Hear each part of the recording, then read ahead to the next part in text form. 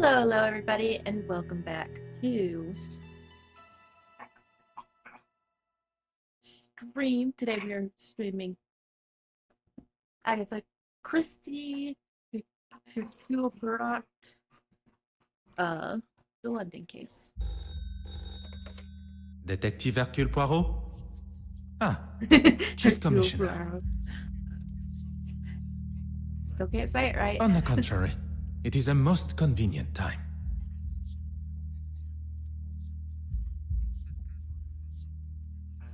The safe passage of a painting?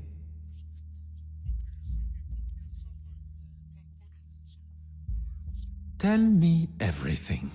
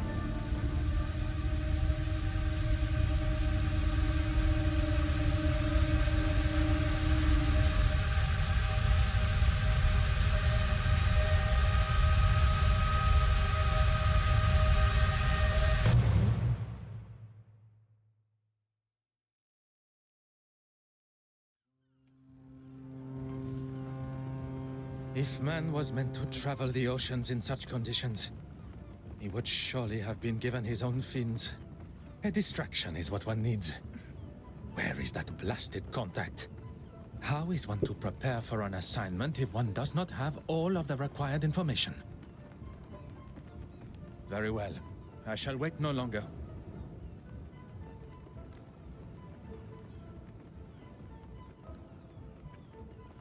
Beautiful, isn't she? Pardon, monsieur? The open water. There really is nothing quite like her. When one suffers from the mal de mer, the beauty, as you say, is rather more a burden. Forgive me, I just can't imagine being scared of the ocean in this day and age. The potential to see the world is open to even the ordinary man like us. I can assure you, monsieur, it is not a matter of being scared. And as for ordinary... I didn't mean to offend, mister. I am... Forgive me, madame. No harm done. Accidents happen. My cigarette case, where is it? I didn't see. You thought I wouldn't notice? A young lady traveling alone. An easy target for you, I bet. I'm sure the young lady would appreciate the help of two handsome strangers.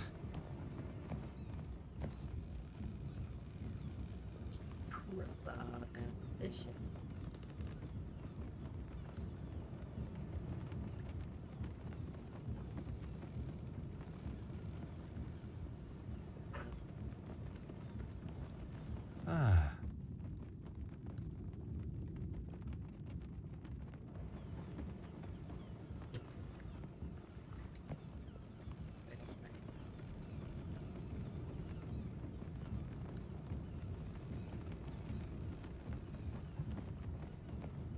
How could a porter be so clumsy? Let's give her a hand.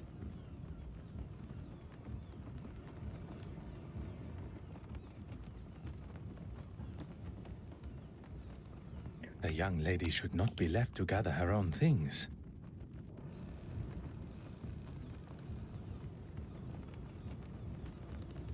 Oh dear. What a mess.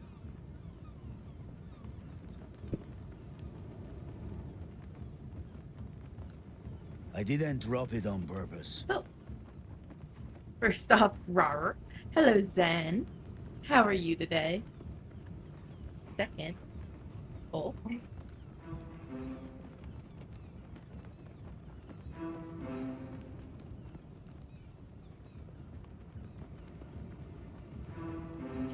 How do I feel about my tone?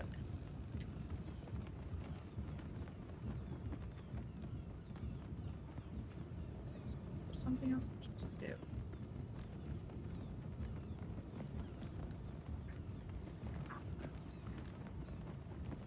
There's a big ass bubble behind my neck. Ooh, can't feel the toe. I like it all. Ooh, dude, you about to lose your toenail. Like for real. Ah.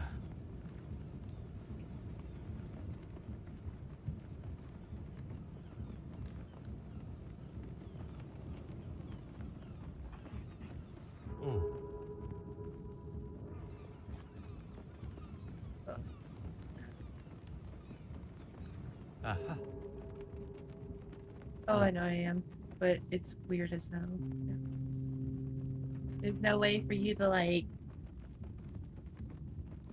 poke the bubble and relieve pressure. Even if it was painful, I used to feel the toe. Yeah.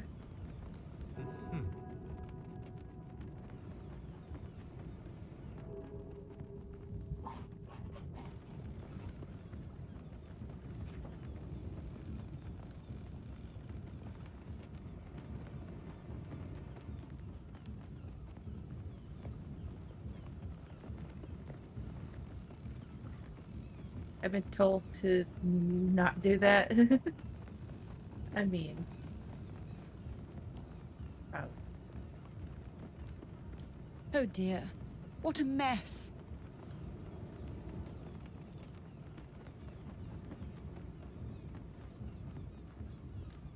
A young lady should not be left to gather.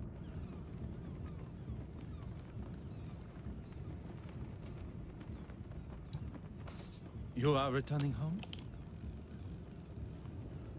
But I don't know if we've broken that part. But yeah, progress. Bubbler. I am. But how did you know that? um,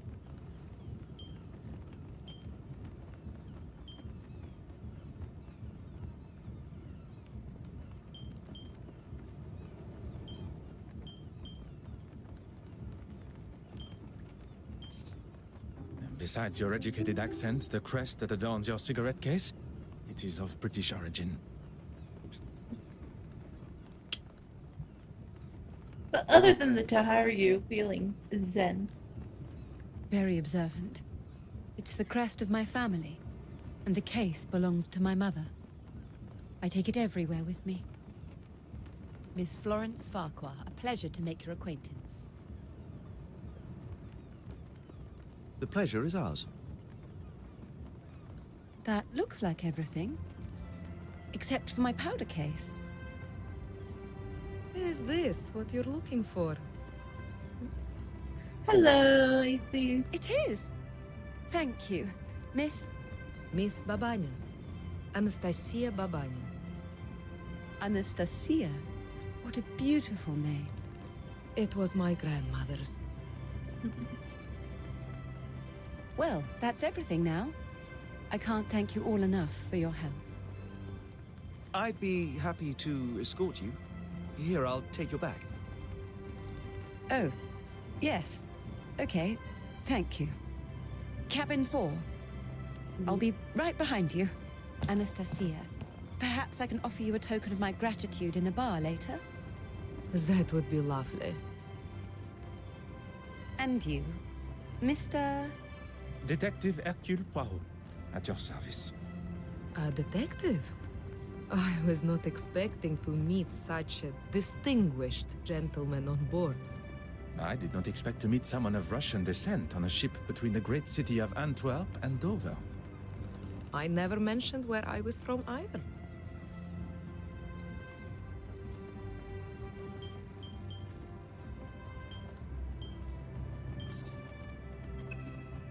That's not.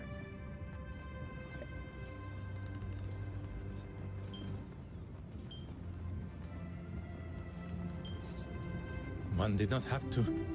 Anastasia, of Russian origin meaning resurrection. And here was me thinking I was special. Your knowledge of my heritage is most impressive. And I'll take that as my cue to leave. Good evening. It seems it's just us remaining. I would very much like to hear stories from your homeland. Perhaps you would join me in the restaurant. As charming as that would be, I'm feeling rather tired. It must be all the sea air. Then I shall leave you to your slumber. Adieu.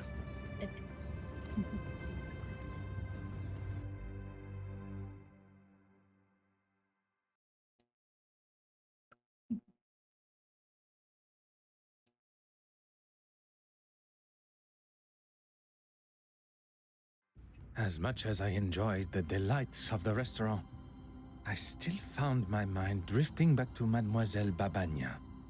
She really was quite charming. I have spent the first part of this excursion neglecting my duties. It's time to retrieve my notebook from the safe and begin. The combination was not a difficult one to remember. 1815, the Battle of Waterloo. Ah.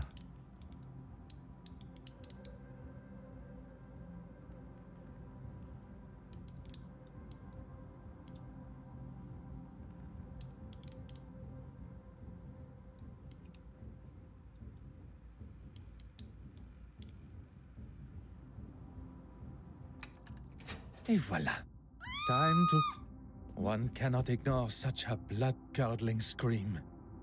My mother's cigarette case! It's gone! How could somebody do this? Mademoiselle, I ask that you take a moment to calm. You're a detective, of course! What luck! As luck would have it, one of Belgium's finest. Now, I require as many details of the crime as you can offer. I came to my cabin and began unpacking. I couldn't get the safe working, but the gentleman that helped me with my luggage showed me how it works. Afterwards, I went for a brief walk, and when I returned, the safe was open, and my cigarette case was gone. We must consider the suspect list. Those who were aware of the cigarette case's existence. That can only be those who were up on the deck when my luggage spilled. Miss Babagnan, the porter, And your helpful stranger.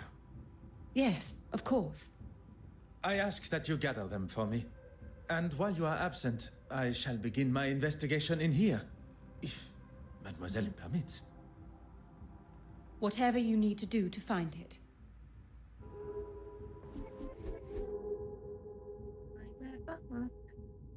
Have to consider.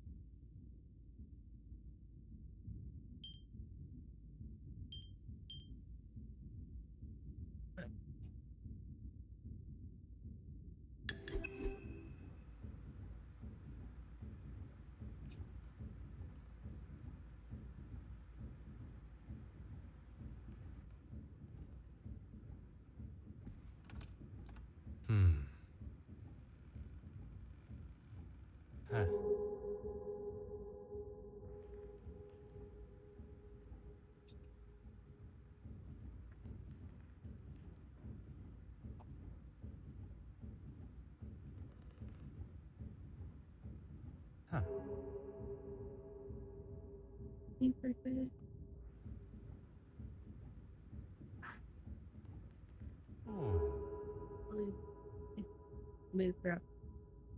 The cleaner should have door remains open in contact. Mademoiselle, I thought you would be returning with a gentleman also. The gentleman wanted to speak to the porter alone first. I was unaware he is also a detective. He's not a policeman. He works in insurance, I believe. It appears I shall be spending my time chasing amateur detectives around the ship. Mademoiselle, I would like to start with who had access to the safe combination. No one. It was in a sealed envelope that was waiting for me when I arrived. I memorized it and threw the paper overboard. 4385. It's really not that difficult to remember. A similar envelope was waiting for me upon my arrival. The date of the Battle of Waterloo, as I recall. Every safe, although identical, must have a different combination. After the gentleman helped me with the safe, he left. If the mysterious gentleman is behind the theft, he went to great lengths to hide his fingerprints, but did little to hide his movements in Mademoiselle Farquhar's cabin. There are many questions that require answers. Answers I believe he may hold.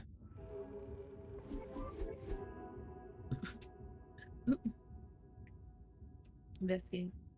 The thief was one of the last things I expected on my journey to London, but as an officer of the law, it's my duty to find out who could have stolen Mademoiselle Farquhar's cigarette case and why.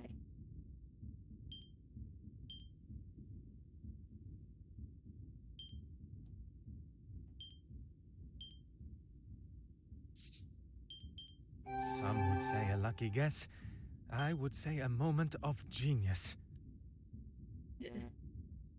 Enter code in.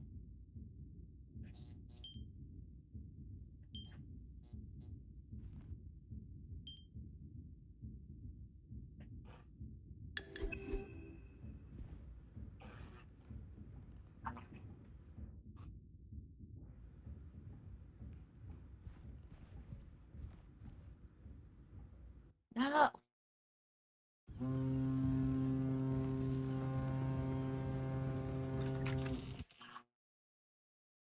Still investigate the room.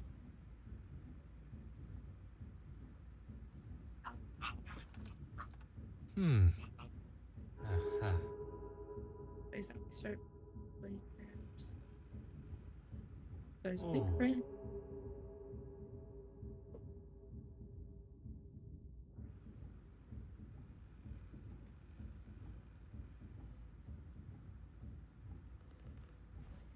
Mm-hmm.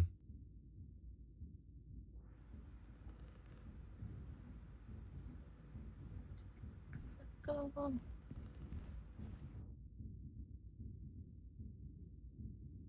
Ugh.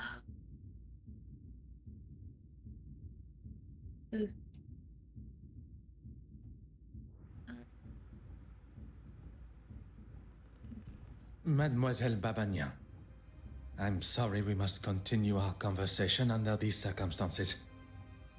On the contrary, what fantastic luck that you are here. Now I get to see you at work. I'm afraid I've done very little, actually. After we parted ways, I went to my cabin. I had barely unpacked and I was fast asleep on the bed. Alone? That is a rather personal question, don't you think, detective? I'm sorry, I'm a little nervous. A poor attempt at a joke. Yes, I was alone. There is no need to be nervous. And then? And then I was woken up by Florence's scream. I have never heard something so terrifying. You have been most helpful, mademoiselle. I shall not take up any more of your time.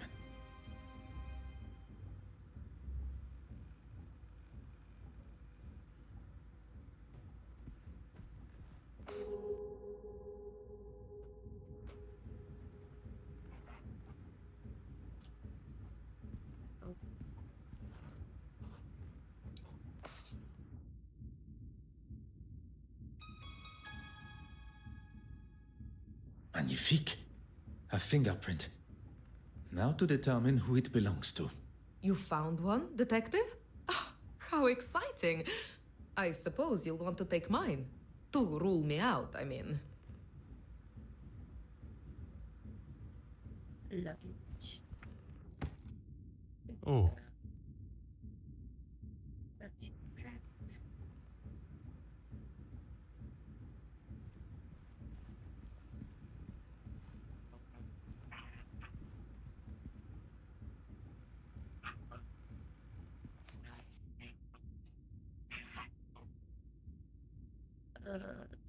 Scout.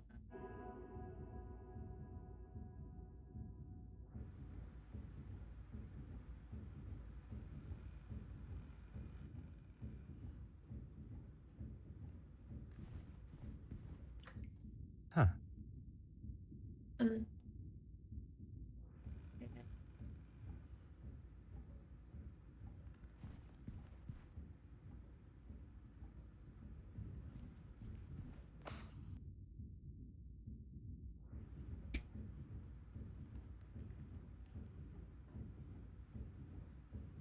can I take her fingerprints? You could ask me anything. Am I to be used as your guinea pig? I would not dare compare you to a guinea pig. Would you be so kind? The answer is yes, of course. I have nothing to hide.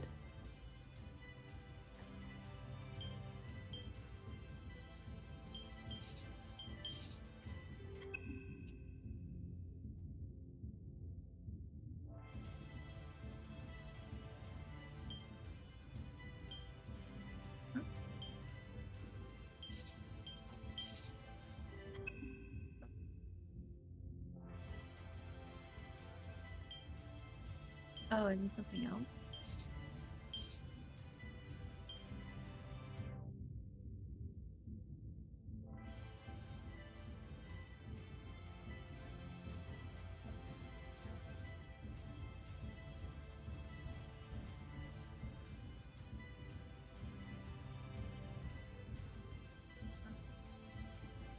Anything like this?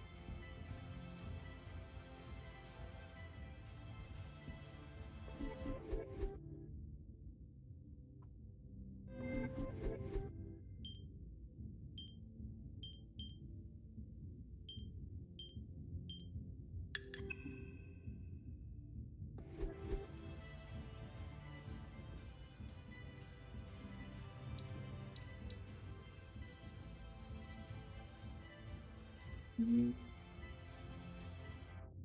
I'm gonna be right back, y'all.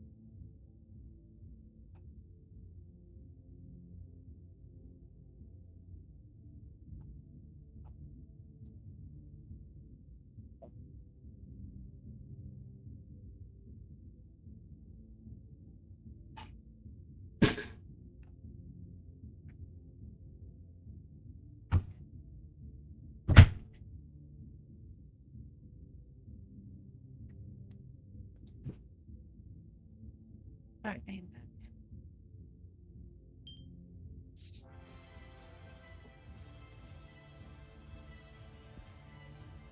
Right, correct her. Mademoiselle Farquhar, I shall have your cigarette case returned to you before we reach the English coast. I hope so, Detective. You caught me, reading my own article. I must say you raise a very interesting point. Art should have no social boundaries. Creativity is for all to enjoy. Thank you for saying that. I wish everyone was as open-minded. the galaxy. Yes, I'm really quite excited about it. You have been invited to a preview at the Royal Edward Gallery. A small world indeed. Will you be in attendance? It's actually one of the reasons that I have been in Belgium. I was lucky enough to have a sneak peek at some of the pieces on show. I'll also be writing a follow-up article on the success of it. Fingers crossed. Lucky indeed. I am sure it will be a great success.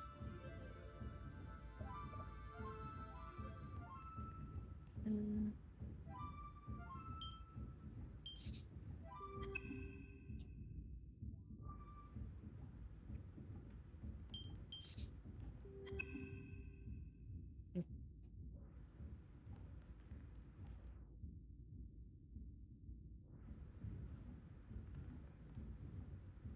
to the. I think I need to go find more things. More evidence.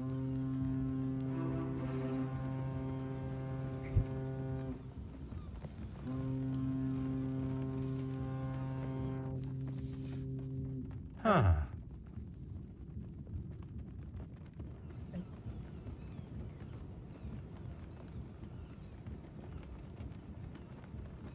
I'm sorry, but it's just not acceptable, Mark. I've apologized to the lady. And that makes everything all right? It was an accident. An accident that could have been avoided if you hadn't spent your morning drinking. Gentlemen, you are behaving like two young boys in the schoolyard. It ends now.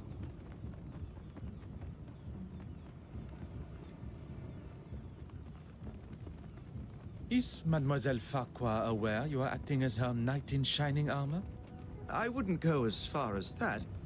I think perhaps we have got off on the wrong foot. I'm Arthur Hastings. She requested you to follow her to her cabin, no? Oh, yes, she did, but I wanted to...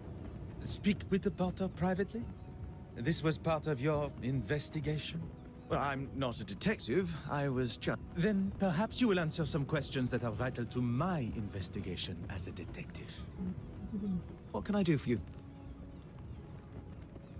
It is. Is my employment relevant to Miss Farquhar's missing cigarette case? I hope you will entertain me for a moment. What would you say the chances of proving a theft in a case such as this one are? Well, a report from a detective like yourself will certainly help expedite her insurance claim. As I thought. It had perhaps not crossed her mind before, but being amongst an officer of the law and an insurance man, the idea of insurance fraud may have appeared appealing. When Florence, Miss Farquhar, told me that something had gone missing from her safe, I thought it must have been the porter. How so? I'd rather not say with him standing just there. It is not I that controls the volume of your voice. You must have noticed the smell of beer on his breath. I wouldn't put it past a man that drinks on the job to steal. That is quite the accusation.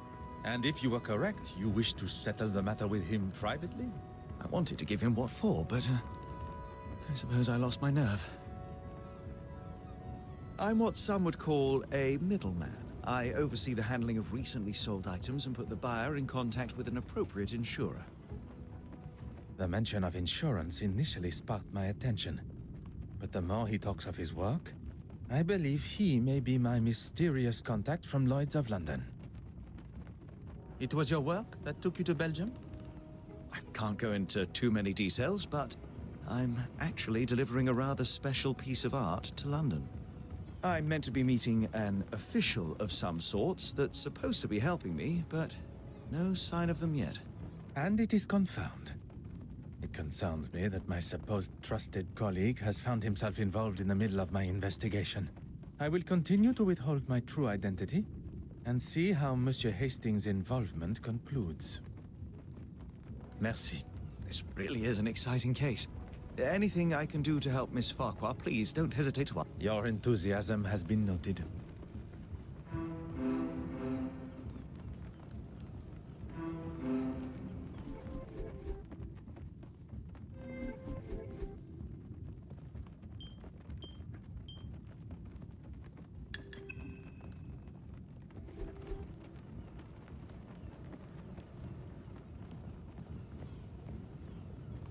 far can I go?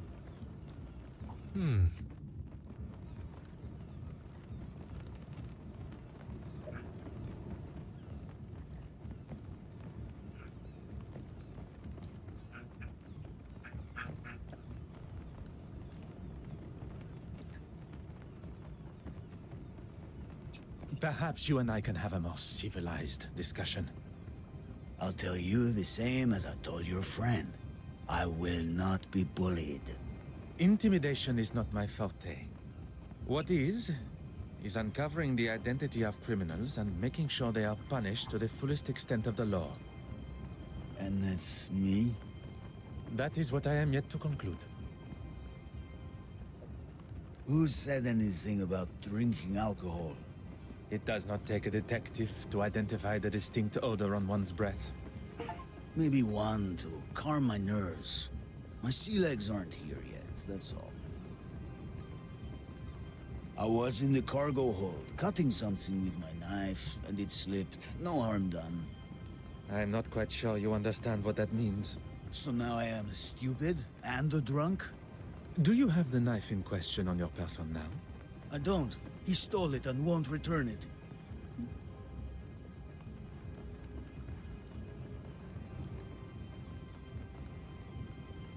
Huh.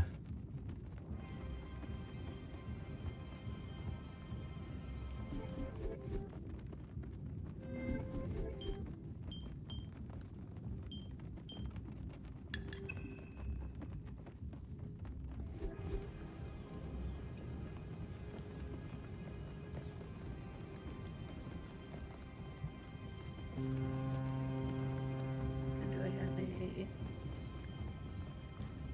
What can I do for you? Quarter's knife, may I see it? Ah.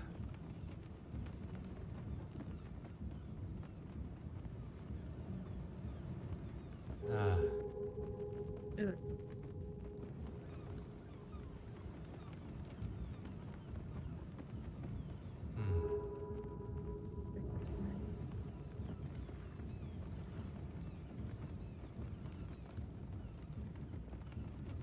Aha. If it's been done, felt like still cleaning. These sailors. Who's that called?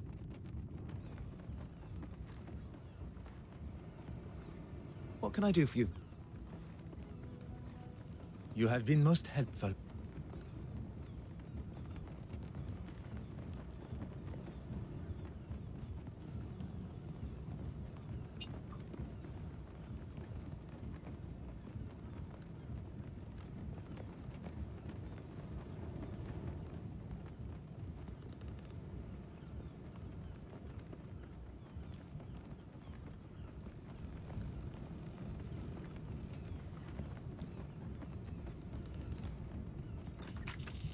Back if it can happen.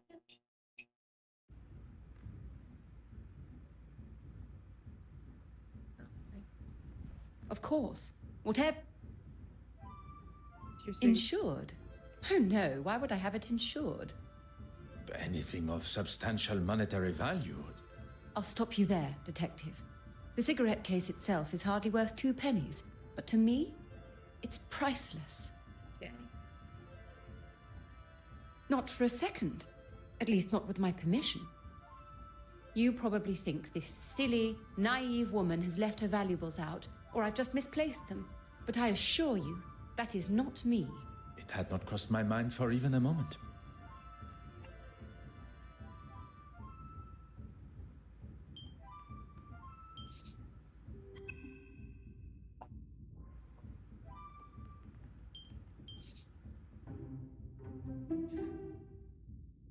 It is.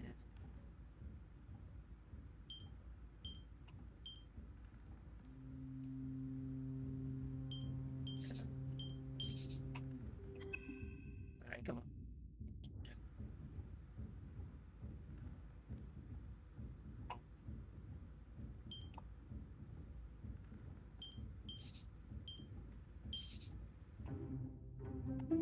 Alright. Don't attempt to try and open it.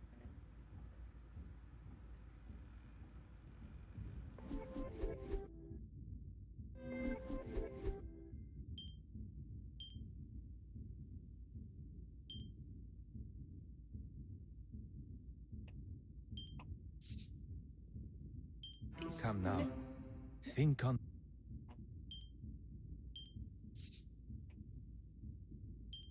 order and method. That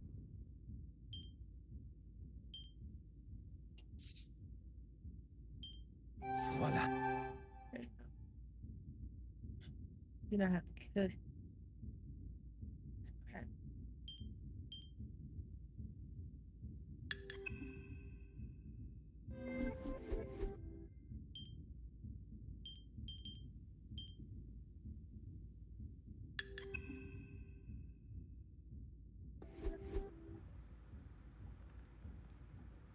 You could ask me anything.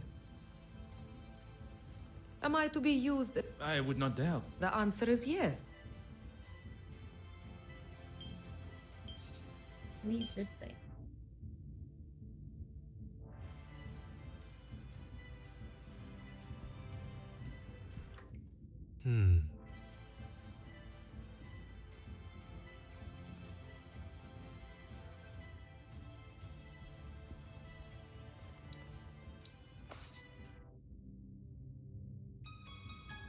Really?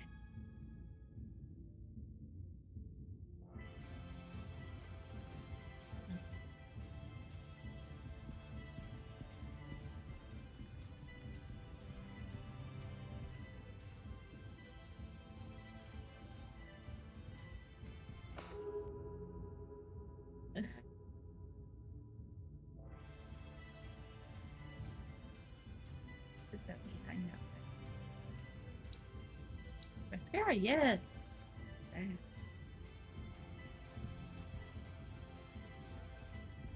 You could That ask me works. anything.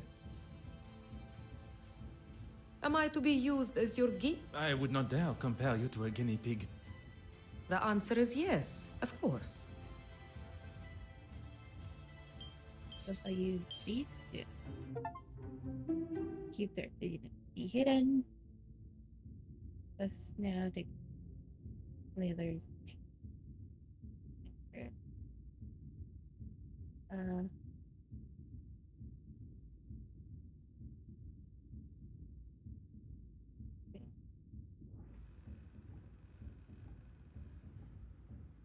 Of course. Whatever. Merci, mademoiselle.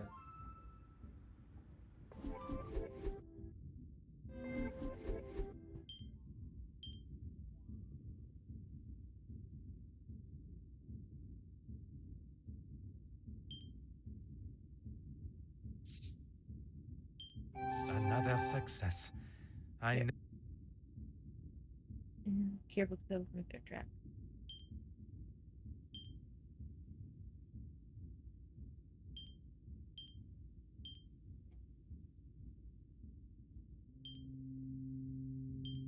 Go with that. I must act on thought. I should not be surprised by my own skills of deduction. Use attempt to fool me. Cover their tracks. Shows exactly what they were doing.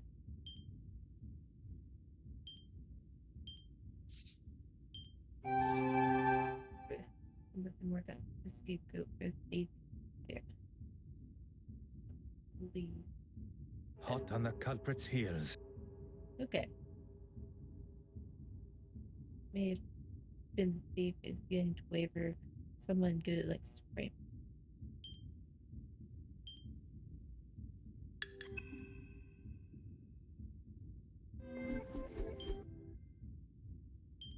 Or frame.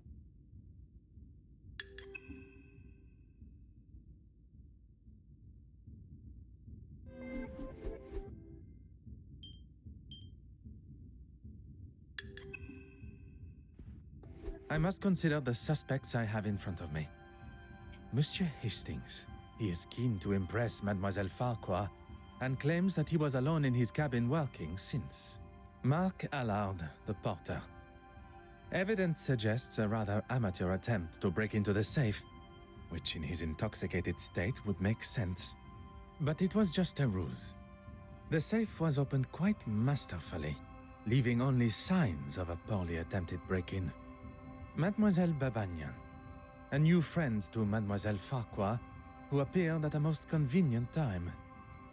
I cannot see a motive besides the obvious value of the cigarette case, but Mademoiselle Farquhar has made it quite clear the value is of a sentimental nature. Perhaps the best thing for me would be to return to my cabin to think. I fear my legs and perhaps even my evening meal will not last much longer amidst these waves. Ah, detective.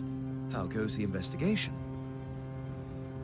A good detective, better yet, a great detective, will find motive, means, and opportunity. She found it! Miss Babanian found it! Oh, thank heavens! I was on my way to speak with the captain when I saw something shining underneath one of those pipes. Strange that it was not spotted earlier by any one of us while on the ship's deck. Maybe the thief was scared and dumped it for fear of being caught red-handed. Miss Babanian, Anastasia, you saved the day. I can't thank you enough. And you, of course, Detective.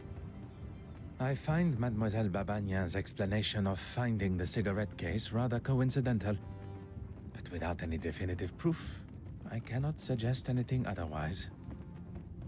The cigarette case has been returned and the coast is in sight, which is what is important.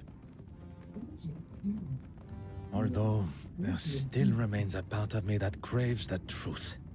I suppose you can chalk that up as a victory. A victory for Mademoiselle Farquhar, but not in the eyes of the law. Well, if anyone asks, I'll confirm what a splendid job you did. Very kind, monsieur. While we are on the matter of truth, Monsieur Arthur Hastings, you are here to oversee the transportation of the penitent Magdalene painting, are you not? How on earth? You are aware of my employment, but not of my true identity. Detective Hercule Poirot. Wait, are you the official that I was supposed to have met on board? Oui, monsieur. Please, accept my apologies for keeping my true identity hidden. But I had to be sure your involvement with the theft was purely coincidental. When it comes to the nature of our work, trust must be earned. A little unorthodox, but I suppose I understand. So you can trust me now? It continues to grow. Well, we have a couple of weeks before the gala, so hopefully by then you'll trust me with your life. One can hope.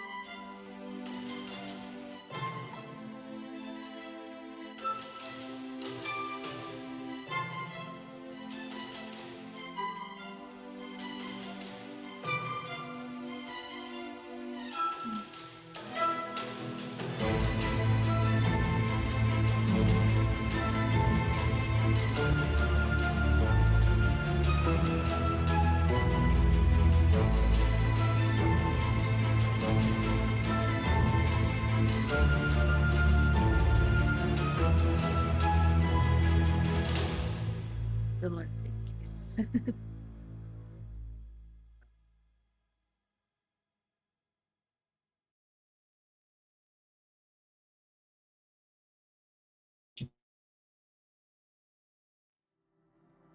Chapter 1. The guy. I don't think I'll ever stop being amazed seeing such incredible pieces up close. One would certainly hope not. Oh.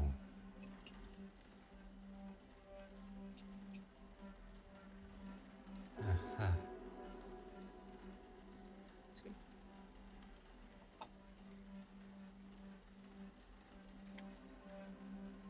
Oh. Tender ears.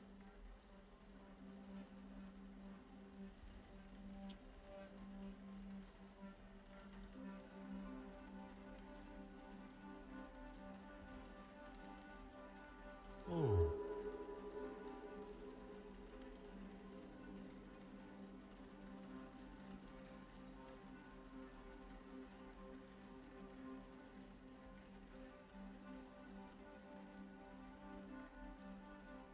Huh.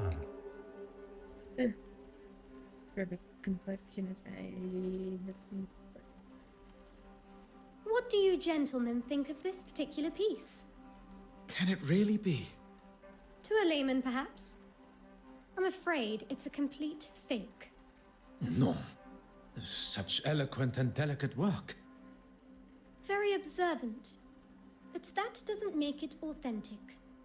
You know, even Michelangelo himself was an art forger in his early career. See if you can spot the telltale sign of a forgery. Aha.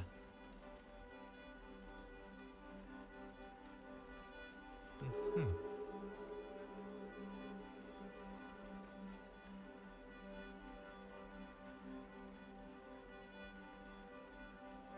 Hmm. Dude.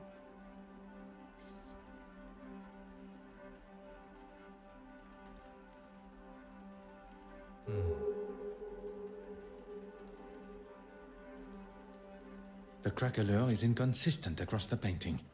Surely a sign of a cheap imitation. Very impressive, Detective.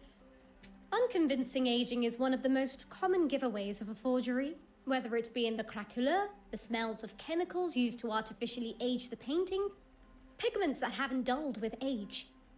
Sometimes it's as simple as the materials used just not existing at the time of painting. The trustees were quite excited by its arrival, but it didn't take me long to identify its faults. Quite the detective yourself, Mademoiselle Warbeck. Please, call me Evelyn. If there's one thing I've learned in the short time I've spent with the detective here, formalities and politeness are essential.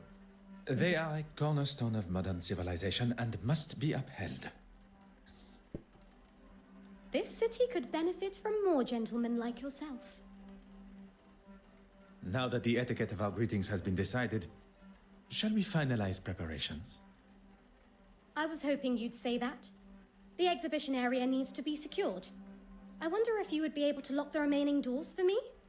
I'll lock the west wing door when I'm finished there. And if you could tie this ribbon around the handles of the main door for me, I'll leave it outside. If securing the exhibition room is what Mademoiselle Warbeck requires, that is what shall be done.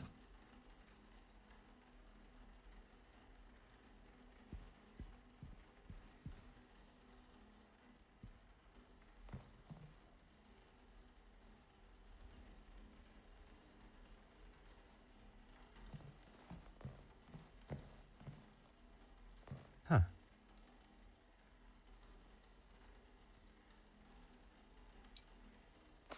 Ah. Oh.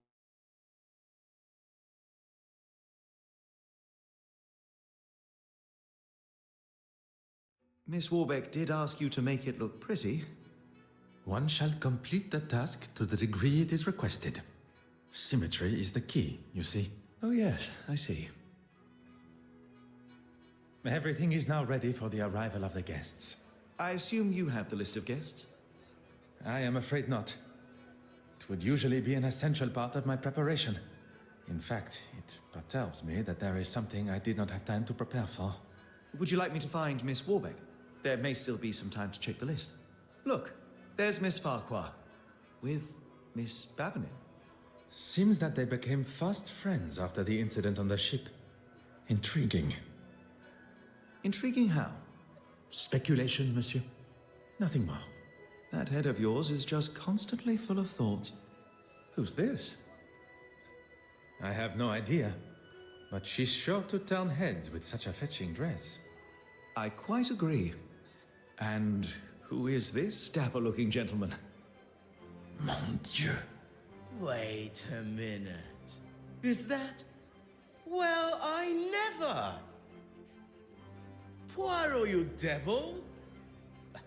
Forgive me. What are my manners?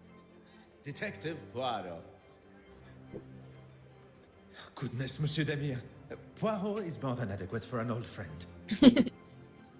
He saves my family from near ruin, uncovers a murderous plan, and still has the modesty to not correct a buffoon like me. Allow me to introduce myself.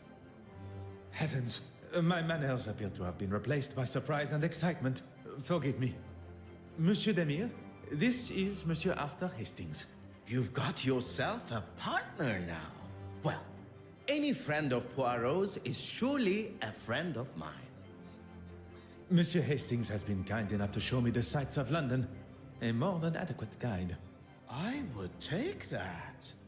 It's as often as a blue moon you see Poirot handing out approvals like that. And what is it you do, Mr. Demire?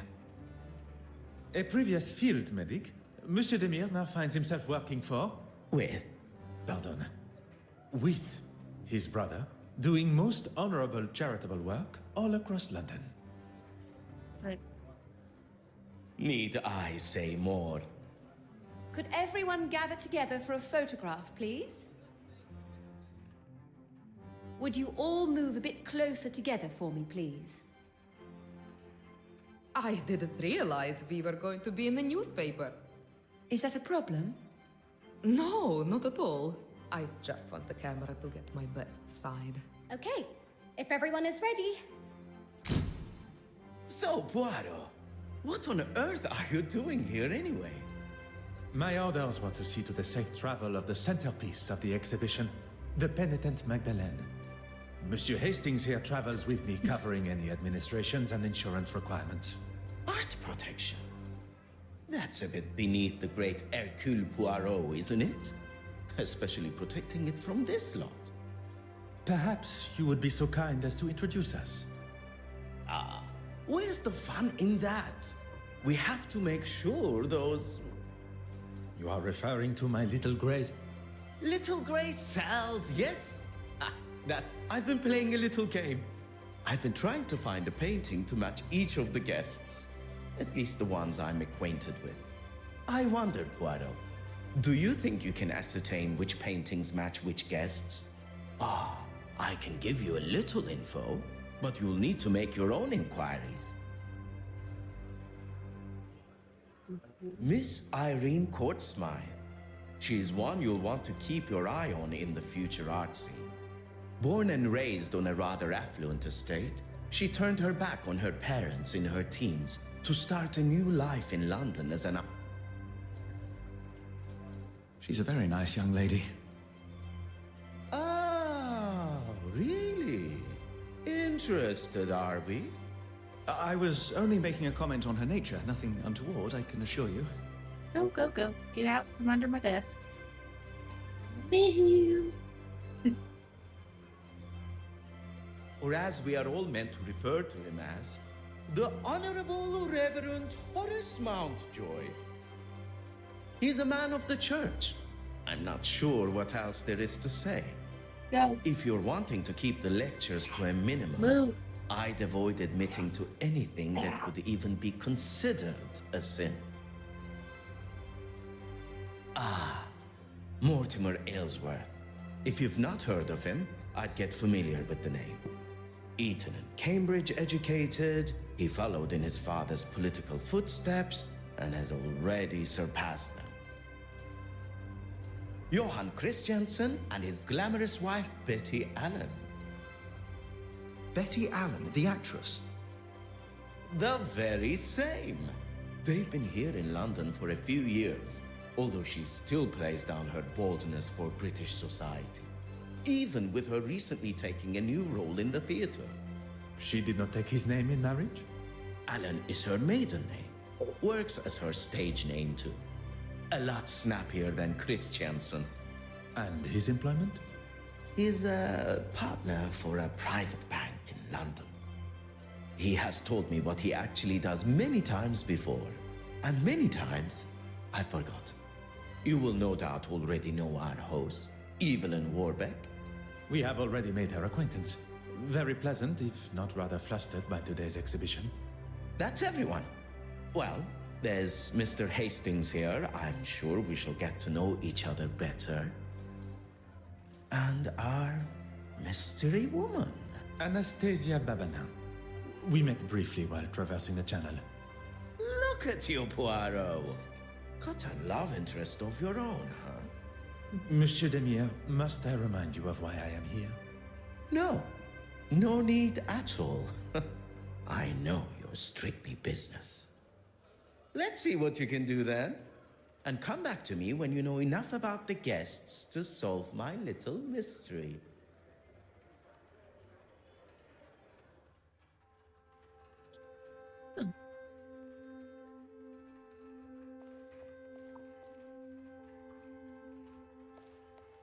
Oh. Everything seems to be running smoothly. You've done a sterling job. Everything except for the bishop and the other trustees, stooges. It was never going to be easy going up against them. All men of a certain age, not used to the idea of change. But they didn't get their way this time. And with my exhibit coming up, this place will finally have a showing they can be proud of, and the quality the museum deserves. Mademoiselle Court Smythe believes her upcoming exhibition will change the perspective of the trustees and the public. I get the feeling she enjoys the accolades and being the center of attention. Detective Poirot, you're looking much happier being on solid land. There was a moment when I thought that wretched sea would get the best of me. Well, I'm certainly glad it didn't. As am I. Please, do not allow me to disturb you, madame. Adieu.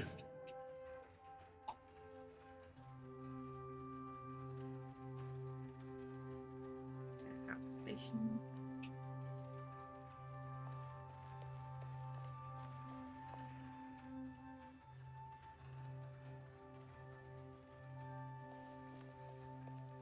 Huh.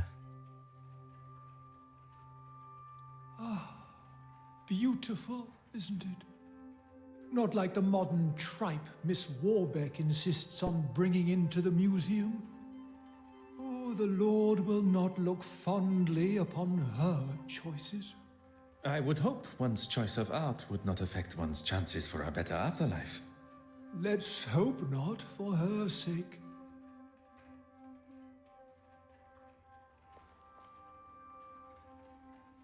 Oh no.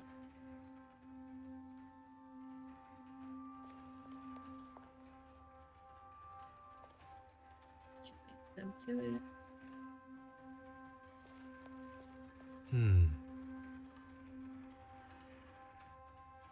Incredible, isn't it? And to think we are all located on that one small planet, revolving around an all-encompassing star. To think of all the suffering. I give what I can to charity, but what this country needs is someone willing to put the poor first.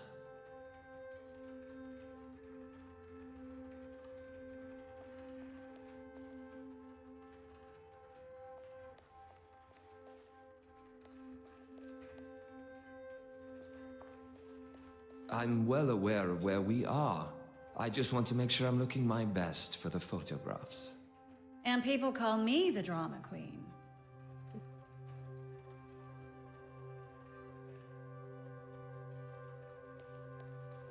Ah.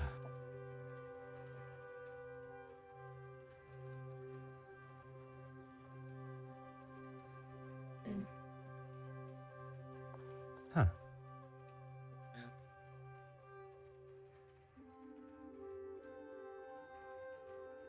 Pins.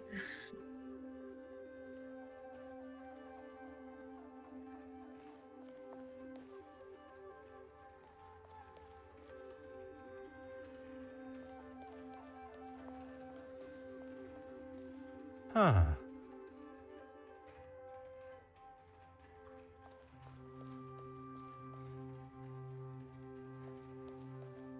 Oh.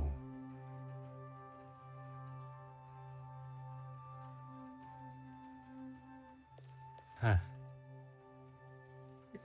It is a great pleasure to see you again, mademoiselle. I've been looking forward to us bumping into one another. Thank you again for your help. I must admit, I feel almost tormented that I was not able to uncover the identity of the thief. All that matters is that it was found. If you'll excuse me, I really should get on. This article isn't going to write itself. I moan, but it's my love. My obsession, you could say. How dare you?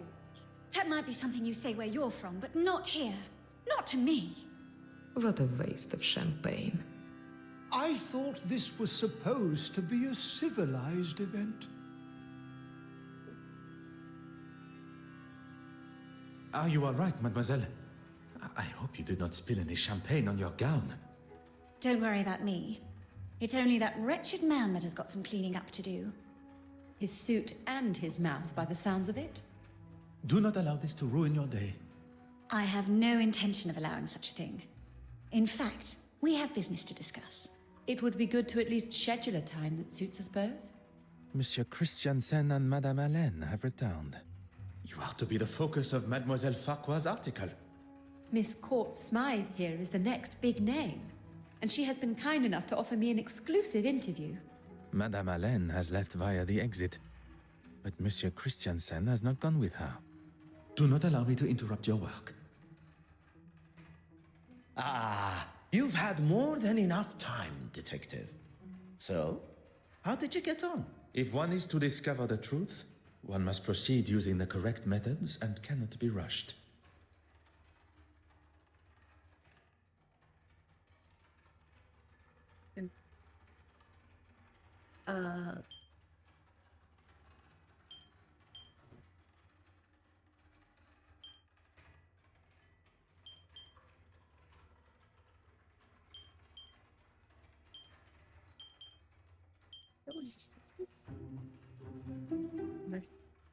Why might they be like this particular piece?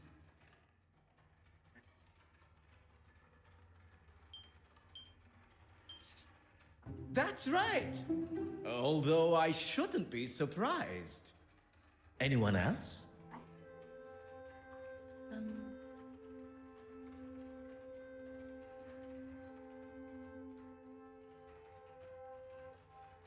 I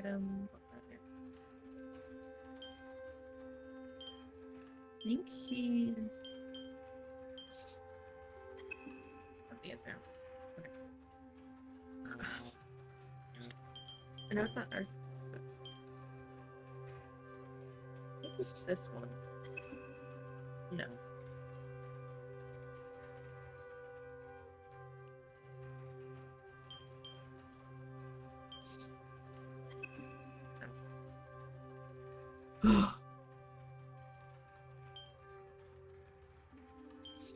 Is Jennifer?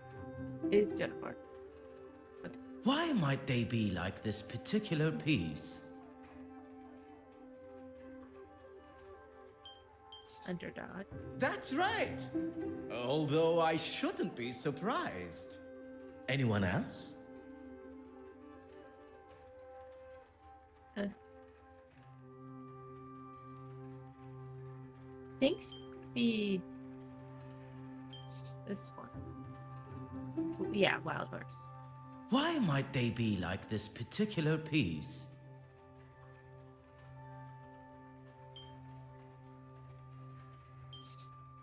That's right! Although I shouldn't be surprised. Anyone else?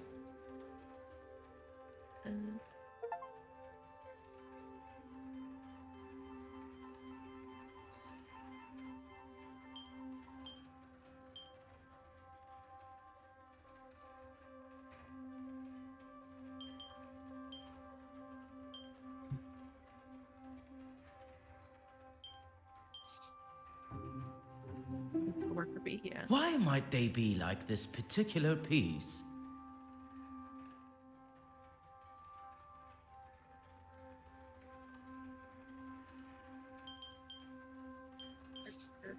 That's right. Although I shouldn't be surprised. Anyone else? I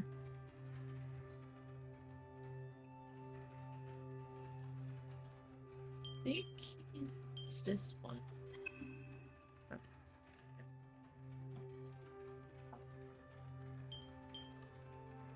Good Samaritan. Good Samaritan. Why might they be like this? Asking about your order. That's right. Although I shouldn't be surprised. Anyone else? A bishop. It might be this. Is he judgment? Is he the judgment? There's Judgment Day. It's judgment. Why might they be like this particular piece? Judgment people version. That's right. Although anyone else?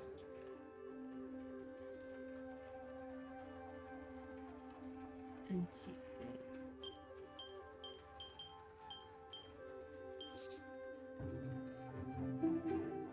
Why might they be like this particular piece?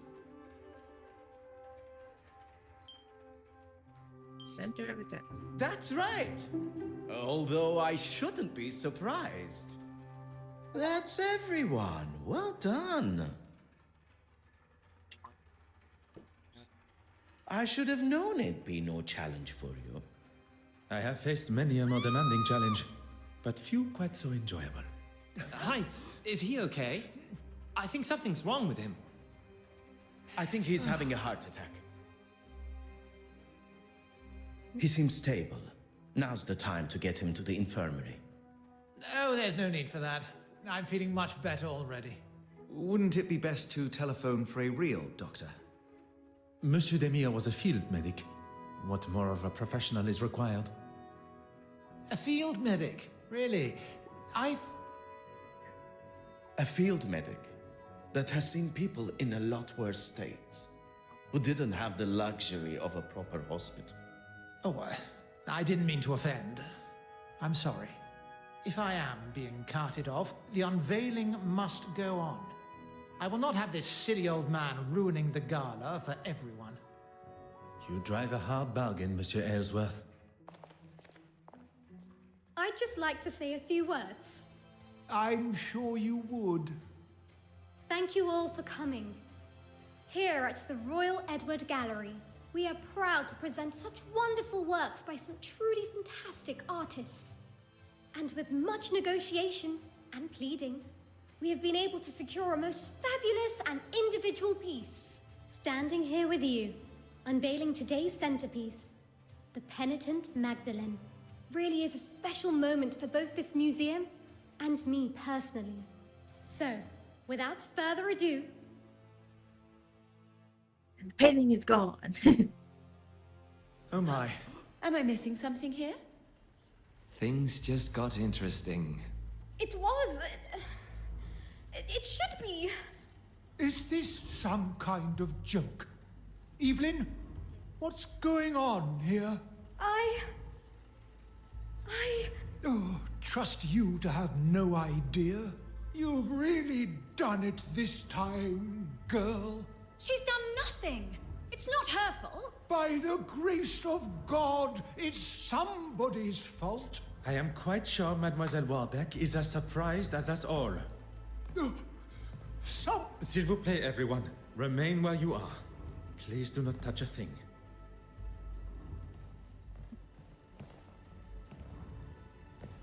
Monsieur Hastings, you saw me lock the door to the restoration room, oui?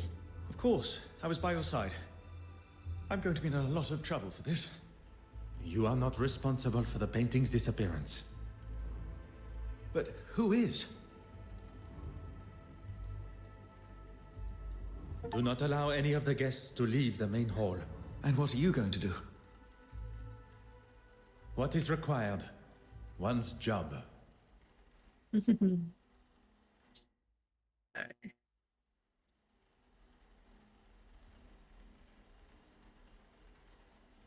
So, I don't really know what to say. Monsieur Hastings, this theft may be a new and foreign concept to you. But to Detective Poirot, it is just another case waiting to be solved. What do we do then? We must get to work. If we can ascertain the thief's point of entry and exit, this may all be resolved momentarily. Sing back the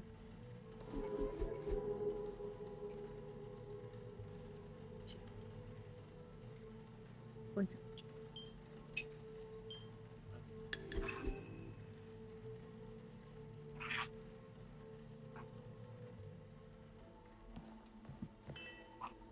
Oh.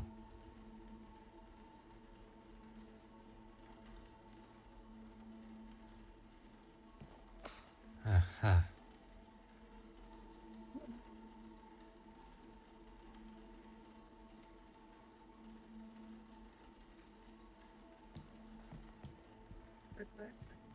Mm-hmm.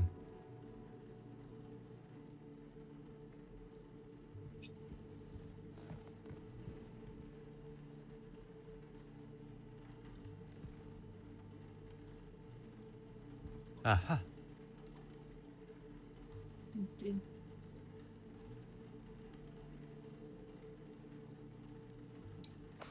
Ah.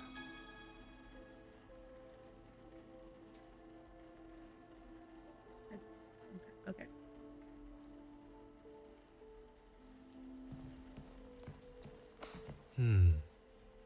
Missy Faith is here.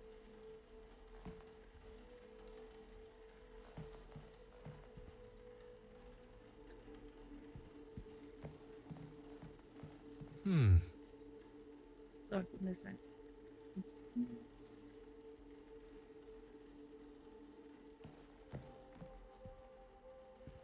Oh. Door handle myself. Okay.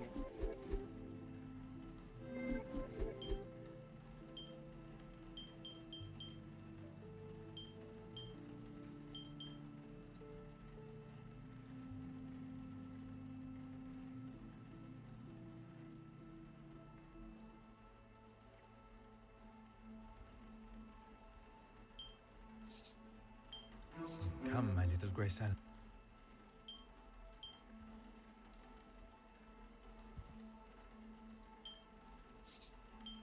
What a revelation. Okay. Okay. This is perfect.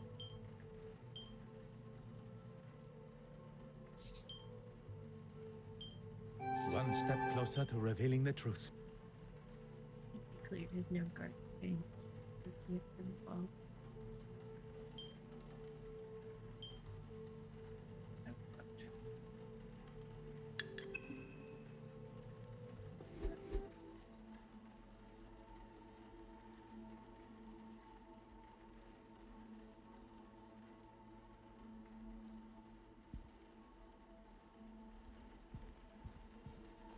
Glass up there.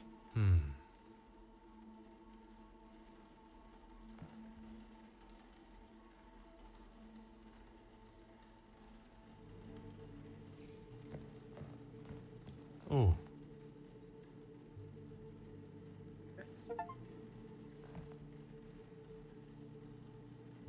Gentlemen, I have called the police and they should arrive shortly.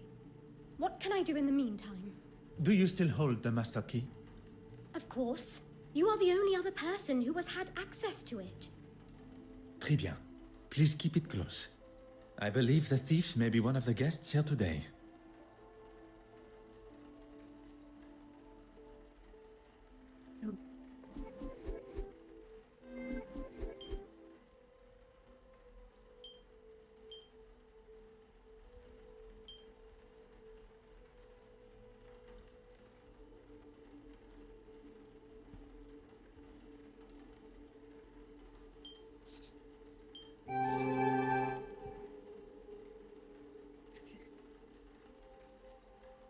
Magnifique.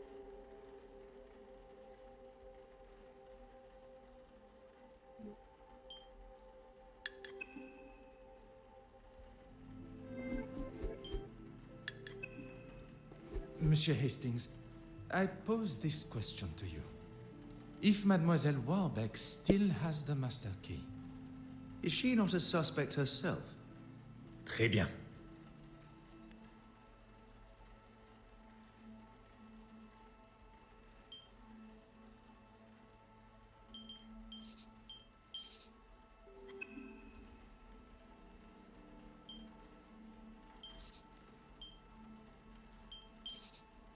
Mademoiselle Warbeck is likely not our thief.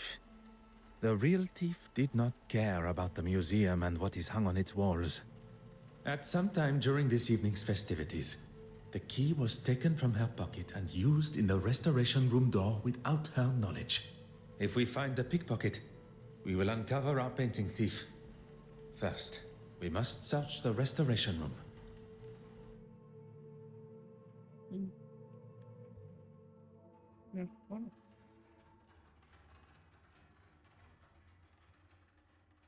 Mesdames et messieurs, your attention please. I am Detective Hercule Poirot of the Belgian Police Force. I was charged with the safety of the penitent Magdalene painting on its voyage to London from Belgium. The missing painting has indeed cut the celebrations of the gala short, and so I consider my duty to be, as yet, incomplete, still ongoing. With your cooperation, I ask that you all remain within the building, and I intend to speak with you all individually. If I was the thief, I would certainly be worried after a speech like that. I just wonder if... maybe I should let you do the questioning. Monsieur Hastings, the painting's safe return also falls upon your shoulders. I know, but I can make myself useful elsewhere, see what clues I can find.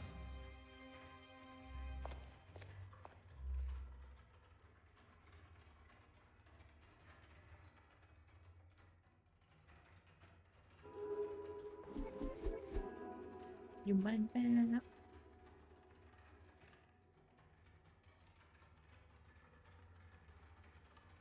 Please.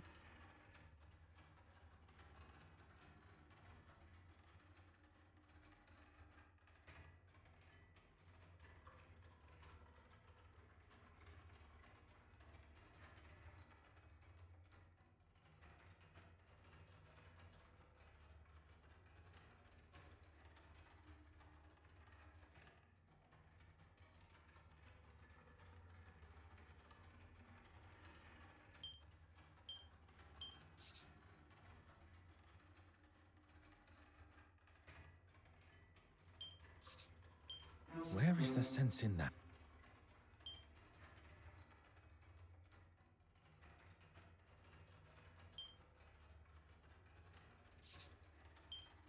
Logical thinking shall always prevail.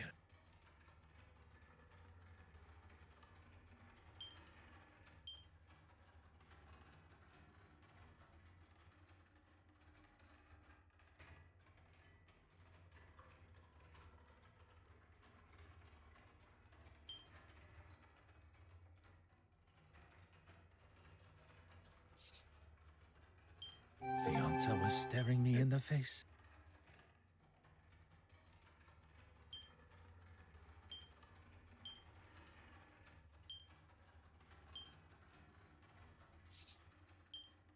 This will not get me any... The pieces of the puzzle are finally coming together.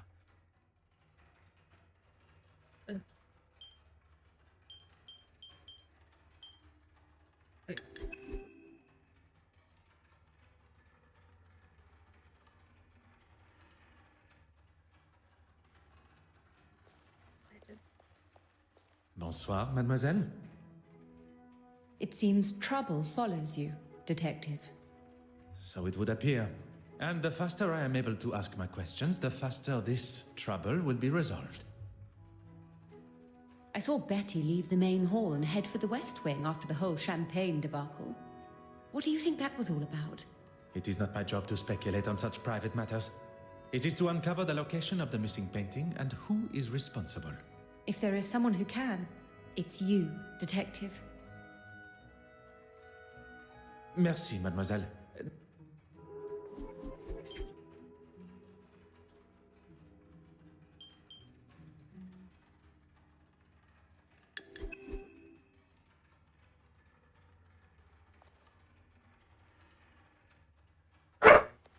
Bye.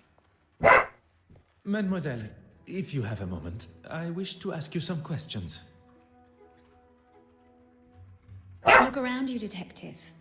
Out of the ordinary is the ordinary here.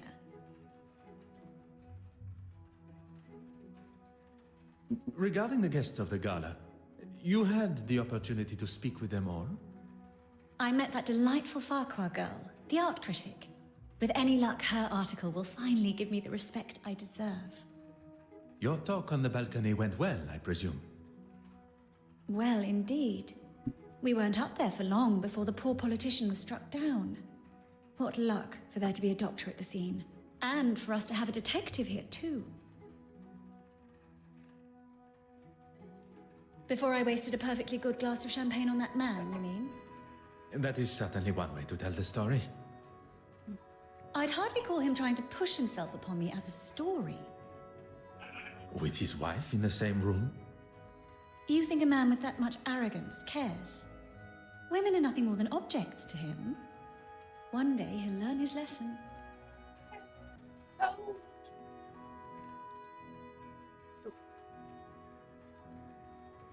Merci, mademoiselle. That is all for now.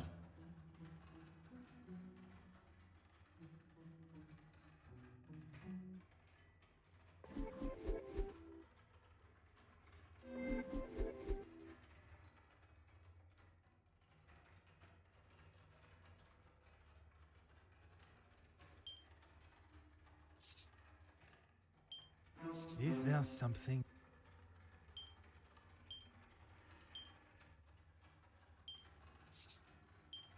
I should consider the...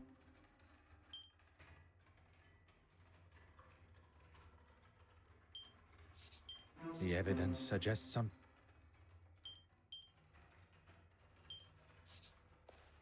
Things are beginning to become clearer.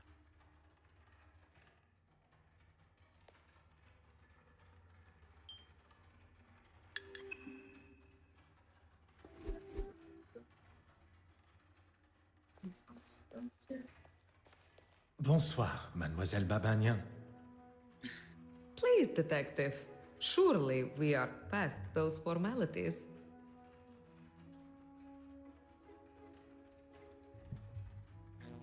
What you may consider a formality, I consider etiquette.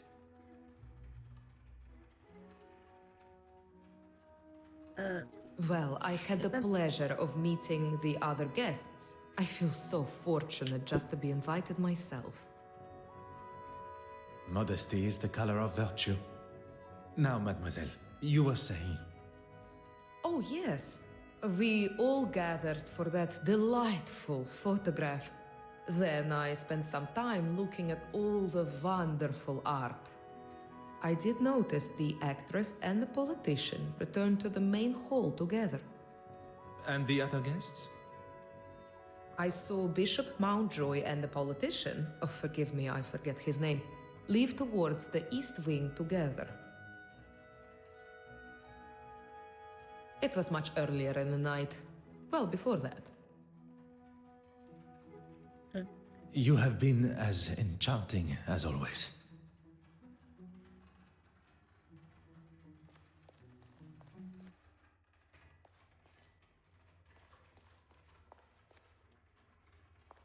Bonsoir, Your Excellency. I should be addressed as Your Grace. Pardon. I did not mean to offend, Your Grace. It's just that in Belgium... It is quite all right. None of us can choose where we're born. Now, what can I do for you? If I must, I was talking with Mr. Aylesworth for a time. Some strange opinions, that one. Would you care to elaborate? You were not present for that conversation, and I hardly think it appropriate to involve you now. Although, I will say he was rather keen to see the orrery from the balcony. He left, and I spoke briefly to that actress, but she wandered off looking for her husband. Up the main stairs, I think it was. Who would have thought the reveal of the missing painting would cause a man to take such a turn? Perhaps a warning to us all that such a scare could come at any time. Are you trying to say that is what's going to happen to me? Your Grace has misinterpreted my meaning. But on the matter of where you were at the time...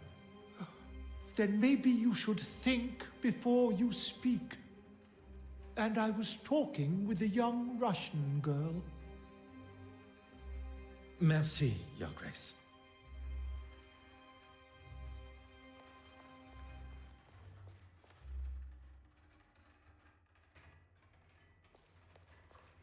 Huh.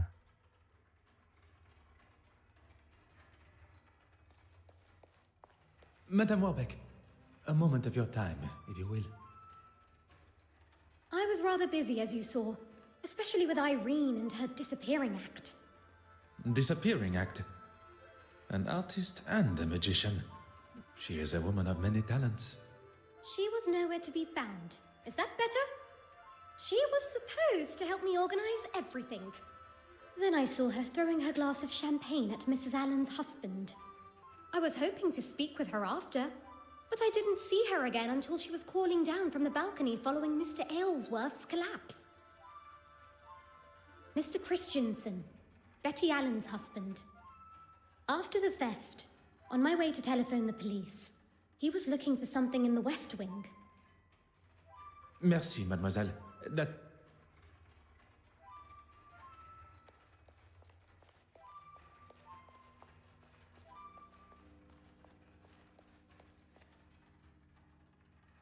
Bonsoir, Monsieur Christiansen.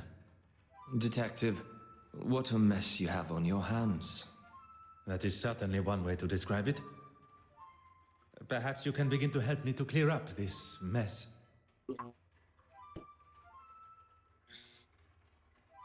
I was with Betty most of the evening. She wasn't feeling herself.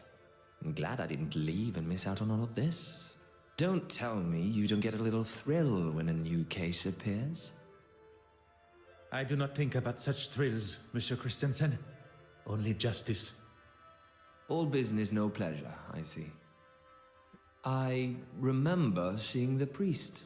The bishop? Yes, him. He came down the stairs just before Mr. Aylesworth recovered. Maybe a man of the church was all he needed. Oh, you saw that? I believe every soul in the museum did, or at least heard the commotion. So I look like the bad guy, hmm? That's what you get for standing up to a bully, I suppose. A bully? She made some pretty awful comments about Betty and her career. And I wasn't just going to stand by and let her say whatever she wanted. You should lock her up for what she did to me. She's unhinged. Are you married, Detective Poirot? I am not. Then heed my warning. If your wife, whenever she comes along, wants to be left alone, you leave her alone. Merci. I thought I would make myself useful, and I think I found some things of note. Bon. I shall go and retrieve them now. You were wise to not touch them and contaminate any evidence. Oh, I didn't think about that. I did only move them to the West Wing. Fantastic.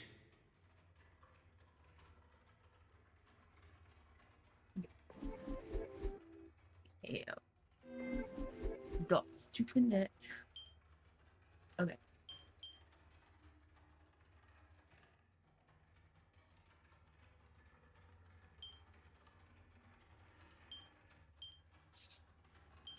Hot on the culprits.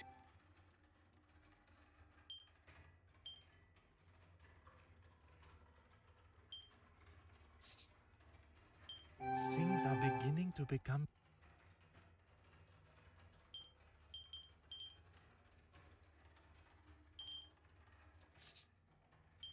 Voila. There we go.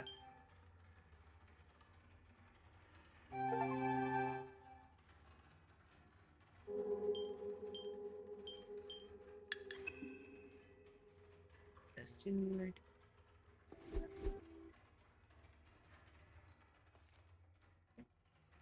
What can I do for you? Merci.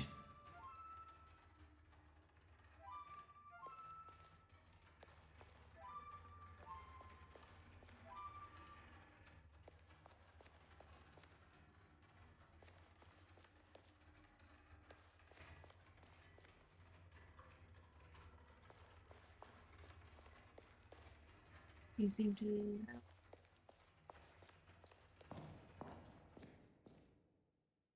West Wing.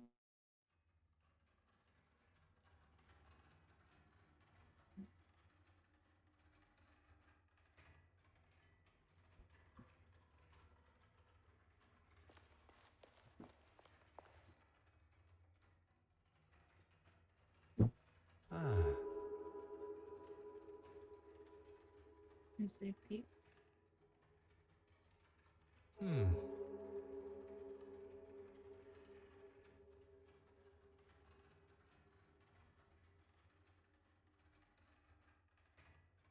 Oh.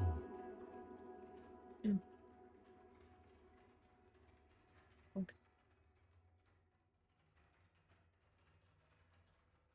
Banana.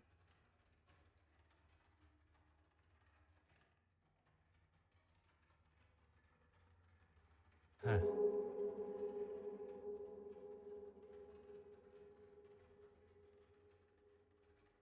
Mm-hmm.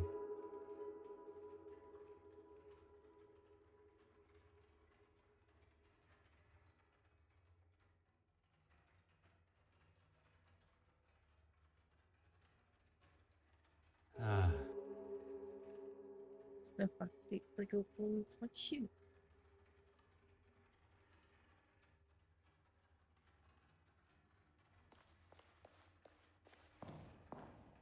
No, I did not want to go there.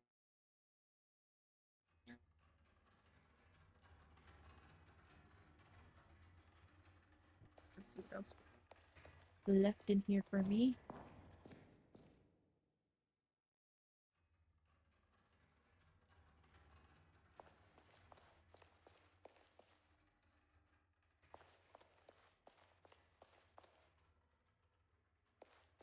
Oh.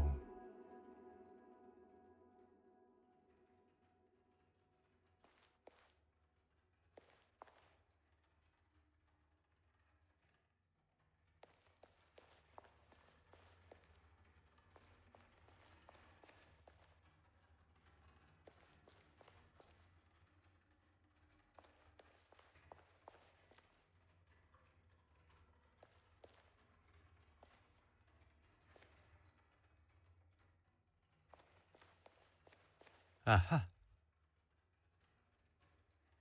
Smoke. Aha.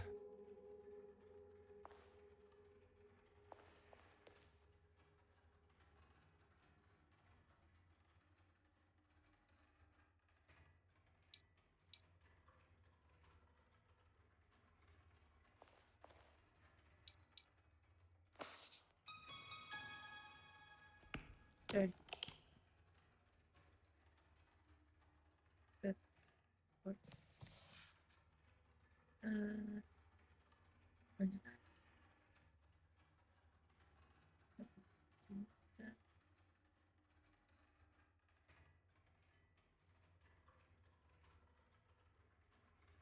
and balcony. Oh,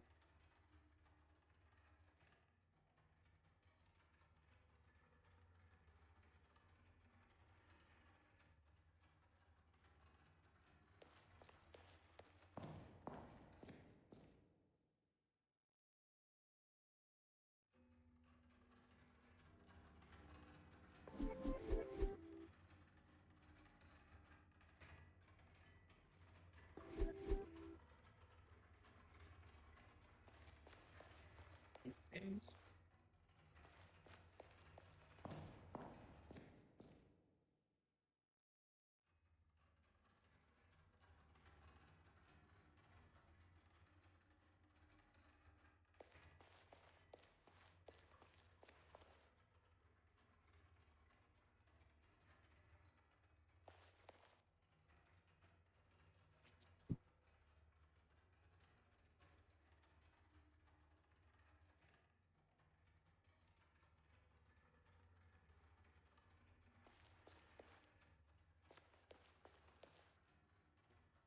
Hmm.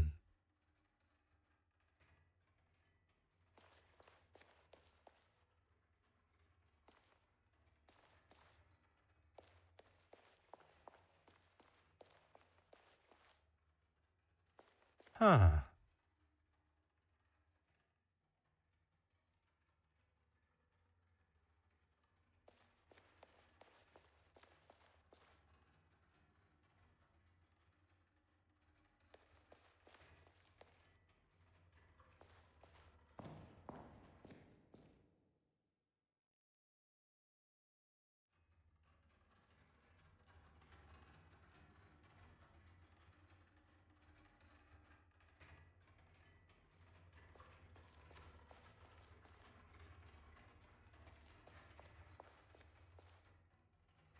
What can I do for you? The snap box.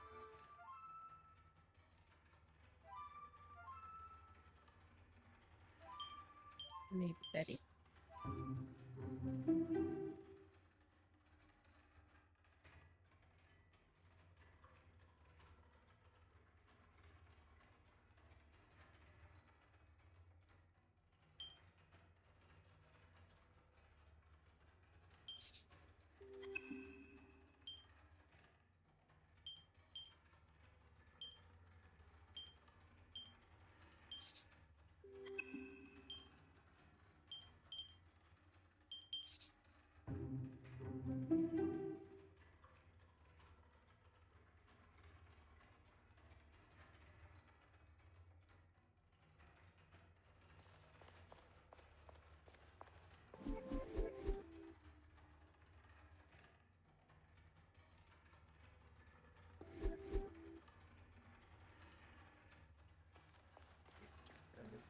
I have nothing to hide.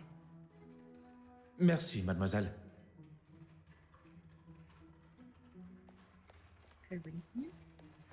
I'm not sure what I can say that'll help, but Merci, mademoiselle.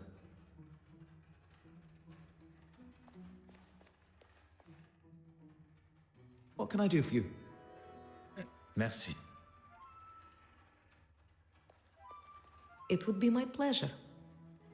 You have been...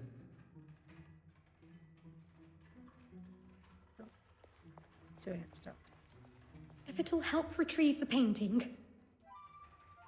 Of course. I have the...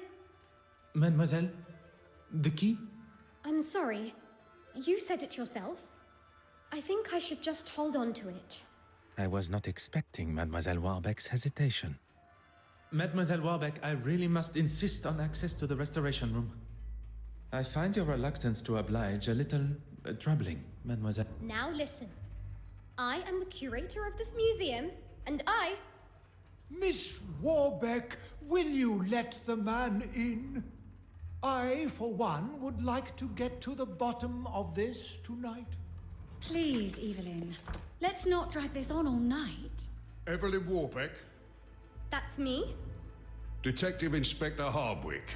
I was told a painting's been half-inched. Yes, it... Stolen. Detective Hercule Poirot of the Belgian police, seconded by the Musée Royal des Beaux-Arts de Belgique and Lloyd's of London to escort the penitent Magdalene here. How do you do, Detective Inspector Hardwick? Well, thank you for that introduction, Mr. Poirot, but we won't be needing your help this evening. But you see, not only do I have a considerable personal stake in this matter, I also possess undoubtedly the finest investigatory mind in all of Belgium. I'm sure Belgium thinks you're the bee's knees, but we'll be just fine and dandy. I must insist, Inspector. Bloody hell. I don't have time for this. Will someone try and get through to this man before he does my head in? Dear Mr. Poirot, I know you meant well, but perhaps now is not the time to push the inspector's buttons. Très bien.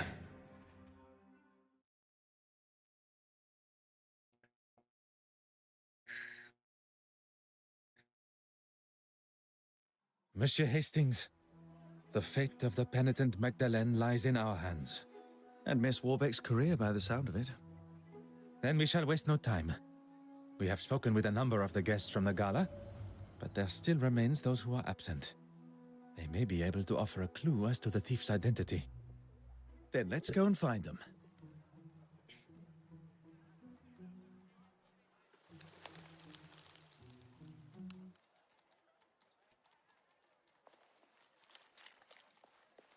Poirot, over here. I heard about the painting. Trouble just seems to follow you. If there's anything I can do to help. I am looking for Madame Hélène. Would you know where I could find her? If she's not on stage already or rehearsing, she'll be in her dressing room. That alleyway will take you to the back door.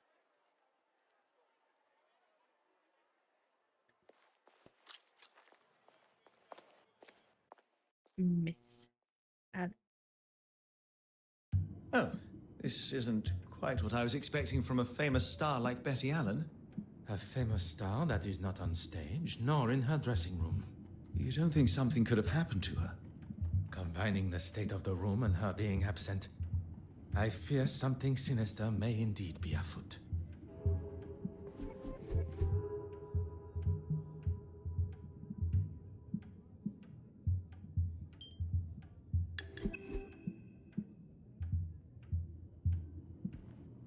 Vulture.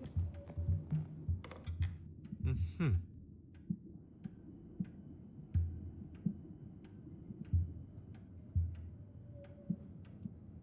Broken picture frame. Aha.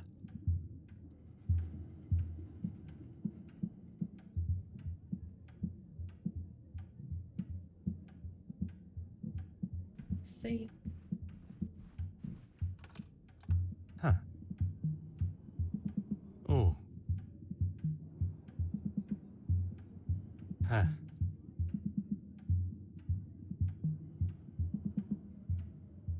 Hmm. Money.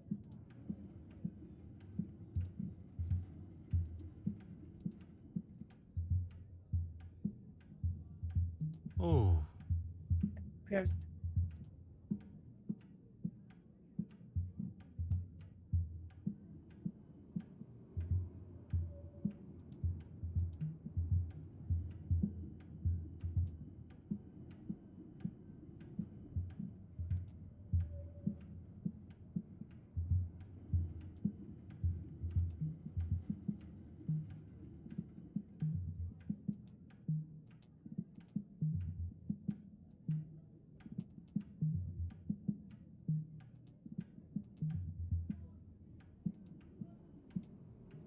Hmm. And tampering.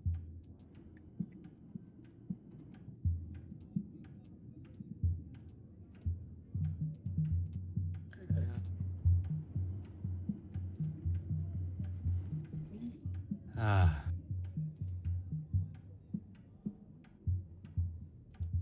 Lady shoe. Ah.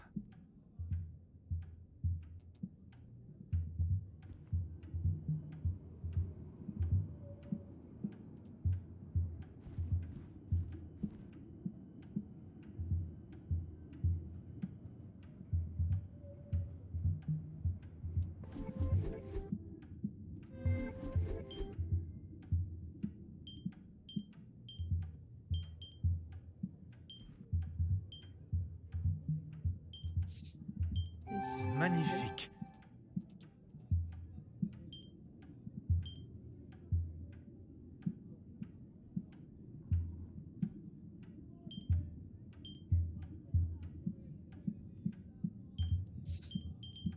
I must take a different approach. Something just does.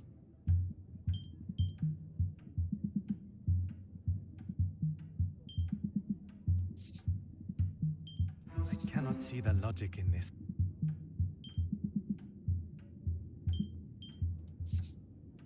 The answer was staring me in the face. Break the glass.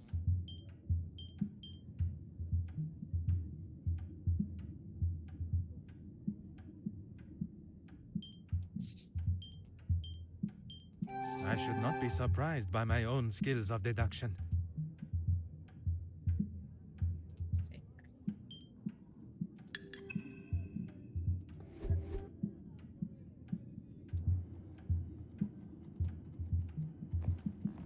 What do you need? What can I do for you? Opportunist. Spouse is up in state.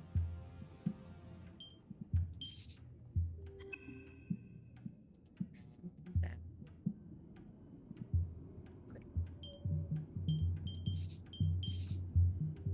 No. Not what I meant to hit.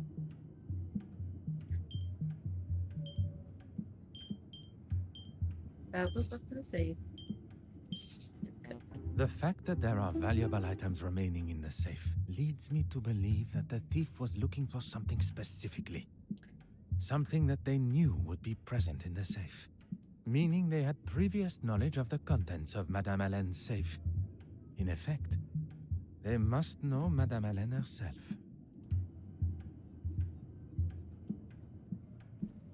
Aha.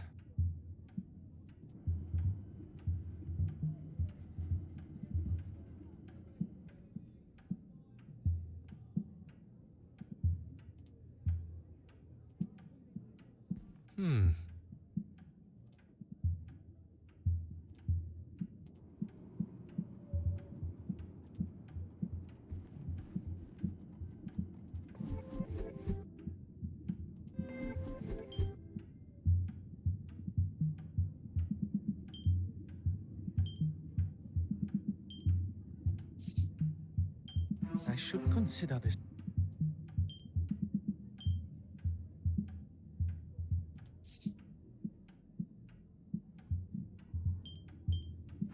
Come, my little Grace.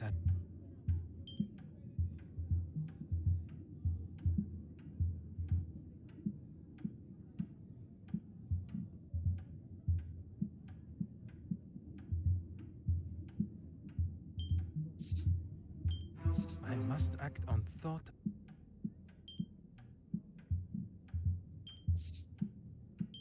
One step closer to revealing the truth.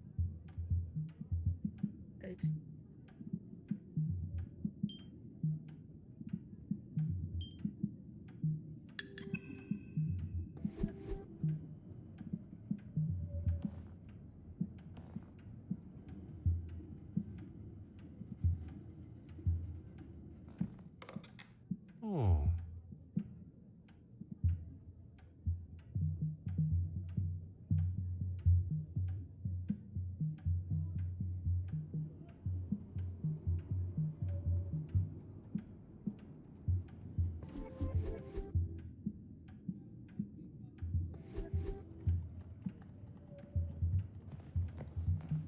What do you need? What can I do for you?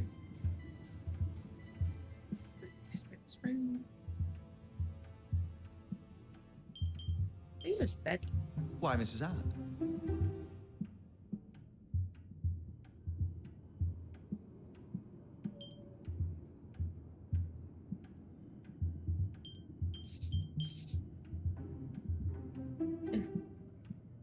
Madame Helene was behind the mess that lies before us. Filled with rage, she... What do you think you're doing in here? Security! Pardon, Madame Helene. I do not wish to cause any alarm. I am Detective Poirot. You will recall from the gala. Yeah, I remember you. Doesn't give you the right to be snooping in here. Snooping, no. Waiting patiently, oui. You can wait outside. I'll talk to you there. Well, go on then, shoot.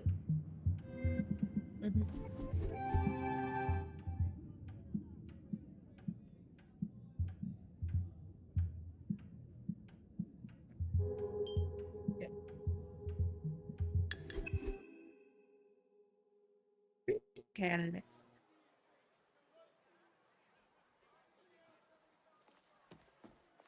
Madame Helene. Thank you for giving me this opportunity. Look, let's just get on with this, shall we? I promise not to take up too much of your valuable time. Well, thanks to Johann walking off, I got stuck talking, a term I use loosely, with Mr. Aylesworth and the all-important bishop, as he likes to consider himself. Where did your husband go? Beats me. But when I saw him next, he was being attacked by that crazy artist. You must have seen it. I did. And while I do not condone such behavior, If you are going to defend that woman's actions against my husband, I'll stop you there. Not really any of your business, is it? I would not forgive myself if something improper had happened and I had not addressed it. You've got nothing to worry about. I'm an emotional woman. Let's just leave it at that, shall we? I thought it was best to just get myself out of there.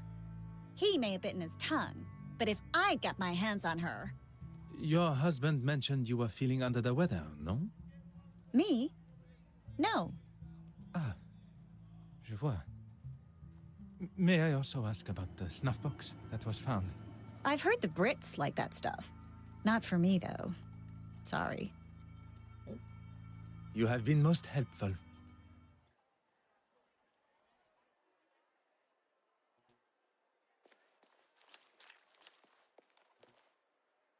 Catching a thief in London? You have your work cut out for you, my friend.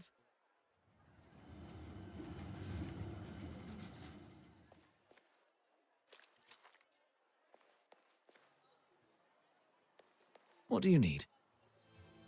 What can I do for you? Merci.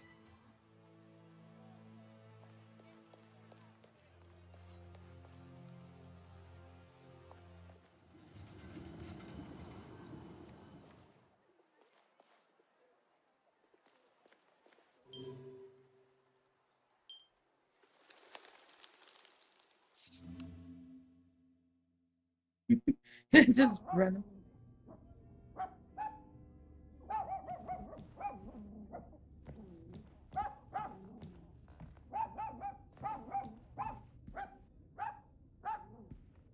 Hello? Who's that? Bonjour, madame. You're not English. Where are you from? What are you doing here? Madame, I am Detective Hercule Poirot of the Kingdom of Belgium's police force. So what? I was hoping to speak with a neighbor of yours. Mademoiselle... She's not in. Are you waiting for her? Do you know how long she... You can give her this. And tell her I did what I could with it. I will be sure to do that. Adieu, madame.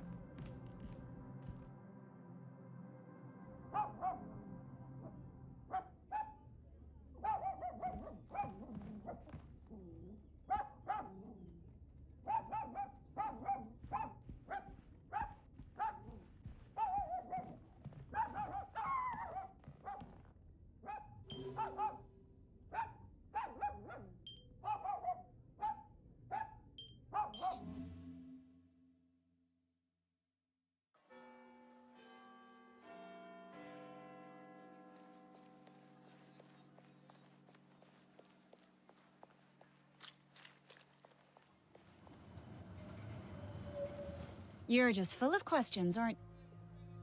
You have been most...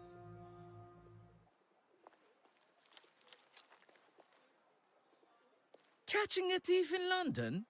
You have your work cut out for you. What am I supposed to do? Well, I think I have to go to the museum now.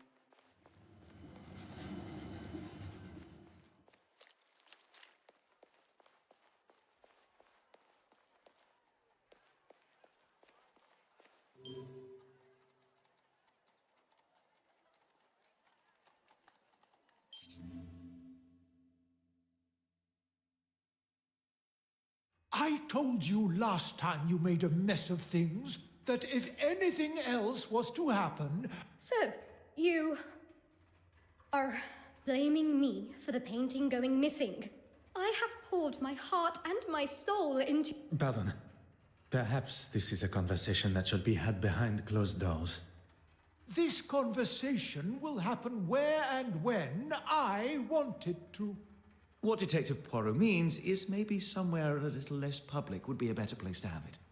I am well aware of what your foreign friend was implying, and I shall give you exactly the same answer.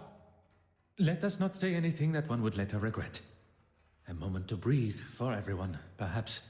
You do as much breathing as you want, as long as you find that painting.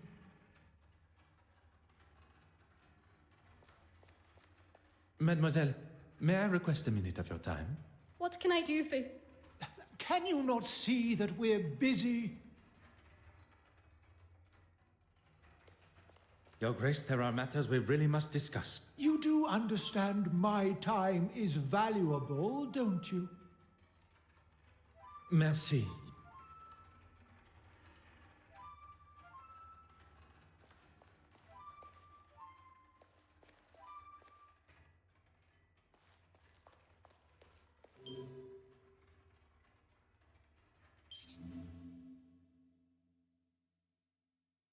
Why is it not letting me?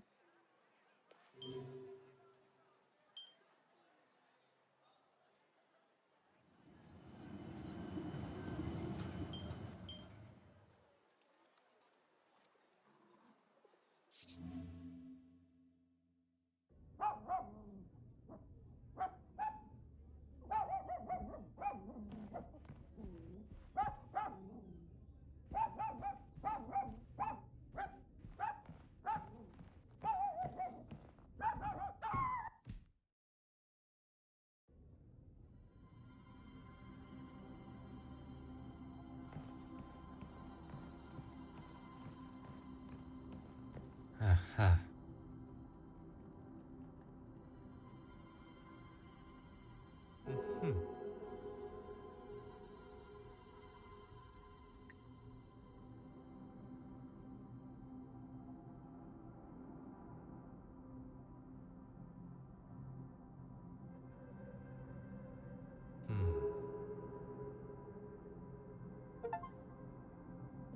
Okay.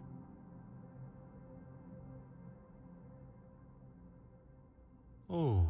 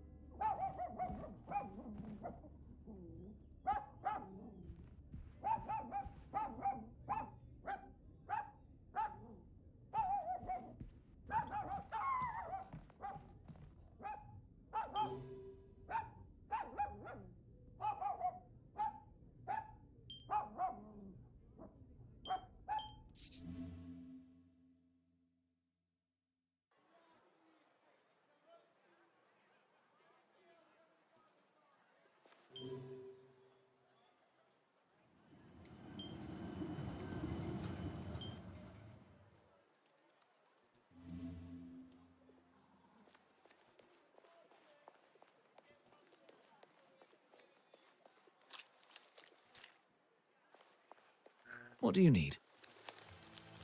What can I do for you? Merci.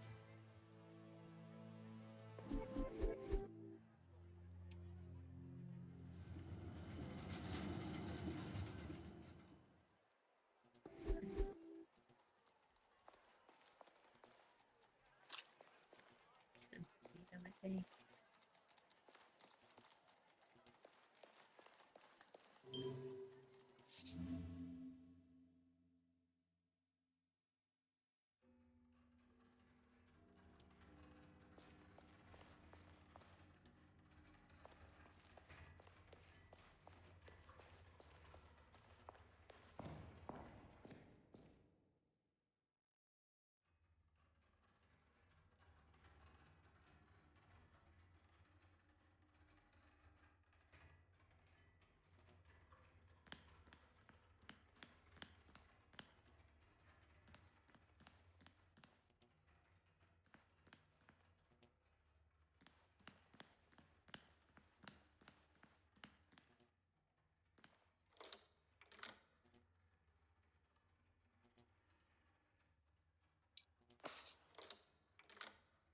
Huh.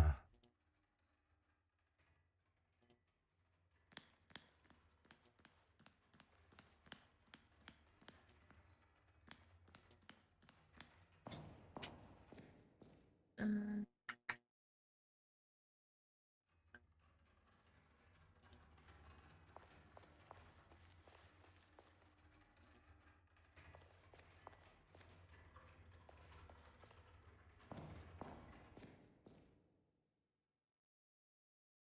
I don't think you quite understand the severity of the situation, Detective Inspector. I'm well aware, and I'll conduct my investigation how I see fit. That just isn't good enough. How would you feel if... Who am I kidding? You could never afford something like that. I can assure you Detective Inspector Hardwick and his men will be doing all they can to find your missing painting. Now you have some officer from another country entirely fighting your battles for you. I speak on behalf of no one but myself, monsieur. And I didn't ask you. Hardwick, get it found. Right you are.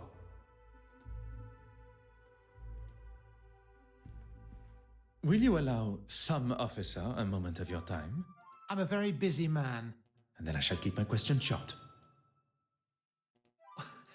I'd say the heart attack was the most memorable part of the day. Quite understandable. But before that? I was talking to the bishop, or rather being talked at. He doesn't see it, but he gets quite heated. That's the last thing I remember. I did. That man just wants someone to listen to his incessant ramblings. I just couldn't stand there and listen to him anymore. I decided to walk away and see the orrery from above. Then I met that young lady, Betty Allen. You two spoke? Briefly, but she was looking for her husband, so I think her mind was elsewhere. I will not take up any more of your... If you want to deal with him, fine by me.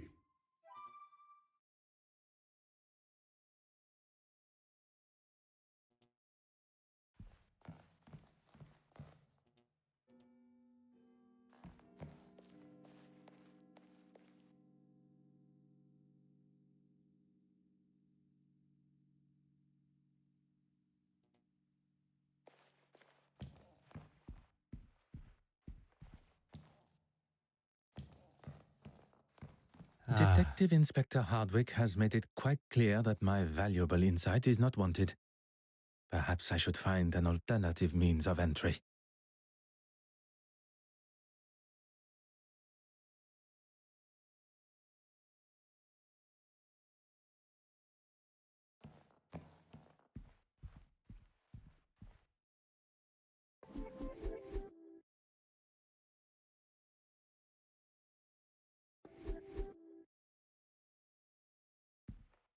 If you want to deal with him, fine. I suppose... I will not take up... okay.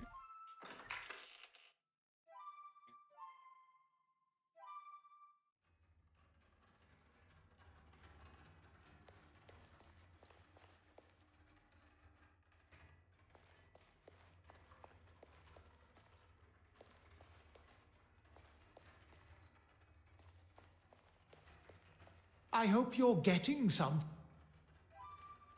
Heated? Who said that? They are the words of Monsieur Ellsworth. Oh, the man is in politics. He should know what heated looks like. Oh, maybe I was a little... forceful. There was no one else around. How was I to know he was having a heart attack when he clutched his chest? It could have been anything. And when I saw he was in trouble, I went to get help. I suppose I got lost finding my way back. I do not believe Bishop Mountjoy was the instigator of Monsieur Ellsworth's heart attack, but it appears he does. He is quite rigorously trying to convince himself he is not to blame. Merci. He's distracted enough. What can I do for you? He knows just how to push. He knows what this museum means to me. That is clear to us all. He thinks he can say and do what he wants because of his position. But if he thinks he can get rid of me that easily, this museum is my life. And if anyone, including him, tries to do anything to jeopardize that, I won't be held responsible for my actions. I'm sorry. The detective inspector was quite adamant I wasn't to allow anyone in. Detective Hercule Poirot is not just any man, mademoiselle. And modest to boot. I suppose it can't hurt. Follow me. There you go. The key. It is in a far better condition than yesterday. It was looking grubby and covered in rust, so I cleaned it. Is that a problem? If you find anything else that may be of importance to the investigation, I ask that you leave it as you found it. Where is it? So, the keys. Serpentine. So, quickly.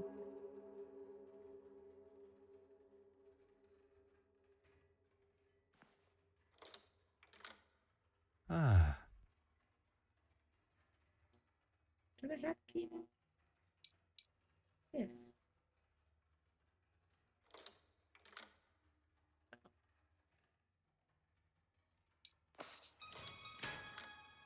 Huh.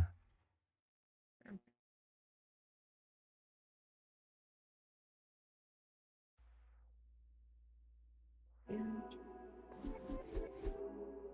like that.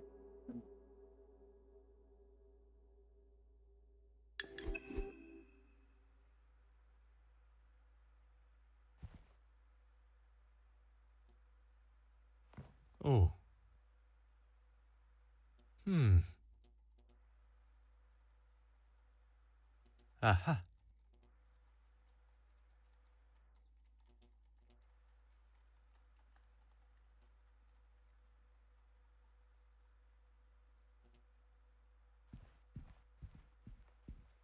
Huh.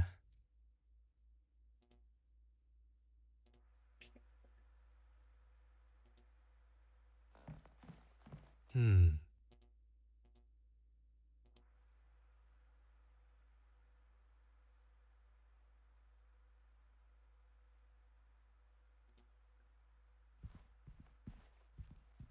Aha.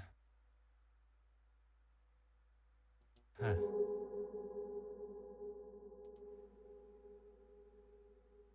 Huh.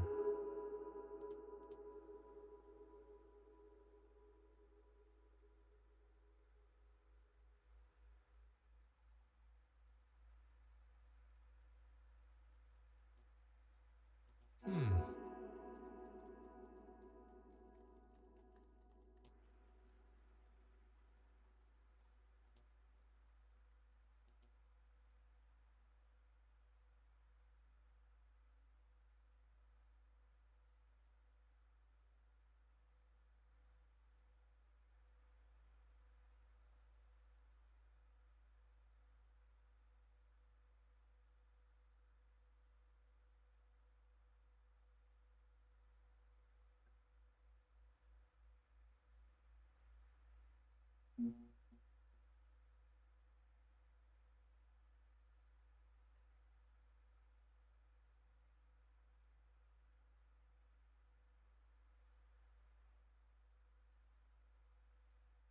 Come on.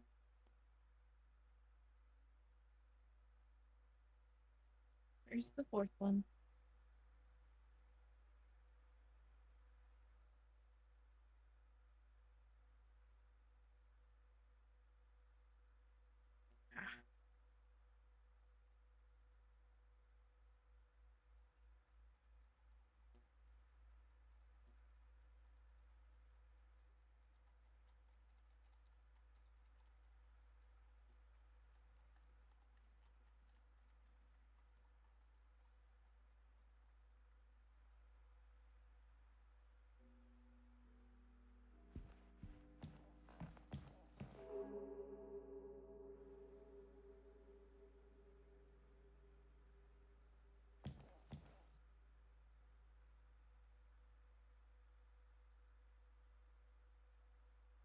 Oh.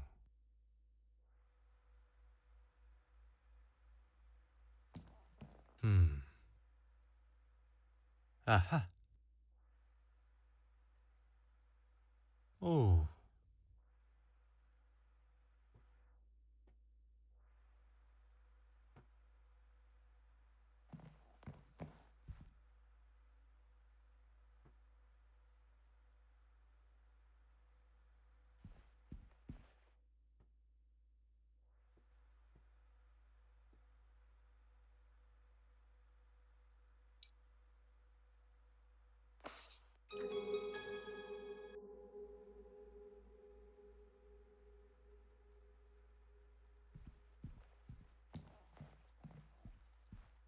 Mm-hmm.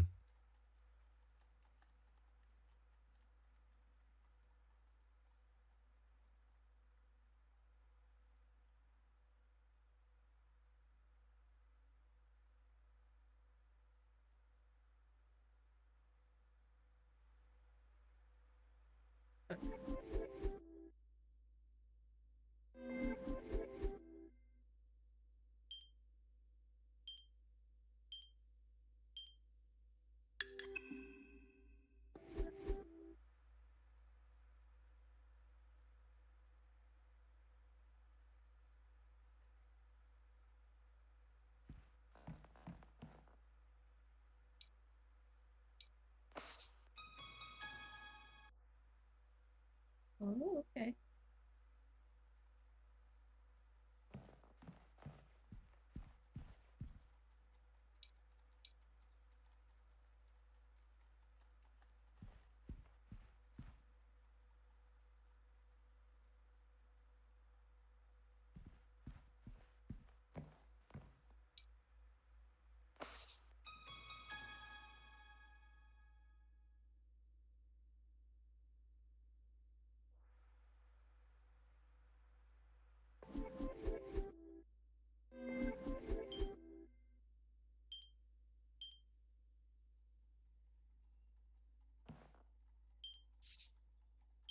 Order and method. That is the way to solve the problem.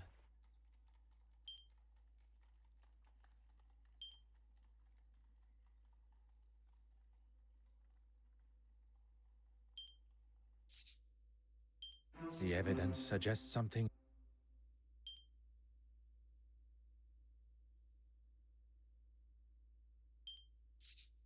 This will not get me any. Some would say a lucky guess.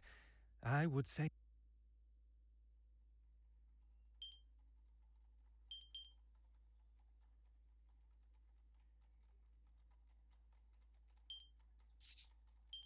I must take a different approach.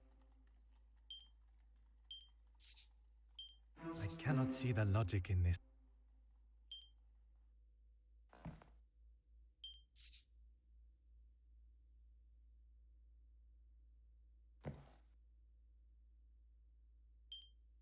The pieces of the puzzle are finally coming.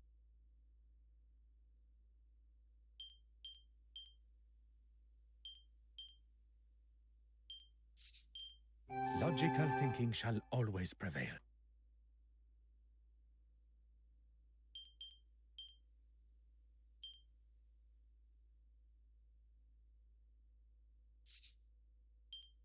Come now.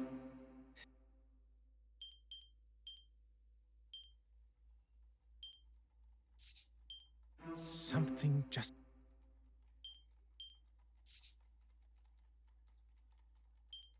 Where is the sense in...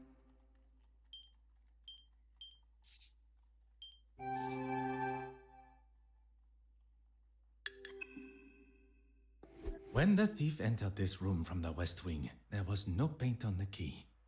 We know this because there was no paint on the key when they used it on the door to the gallery. But there is paint on the key when the thief locks the west wing door after stealing the painting. The key got covered in paint in this room. Oui. And only after the painting was stolen. So, what happened in between locking the door to the gallery and leaving this room to lock the west wing door? The picture is becoming clearer, and the paint is the key. The thief unlocked the door from the west wing into this room, unlocked the door to the gallery, and stole the... They then returned, whereupon they laid the painting on the desk. The thief locked the door and returned to the painting. But then, an accident. They dropped the key into the palette of paint. How can you be so sure? We know because the paint palette was the only source of blue paint in the room that the key could have dropped in. But why put the painting on this table, where items may be knocked or where they may be heard?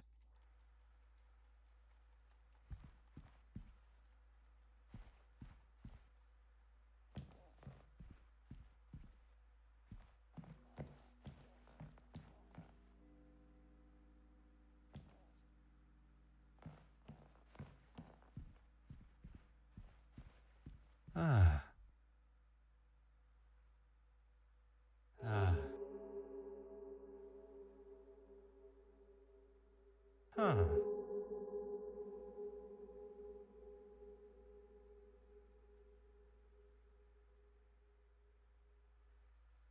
Oh.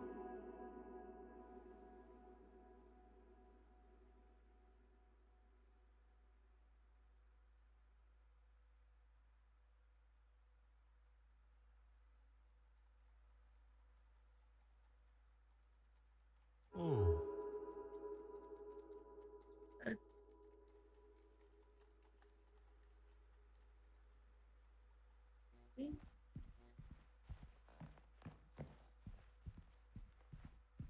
What do you need? What can I do for you? What?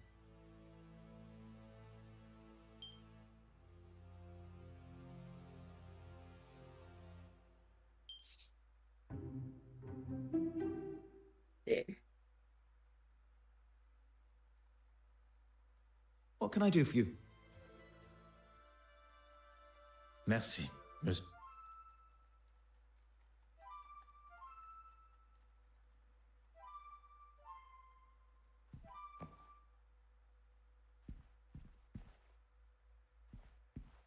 Huh.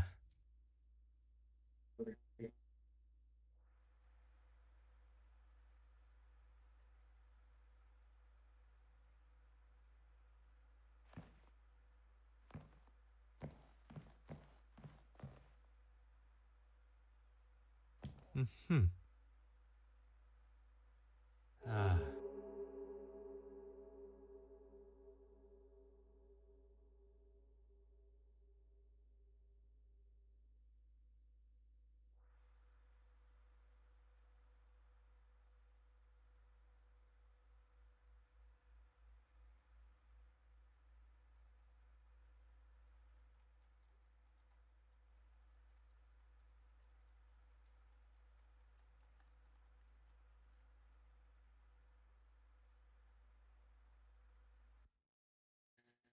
Okay. Gentlemen, have you seen Miss Babanian? She wanted to speak with me after the bishop was finished chewing my ear off, but it seems the pair of them have disappeared.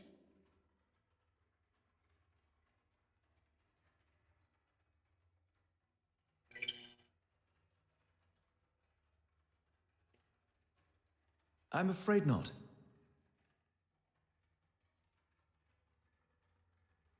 Can't have been that important then. Then kill myself.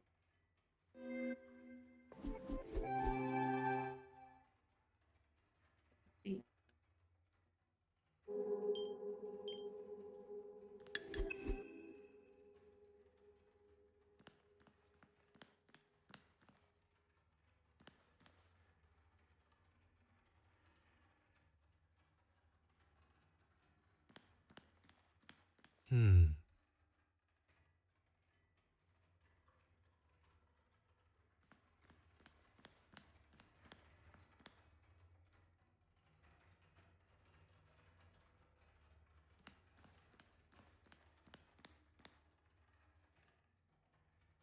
Hmm.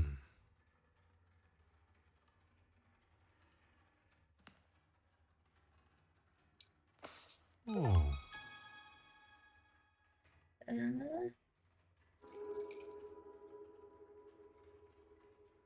Oh my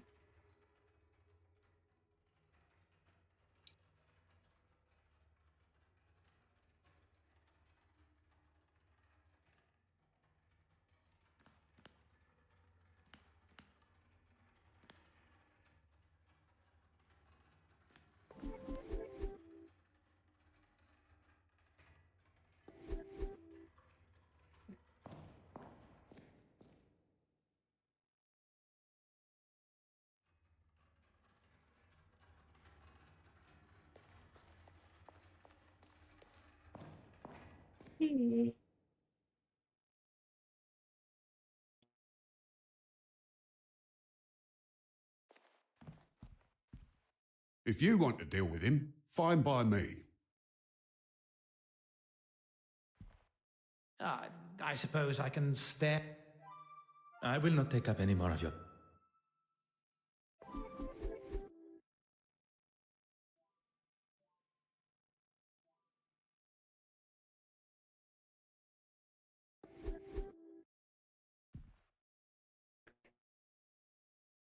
Can I talk to you now? If you want to deal with him, fine by me.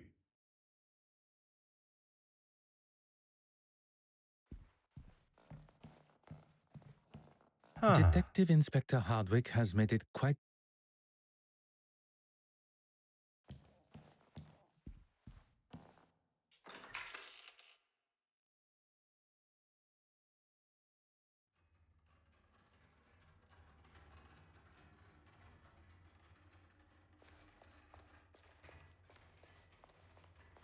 What do you need? What can I do for you? Merci.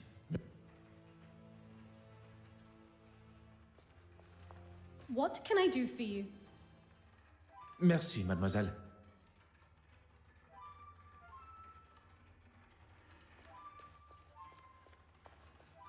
I hope you're getting something out of. Merci.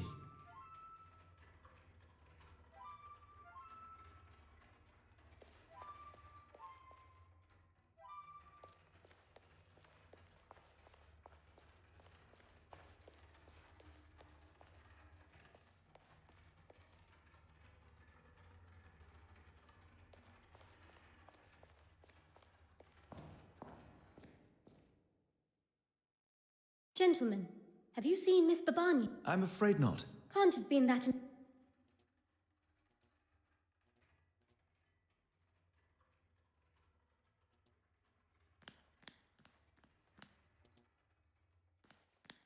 What do you need? What can I do for you? Merci.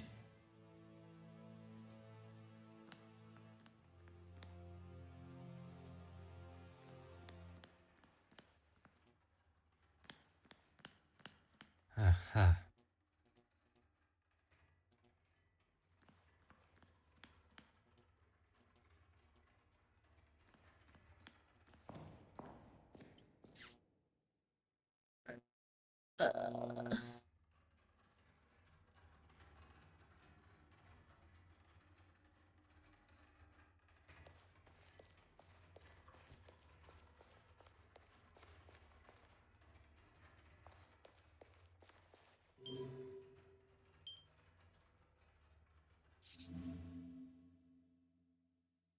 Please your turn.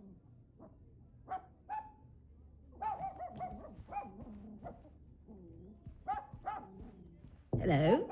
Who's that? Bonjour, madame. You're not English. Madame, I am So what? I was hoping to speak with a neighbor of yours. She's not here. Do you... You can give her this. I will be sure to do...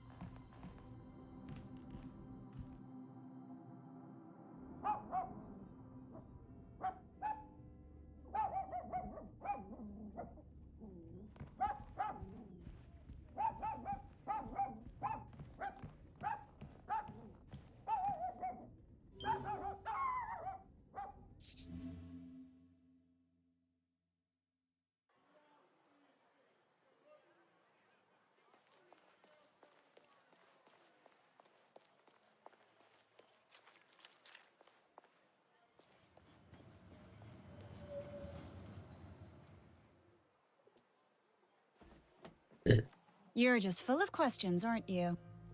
Have you seen this? Where did you get that? It was found in a vent at the museum. Perhaps the very last thing I expected to find.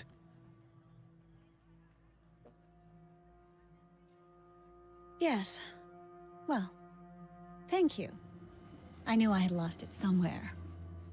A clearly valuable ring has just been returned to Madame, and she acts as though it means nothing to her. And I would not describe throwing a ring at one's husband, resulting in it being stuck in a vent, as a case of losing it. It is clear Madame Hélène felt no sickness at the gala, rather anger. In a moment of rage, she threw her ring at her husband before exiting the museum. And having seen the damage that she has caused in her own dressing room, one can conclude that it was the state of her marriage that allowed her emotions to get the better of her and act so rashly. You have been most helpful. The detective inspector will now be able to see as plain as day that Mademoiselle Court Smythe is the guilty party. Now to find him. With the other remaining guests' movements all accounted for, she was the only one capable of making haste with the painting. Huh?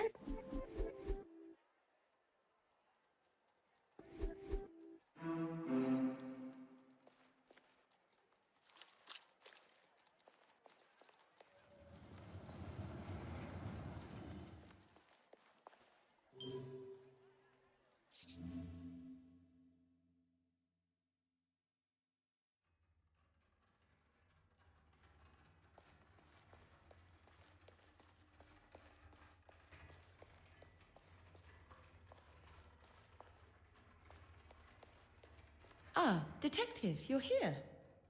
Look and you shall find. How may I be of assistance? Oh, well, I've had the photographs from the Garda developed. That's good thinking, Miss Farquhar. Oui, very kind, mademoiselle.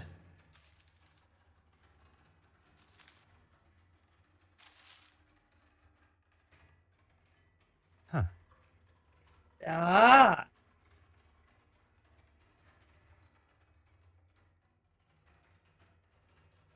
There is nothing left for us to do but to take our findings to Detective Inspector Hardwick. Do you think he'll listen? It is his duty as a high-ranking officer of the law. We shall not be ignored. We have done all but arrest Mademoiselle Court Smythe for him. If it is the accolade that he desires, he may have it. I was thinking that while you were speaking with Miss Court Smythe, I could try and find Mr. Christensen at their home.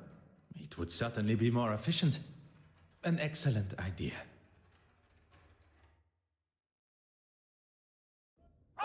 Him with a funny accent. He was here earlier asking the same questions. All I want is a bit of peace. I'm terribly sorry for the inconvenience. Monsieur Hastings, your assistance is required immediately. Oh. Good Lord, Poirot, that's a lot of smoke. And now you are up to speed with the situation. I have evaluated the position we find. If you're going to use the fire extinguisher, now would be the time. Très bien.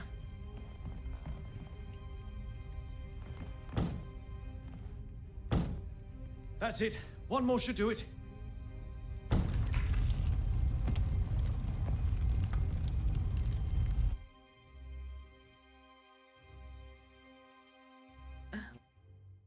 Detective Inspector, it is imperative we search the crime scene as soon as possible. You mean my crime scene? If I may, I can count on one hand how many crime scenes I have seen in my life, and although they are somewhere I don't wish to spend too much time, as the representative of Lloyd's of London Bank, it is my responsibility to handle all matters regarding the now stolen painting. A weak attempt, but I've got more on my plate than dealing with some paper pusher getting his knickers in a twist. You've got until I return to do whatever it is you need to do. And if I find one thing out of place... You may question my authority in this case, but I will not have my professionalism questioned. Whatever you say.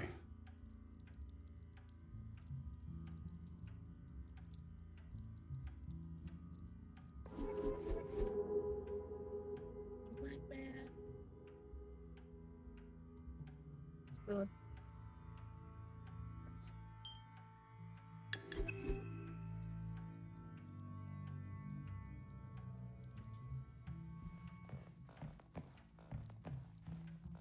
Ah.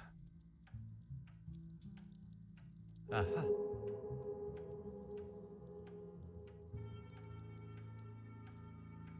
Ah.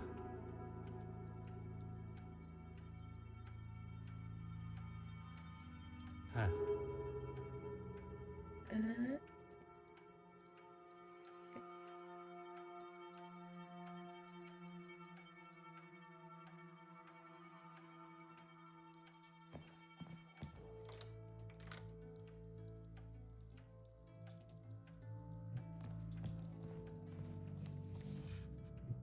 Mm-hmm.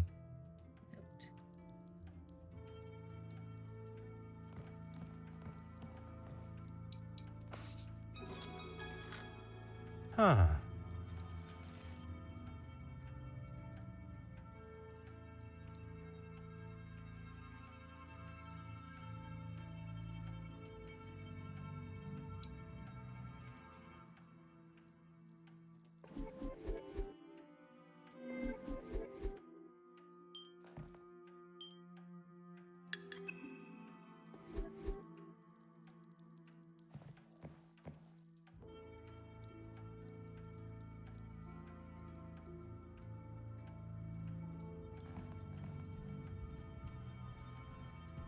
Hmm.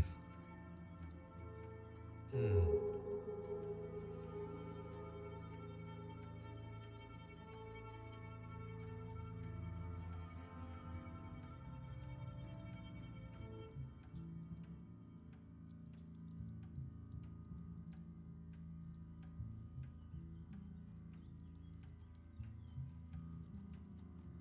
Aha.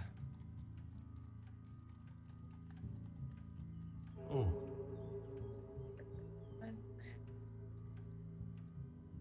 Hmm.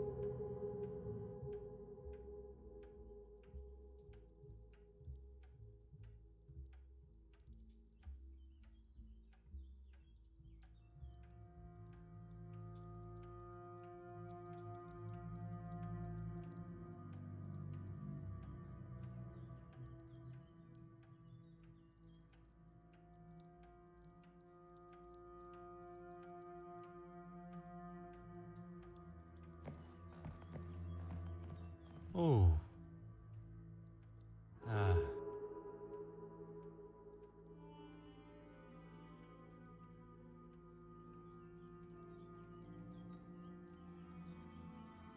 Huh. Right.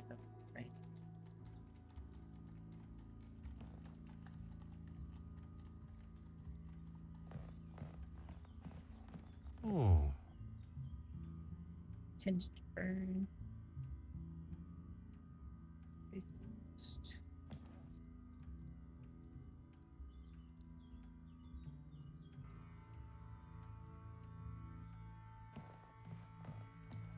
So she's making a fake. Right?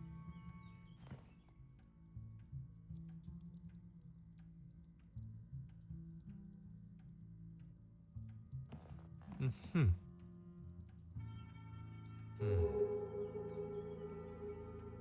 Hmm.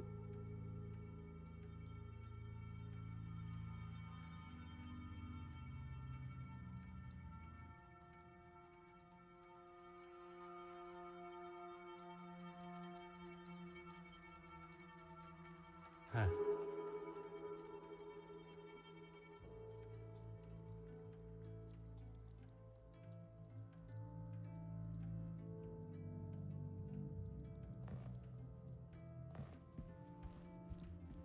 Ah.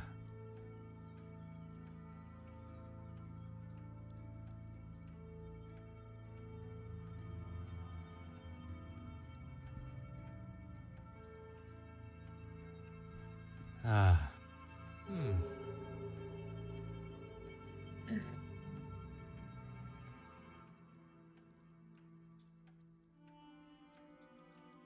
Huh.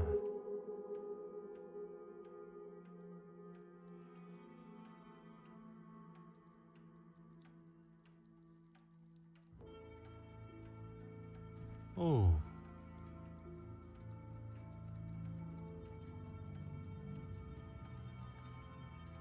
Aha. There it is.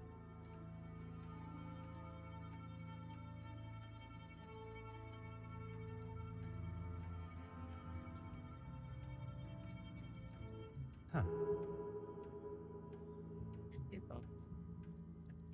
From analyzing the victim's body, I can conclude that the cause of death was not dead by the flames.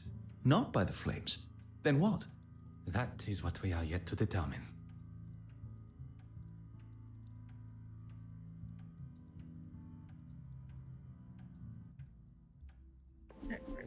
Ray cell work.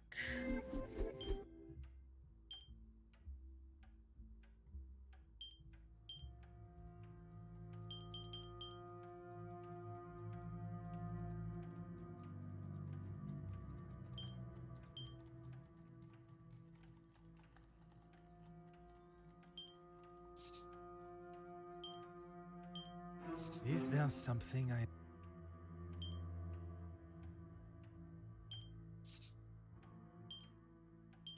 Another success. Kill.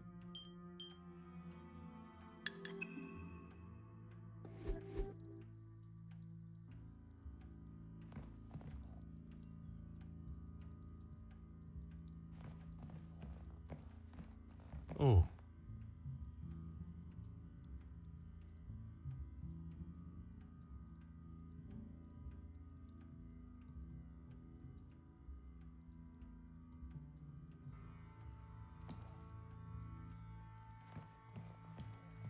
Aha.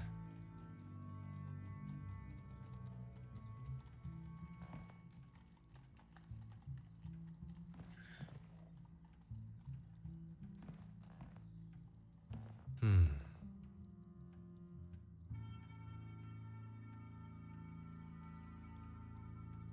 Hmm.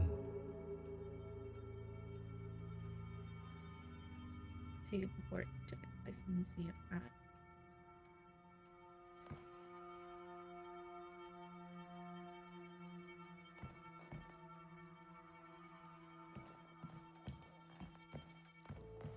Hmm.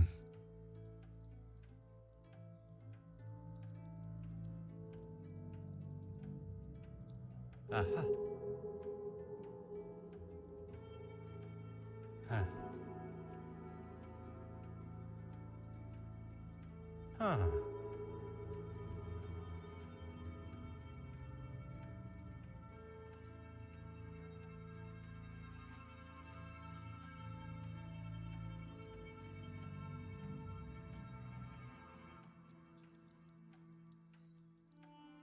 Ah.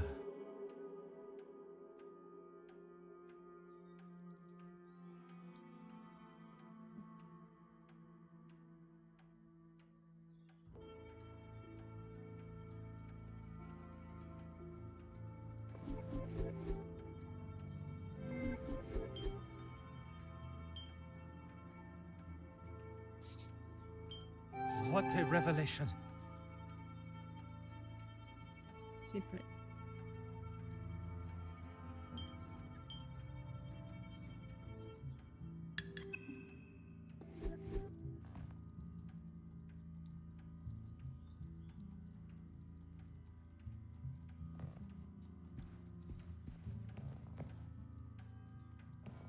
Monsieur Hastings, your assistance is required. Of course. What do you need?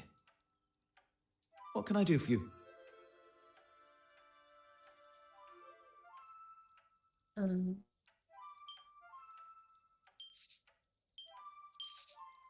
From analyzing the victim's body, I can conclude that the cause of death was not dead by the flames. Not by the flames? Then what? That is what we are yet to determine.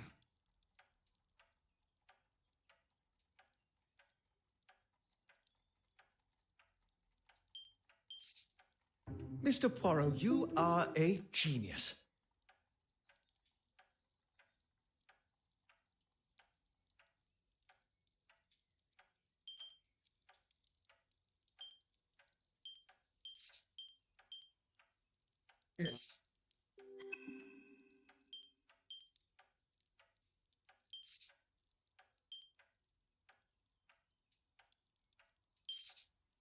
That would never have even occurred to me. I've got a lot to learn.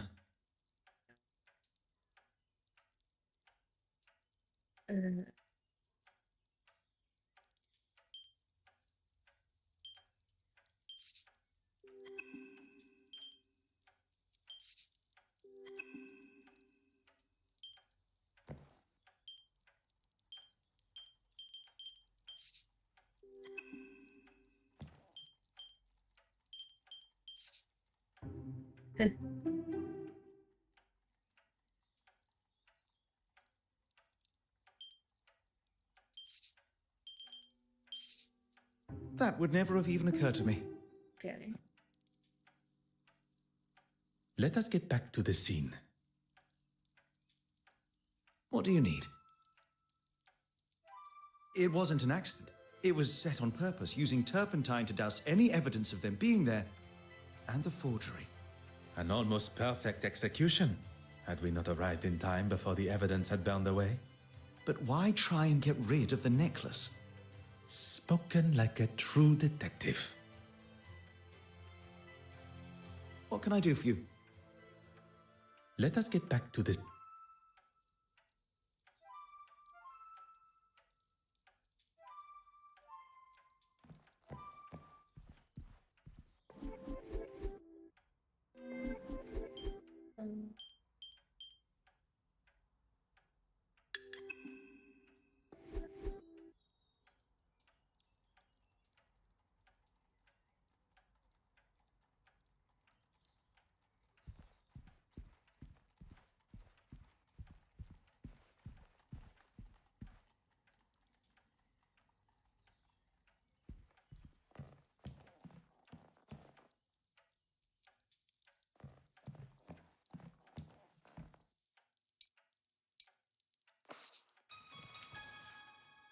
Ah. Didn't you speak with her neighbor before? Might she be able to help?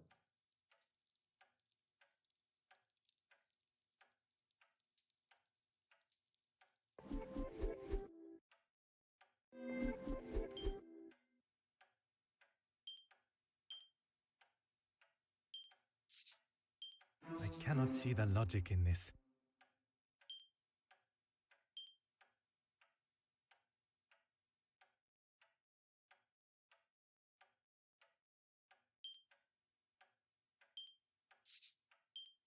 Where is the sense? Come, my little grey cell. One step closer to revealing the truth.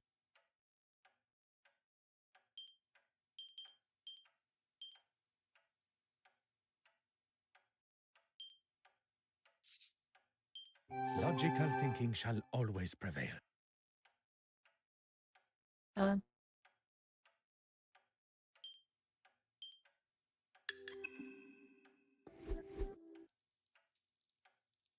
go talk to the neighbor.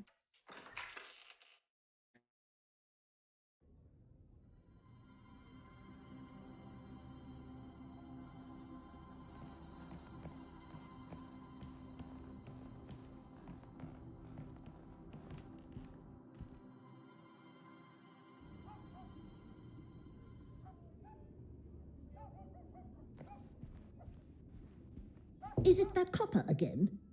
What do you want? I was hoping to ask you some questions regarding the fire. May I ask your name? You aren't coming in. You can get that into your head now. Mrs. Colsham. Camilla Colsham. Merci, Madame Colsham. She hardly had any visitors, but yesterday it was like she had a sign up offering out free ale. If you would be so kind as to talk us through the events as you remember them. Well, I saw her leaving with a couple of paintings under her arm. You've seen her work? Not really my cup of tea. Then there was that posh-looking chap. I heard him before I saw him. Like an elephant on those stairs. Next came the professional-looking fella. He's got some money in those pockets, that's for sure. I saw him leaving with a painting, too. Oh, and the argument with another man? I couldn't hear what it was all about, but he had a set of lungs on him. You are doing a wonderful job, Madame Colcham. You can keep the patronizing tone to yourself. She must have turned her radio up to disguise what they were saying, but I tell you this, I'd rather have listened to them than that racket. It wasn't long before he was storming down the stairs. I don't think he'd heard the expression light-footed before. Would you be able to remember any other details of the gentleman? Through this people, you can barely tell who's man and woman. I didn't hear her leave, but when I heard that door downstairs slam, I knew it was her. I opened my door and gave her what for. And you know what she did?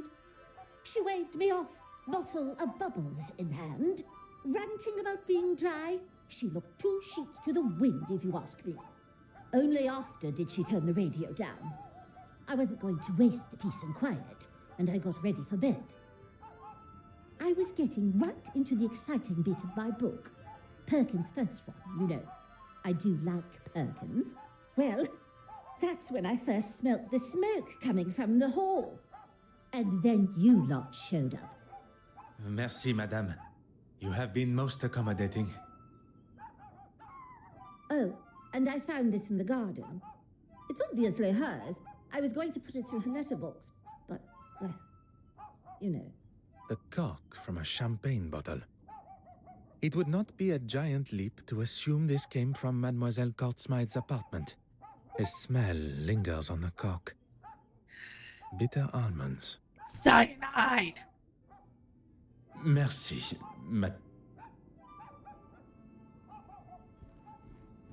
We got a cyanide poison.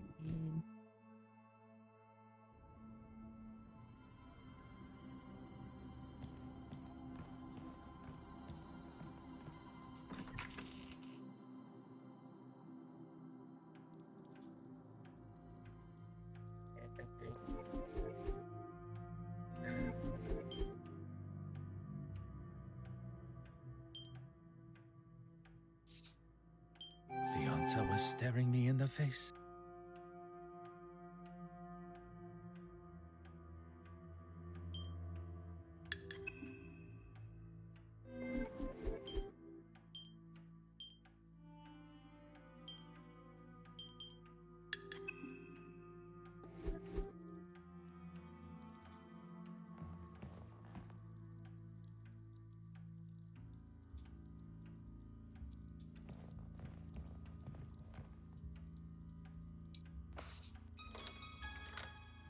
Mm-hmm.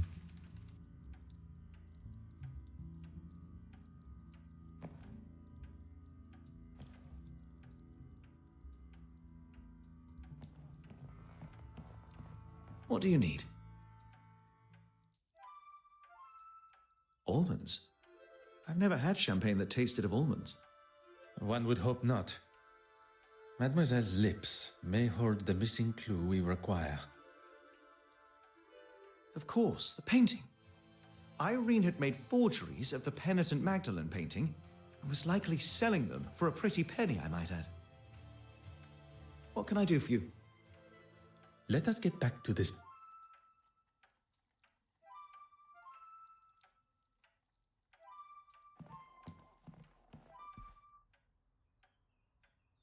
Okay. Oh.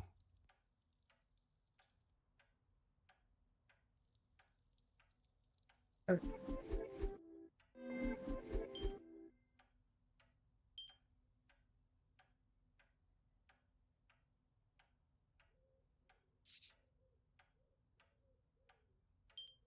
Some would say a lucky guess. I would say a moment of genius.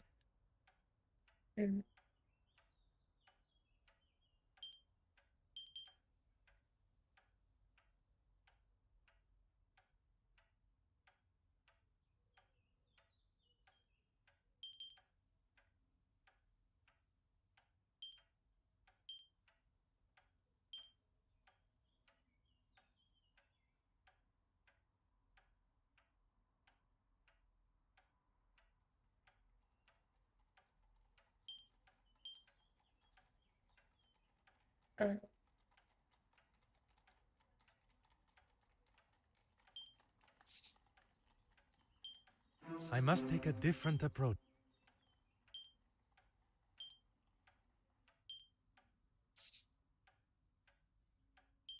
This will not get me any closer to...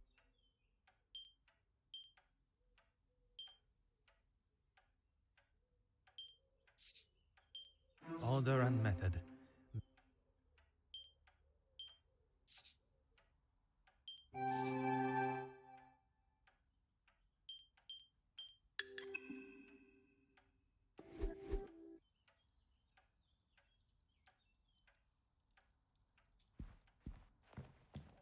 Oh.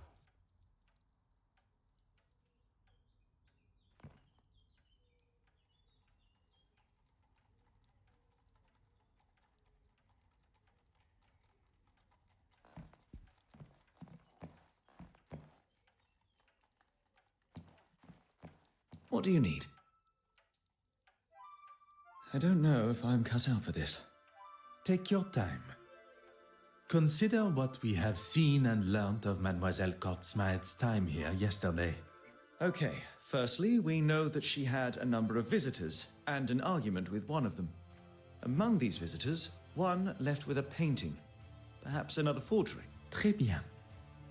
Irene wasn't drinking alone, and whoever she was drinking with likely poisoned her.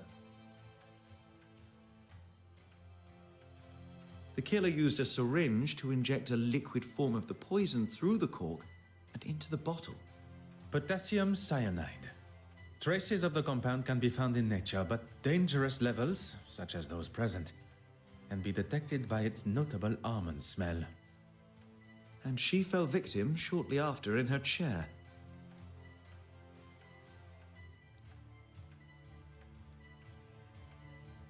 What are you going to tell him? The truth. He may hope for a simple and somewhat convenient version of events, but he cannot ignore the facts that we shall present. My crime scene still intact? Of course, Detective Inspector. There is something that... There's nothing more to say. Pardon, Detective Inspector. The truth is that Mademoiselle Irene Court-Smythe was murdered. Right you are. I'll be sure to make a note. But you won't. Excuse me? Are you forgetting who you're talking to? He is well aware of your authority and your capability of coming to the same conclusion. We only wish to inform you of our findings. Well, my men have been in, as have I, and I've concluded that the mademoiselle, as you so elegantly called her, made off with the painting and decided to have a few drinks to celebrate. She passed out drunk in the chair, candle still lit, and the place went up like a mat. Detective Inspector, s'il vous plaît. It is really not that simple. Who are you calling simple? He's not calling you simple, he's saying that isn't how it happened. How can you ignore the bottle of champagne that had been tampered with? The smell of poison on the cork. You're both experts in poison now, are you? I do not wish to stand here and argue credentials. Mademoiselle Court-Smythe was killed, not by the fire that burned through her home, but at the hands of another. Her drink, laced with potassium cyanide. Quite the imagination you two have. Look, we can show... No. We shall leave the Detective Inspector to discover the truth for himself. Detective, adieu. Monsieur Hastings, you must learn which battles are worth the fight. Besides, we have no time to stand squabbling with him. We have a murder to solve.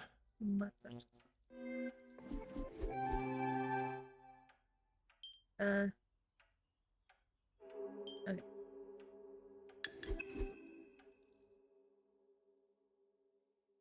That was quite a night. I feel exhilarated, yet exhausted. Triumphant at what we have discovered, but mournful for Miss Court-Smythe. It is being able to control those emotions and still see the bigger picture that separates the best detectives from those that merely like the thought of such responsibility.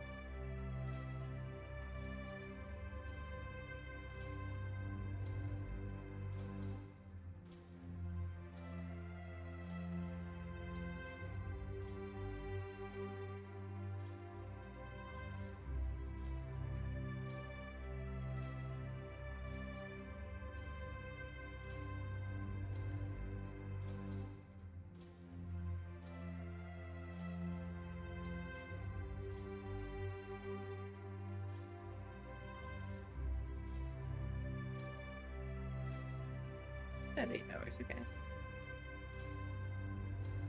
So do you think it must have been one of the guests at the gala? An accomplice disguised as a guest turned murderer. A master criminal they may appear to be, but they have never crossed paths with Belgium's greatest detective.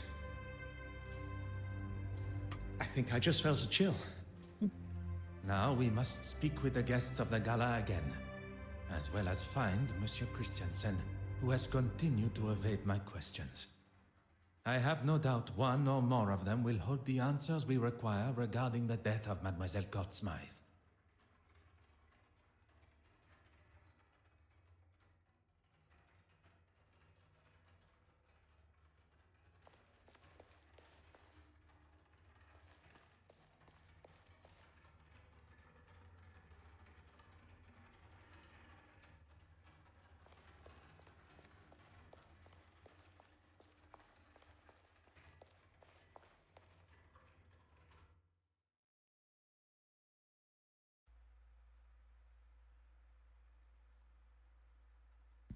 Mademoiselle, do you have a moment to spare? Of course, Detective. I'm hoping you have some good news for me. Goodness. You've found the painting, haven't you? A painting was recovered. A forgery, but it was damaged by the fire. What on earth are you talking about? Forgery? Fire? It ran rampant through Mademoiselle Courtsmythe's apartment. She would never be so. But with all of those flammable paints and... Mademoiselle Warbeck appears quite distraught at the news. Perhaps I should have considered the nature in which it was delivered. I respected her as an artist and a friend. I do not wish to push Mademoiselle Warbeck too far while in such a state.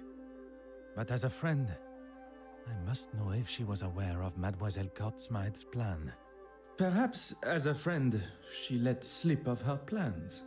Her plan for what? Stealing the painting? Making a forgery? Do you really think I'd let her do that? She must have had help from someone she trusted. If she did, it wasn't me she confided in. I've been here trying to calm down the trustees. You did not leave the museum?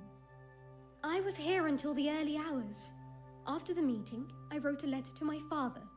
I wanted his advice on what to do. It's just all so... Excuse me, gentlemen. I must go and make a phone call to an artist. I shan't be long. Merci, mademoiselle. That is all for now.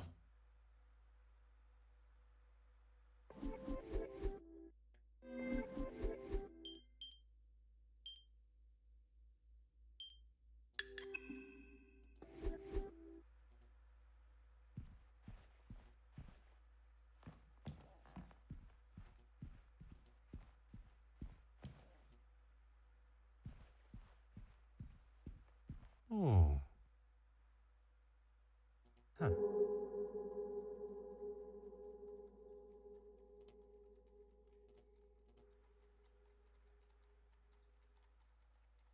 Huh.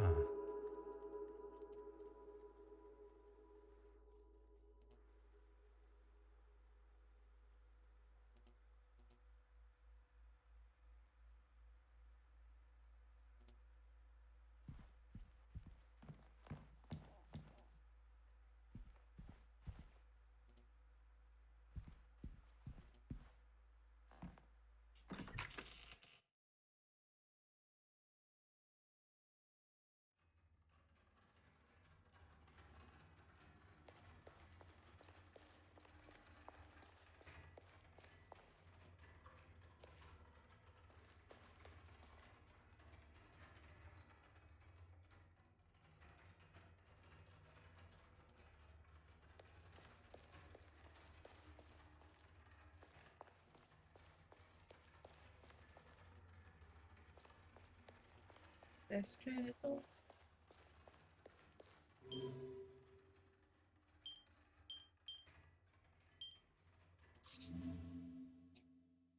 Zachariah.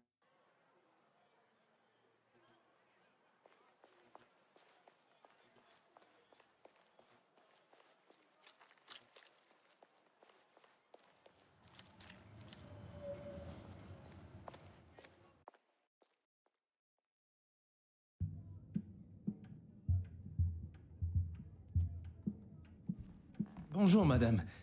Do you have a moment to... Has something happened? You bet something's happened! That slime bag! How dare he say my performance was mediocre! I'm sure he didn't mean. That's it! I give up. I'm done with this acting. With this city. Take a deep breath. One man's opinion, and a wrong one at that, is not powerful enough to topple a career like yours. You're right. Let him think what he wants. I'm sorry. I'm an actress. It's my prerogative to be a little overdramatic. Very impressive, Monsieur Hastings. A position in negotiations would suit you well. Is there something I can help you both with? You do know what I do, don't you? I was on stage, performing in front of a packed house. I did not mean to. Zach, he was there. You two seemed pretty friendly. He'll tell you. So will that Russian lady from the gala. She was with him. Monsieur Demir and Mademoiselle Babagne. Together. Oh, he's already seen it. I told him he didn't have to come. A supportive husband indeed. Yeah, real supportive. Your guess is as good as mine. It is most important that I speak with him. Then you've got a missing painting and a missing husband on your hands because I haven't seen him. Look, I don't think I can take much more today. Mademoiselle Court Smythe was found murdered last night. Okay. I thought perhaps the news would be a little more jarring. Oh, don't get me wrong. I don't really want to hear about anyone dying, but me and her... Well, there's no love lost. Madame Allen's nonchalant response has certainly caught me off guard. You have been most helpful.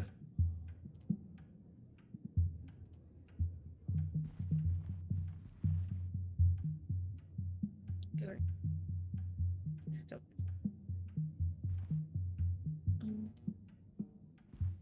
Monsieur Hastings. Of course. What do you need? Why are you... That sounds rather ominous. I would not ask you to do something I would not consider doing myself. Only on this occasion, it is I that must execute the other part of the plan. What do you need me to do? Madame Hélène, you must hold her attention while I take the opportunity to look around. I certainly can. I'll appeal to her love of attention. Mrs. Allen, that photograph there, is that really you on a live film set?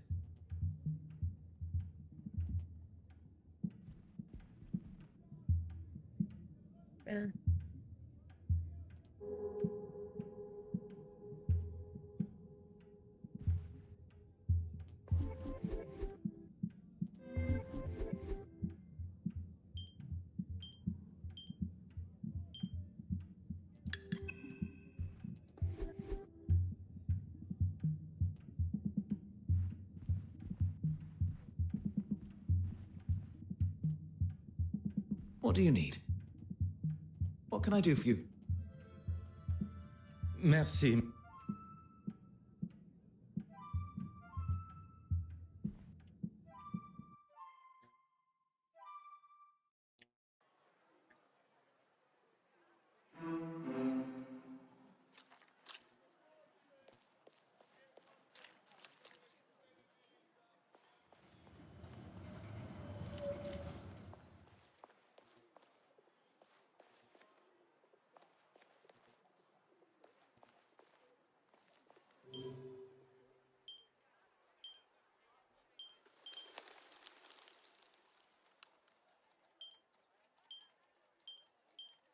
Let's go newspaper.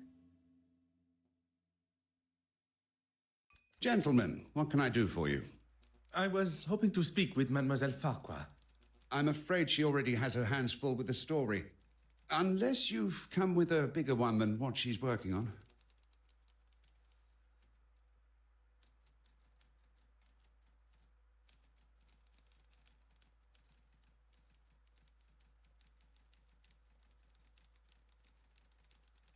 Let's not be so hasty. That could be just what we need. Gentlemen, what can I do for you? This is your office. It's very impressive. Mademoiselle, would you have time to answer some questions? I don't really have time right now. Perhaps we can schedule... I assure you I shall remain focused and my questions relevant. Fine. Make it fast. Is she all right? I'm afraid not. Heavens. How awful. Did she have any close relatives? I do not believe so. And her parents have both passed also. She was the last remaining court Smythe. A question I did not expect. Although at least she is showing some form of compassion for Mademoiselle Court Smythe's family, or lack thereof. I only met her recently in a professional capacity. What are they... I cannot say, but they may not be as forthcoming with her work now.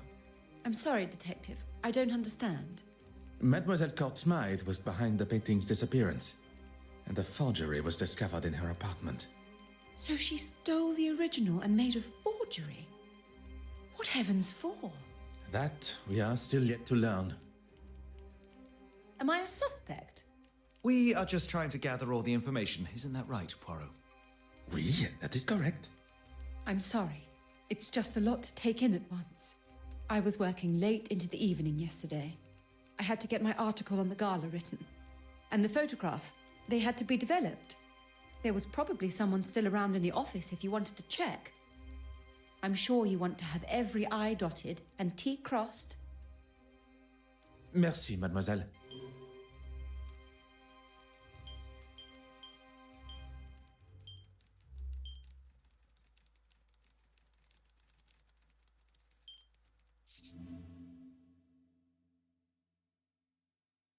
Bartholomew!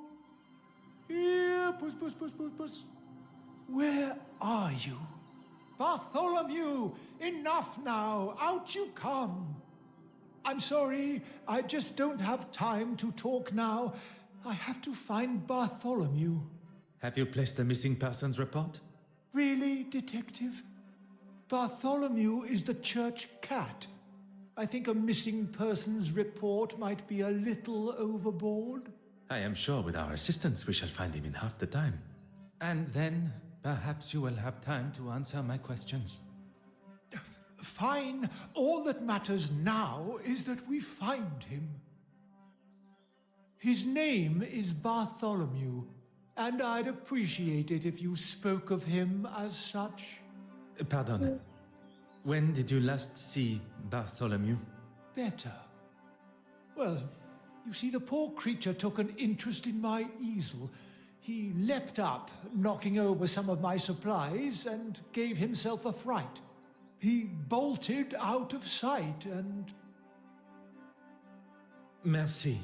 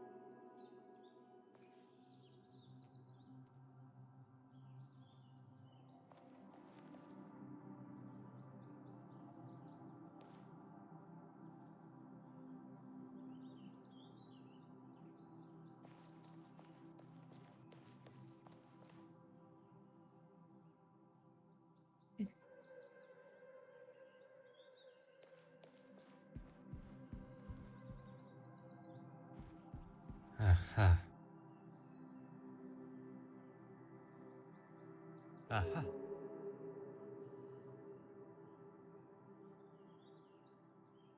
Ah. Hmm.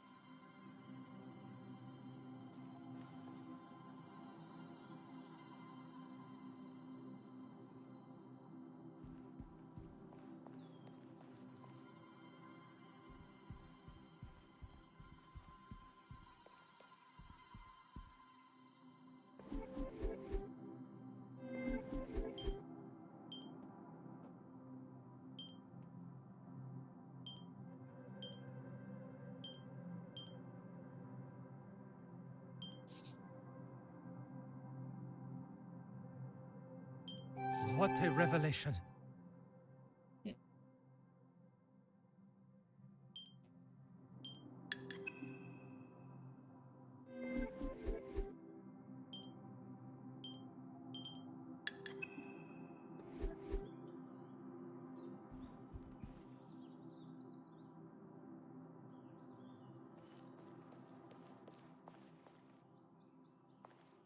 What do you need?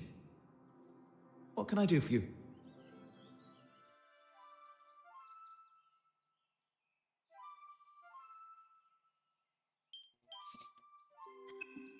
Nope.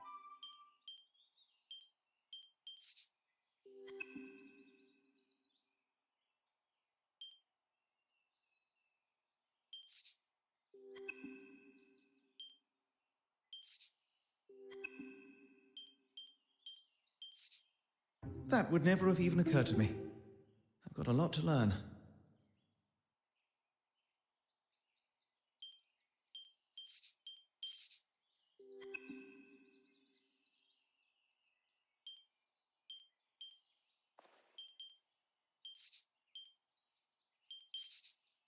I question whether the bishop's version of events is accurate. Perhaps he threw the glass jar at Bartholomew because he was on the altar. I know that's how it looks, but I can't imagine someone being so cruel. What tells us where the cat ran to next?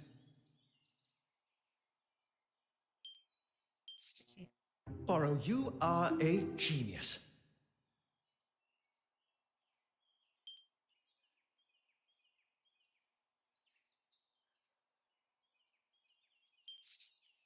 How can we know where the cat ran to next?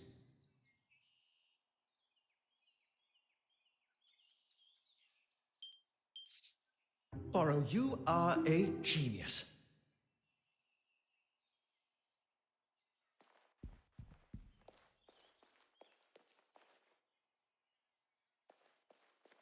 Hmm. Huh.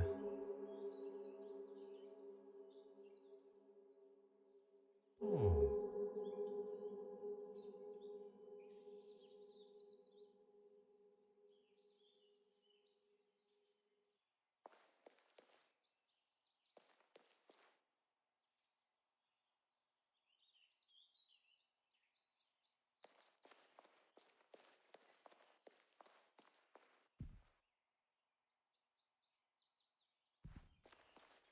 Oh, I didn't think I could make...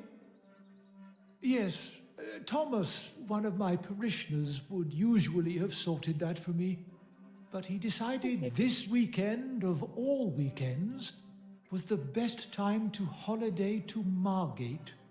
Where did you say the glass was broken? The easel. I was painting, and Bartholomew was obviously in a boisterous mood and knocked over the water jar. Merci. What do you need? What can I do for you? Merci.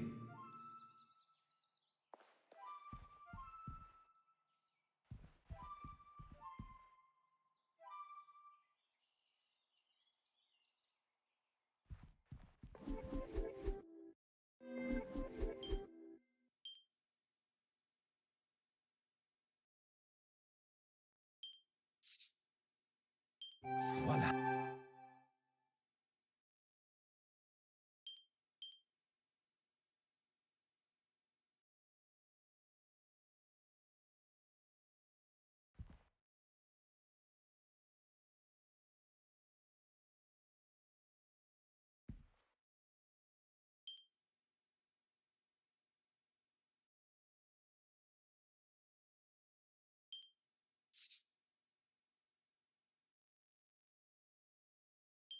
Come now. Think.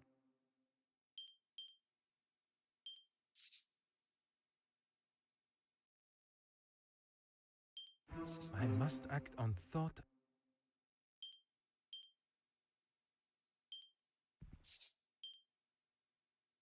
Something just. I should not be surprised by my own skills of deduction.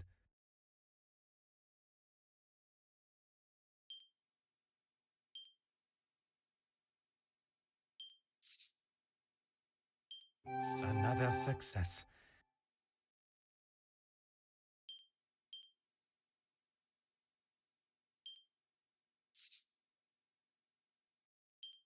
I should consider this further.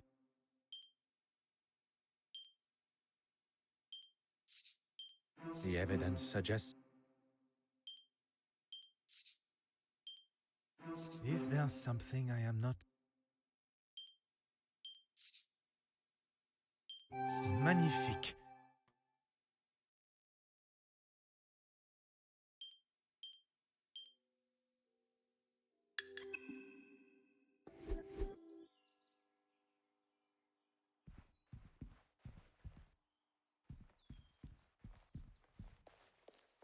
What do you need? What can I do for you? Merci, Monsieur. Oh, I didn't. Merci.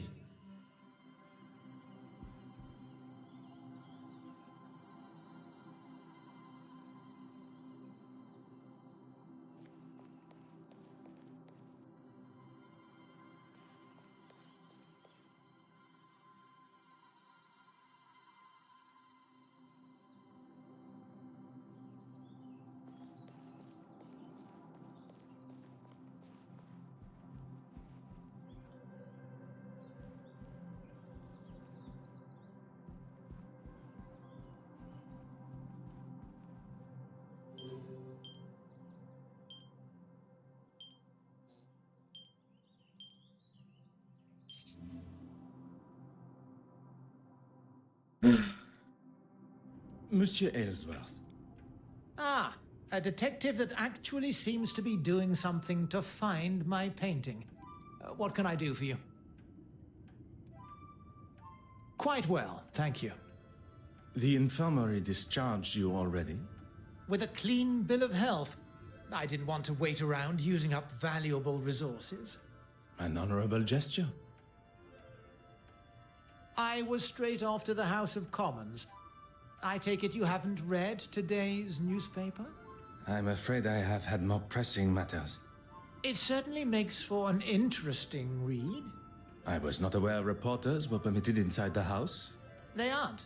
I left and went to the London Illustrated News office. I gave my statement there. I can't for the life of me remember the chap's name. Rather pleasant, though. Anyway, you're a busy man. I'd hate to take up too much of your time. It does not take a great detective to pick up on Monsieur Aylesworth's ever so subtle hint. Is this about the insurance claim? It was merely a necessary precaution. I'm sure with you on the case, it won't be long before it's returned. I do not doubt my abilities to return the painting, but I question why he felt it necessary to talk of sensitive details regarding the investigation to a national news outlet. It would not surprise me to learn of him using his loss for cynical gain. I assume you saw the article in the paper? Oui, monsieur. A fantastic opportunity for you to express your political opinions. Oh, the people must know what I stand for. I'm here for them. I will not take up any more of your time.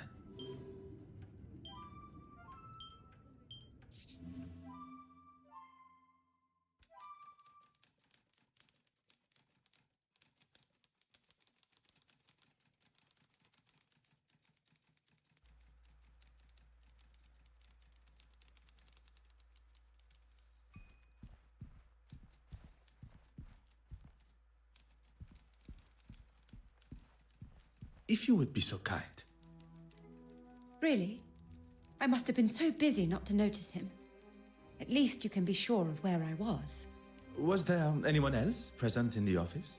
If Mr. Aylesworth was there, Nathaniel, my editor, must have been. It strikes me as rather strange that Mademoiselle does not recall seeing such an important figure in the office. But not everyone can be as observant as I. I shall speak with the editor, as he will be able to confirm the presence of both in the office. Merci, mademoiselle. That is all for now.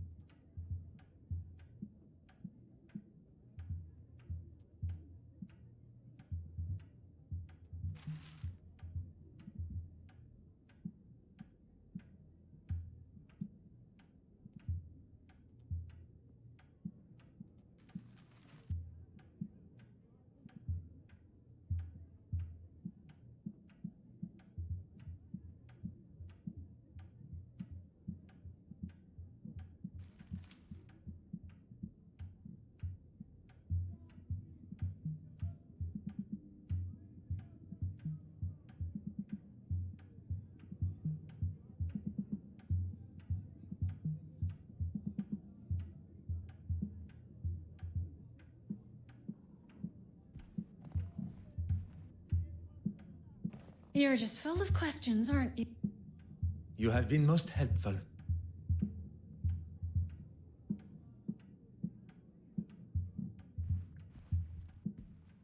What do you need? What can I do for you? Merci.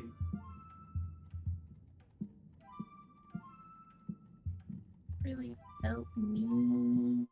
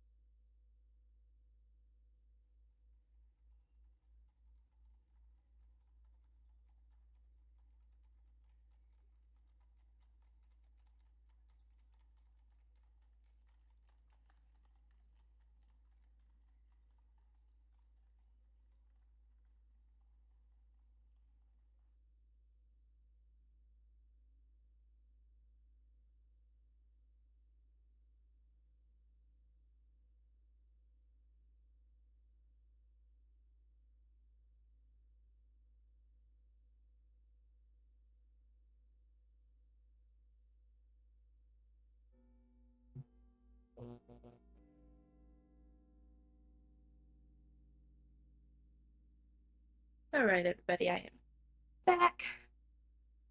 But says don't forget to stretch. The weird nightbot. Live streaming. I seriously don't know what I'm supposed to be doing. I don't have.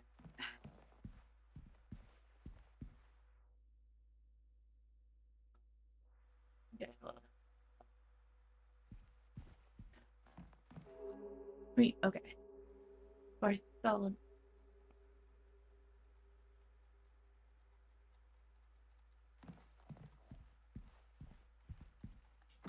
I swear I couldn't click on that when I first got here, but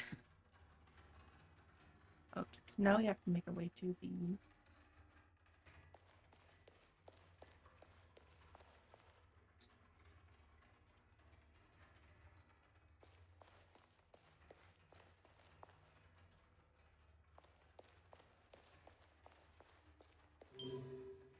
church.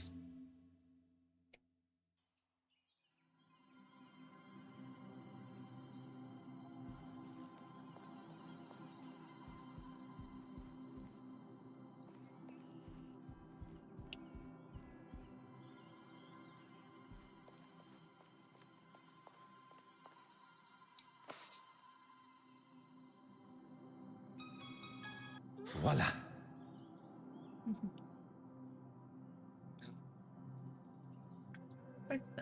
Your Grace, now that Bartholomew has been found, would you... As my way of thanks, I'll answer your questions.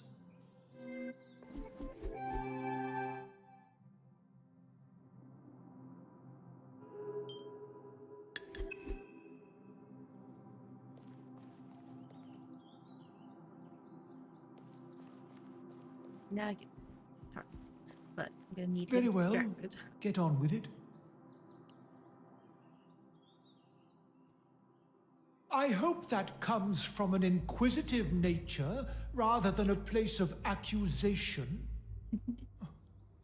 I was at a museum trustees meeting, trying to finally make a decision on that girl. You mean Mademoiselle Warbeck? Who else? She's running that museum into the ground. And following the meeting? I returned to the church to prepare for Compline prayers, although I don't think I was alone. You don't think? I got the feeling that someone had followed me from the museum. I never saw them, but I know what I felt.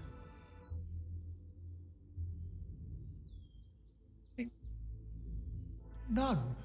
I knew her merely by reputation, and a questionable one at that. Do you want to tell me what all these questions are about? Mademoiselle Court Smythe was murdered last night. If you plan on being the bearer of such news, perhaps you should think of going about it with a little more civility. How did the young girl die? There was a fire in her apartment, although it wasn't the flames that took her life, but poison. Arson and poisoning. Oh, what is this world coming to? Bishop Mountjoy claims he barely knew Mademoiselle Court Smythe, but still showed a level of empathy I was not expecting. Perhaps... Oh, found it? Really? Oh, heavens be. The Lord has shown his will once more. I can only assume his delayed excitement came from being off guard. If your Grace would allow me to finish. A forgery of it was found in Mademoiselle Court Smythe's apartment, but it was destroyed in the fire. She was the thief all along? Well, that just... a forgery? You mean she made a copy of it? It appears that way. I will rightly light a candle for her soul this evening, but that will not give her absolution from what she faces kneeling before our Lord.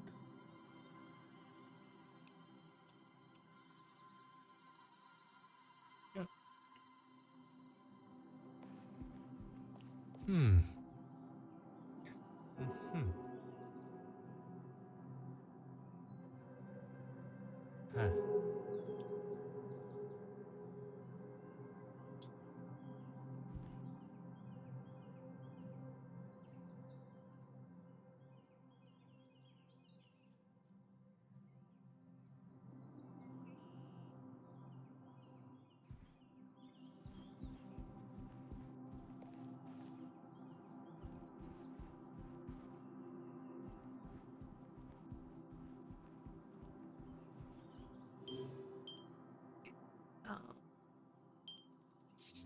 Museum.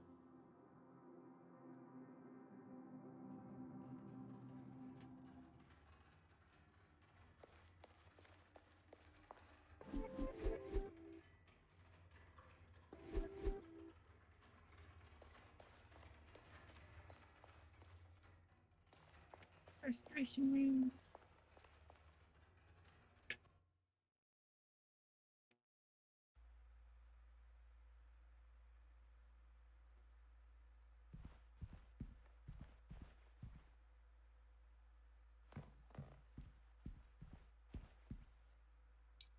Circle.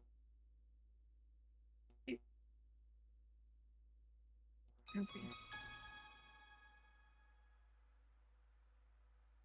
Father. It looks like she was telling the truth after all. About composing the letter, oui. But we cannot confirm where it was penned. What's all this other stuff? I don't think it's from the letter to her father. It seems we have stumbled across the names and addresses for the guests of the gala, although they are not all legible. We have gathered all the information we can from the guests at the gala. Betty's husband, Mr. Christensen. Yes. Oui. We are now in possession of his address, where he is no doubt hiding like a frightened young boy avoiding his headmaster's ruler.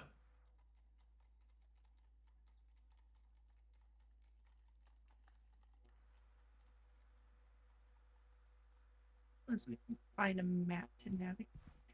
The fuck am I supposed to find a map?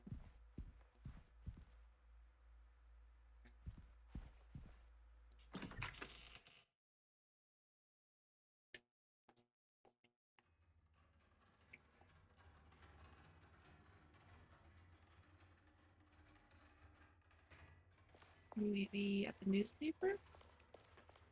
Can you stop?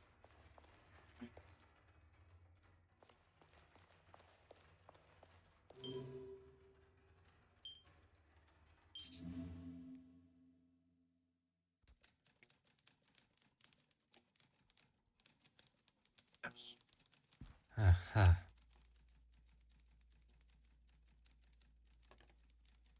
Voila. And just like that, the address of Monsieur Christiansen's apartment. Remind me why we've lied our way into a man's apartment while he's not here? Monsieur Christensen was accused of harassing a young lady who has now been murdered, and he has not been seen since, even by his wife. Does that not strike you as peculiar? Do you really think he could be capable of murder? I believe everyone is capable, under the right circumstances. And right now, I believe Monsieur Christiansen is in that position. While we have no suspect to question, let us use our time wisely and search for clues. Leave no stone unturned. No.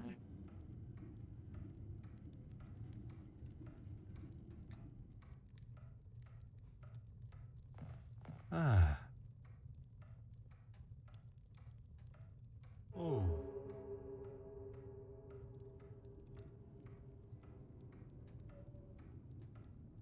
Huh. Or,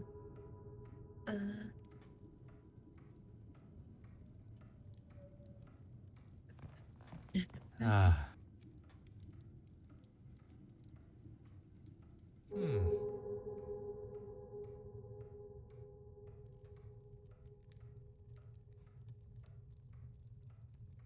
Hmm.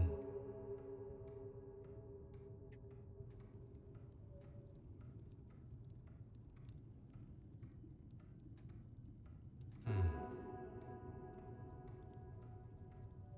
Aha.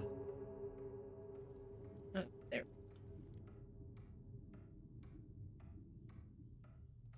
Me, I haven't seen what's name. Yeah. Oh. Oof.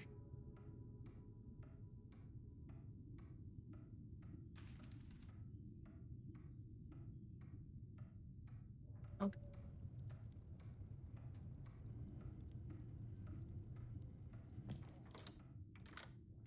Huh.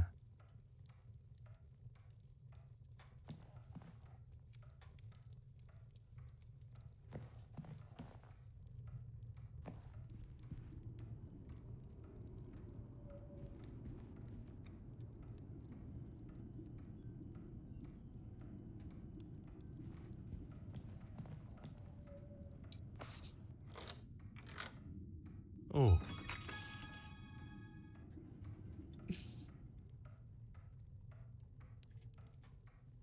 Desk. Hmm. Oh.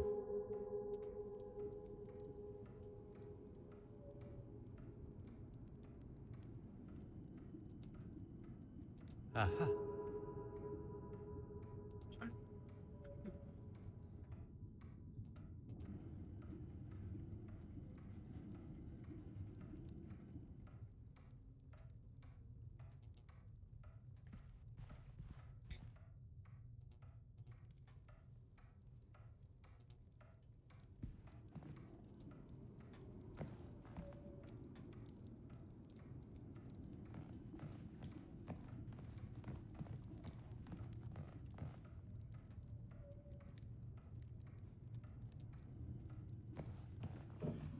Hmm.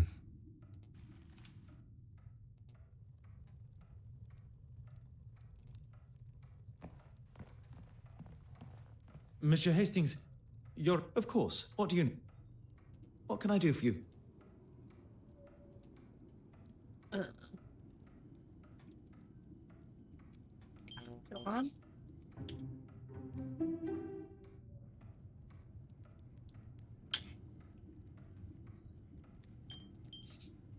Monsieur Christiansen was at the scene of the crime smoking with Mademoiselle Court Smythe before her death. Could he be the holder of the original Penitent Magdalene painting? He may very well have hidden it here.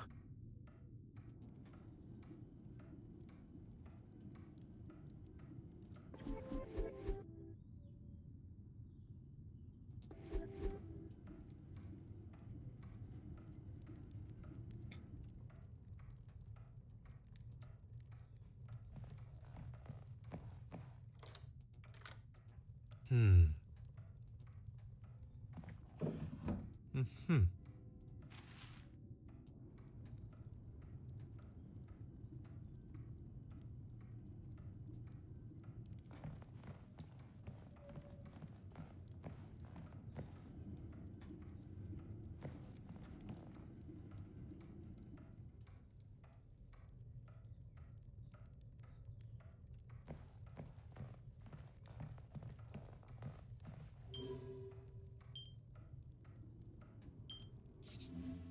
Newspaper office, maybe? Gentlemen, you're back.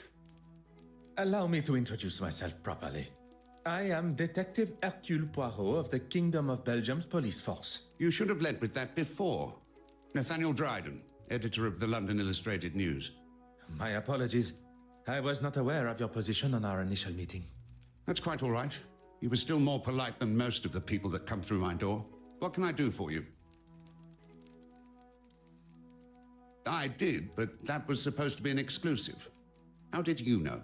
It is a detective's job to know such things. Doesn't really explain how, but okay. He said he had something to tell me that was going to blow me away. I couldn't say no. Indeed, she was. Although she was working on her own story, so I left her to it. At no point did she leave the office? She's a very hard worker and won't leave until the story is just how she wants it. Needless to say, she outstayed me. She had photographs to develop too, so was in the dark room for some time. I'm sorry, gentlemen, but I have another appointment. If you... This place is usually full of all sorts that think they have a story for us, or want to know more about something we've published. I was meaning to mention that to Florence, actually. Mention what, monsieur? A young foreign girl came in asking about a piece that was on show at the museum. Originated in Eastern Europe somewhere, and Florence had written an article on it. Did she say why she was so interested? She said she was researching its journey from its first home with an affluent family. I forget the name. I couldn't tell her much more, besides that it was going to be moved from the museum shortly. No doubt into another exhibition somewhere. Could this inquisitive young woman have been Mademoiselle Babagna? But why so curious about that particular piece of jewelry? Merci. You have been most accommodating.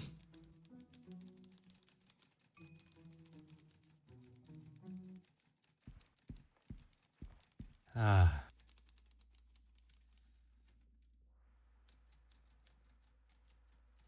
Aha.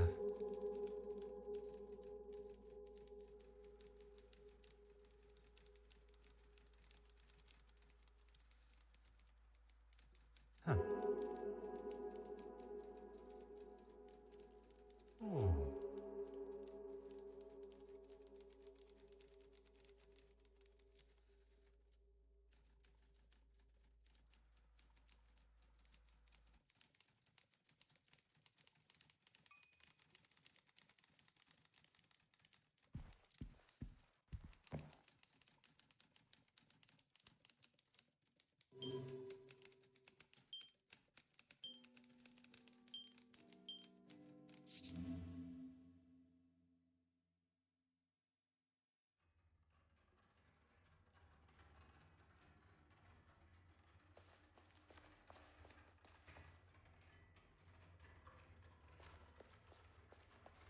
Huh.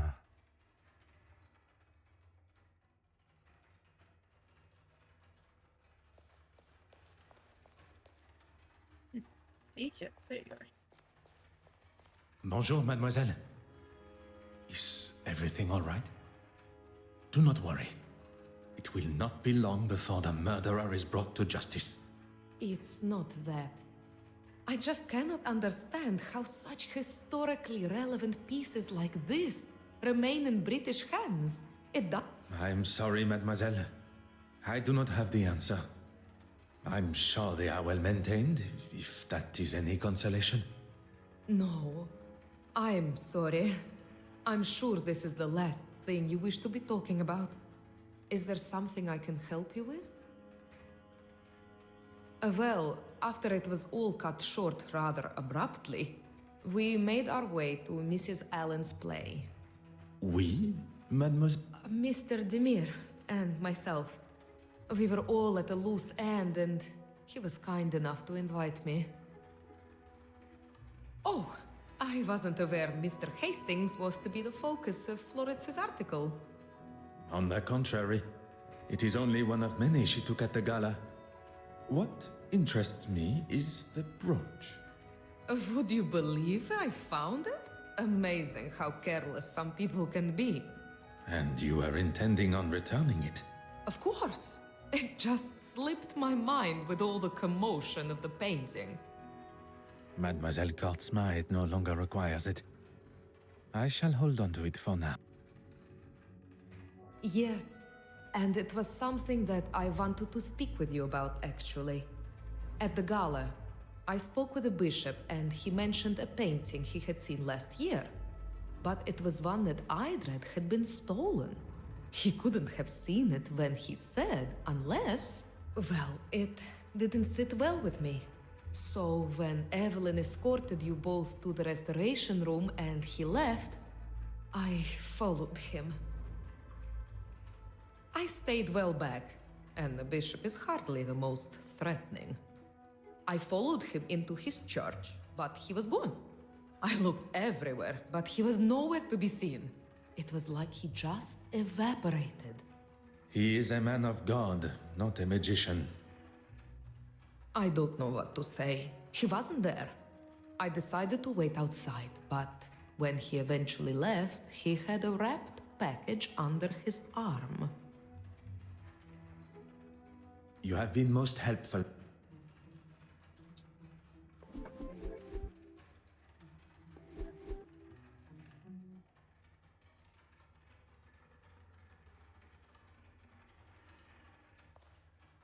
Back to the apartment.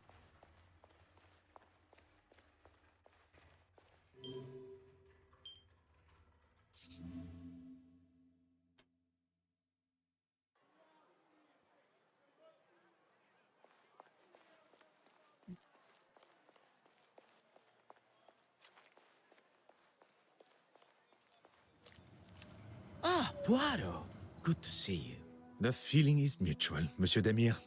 Nah, you and your formalities. Let's talk over here. Is everything all right? Miss Farquhar is interviewing Betty. I thought we should talk privately over here. I heard about Irene. Tragic news. And what's this I hear about poison? Who told you that?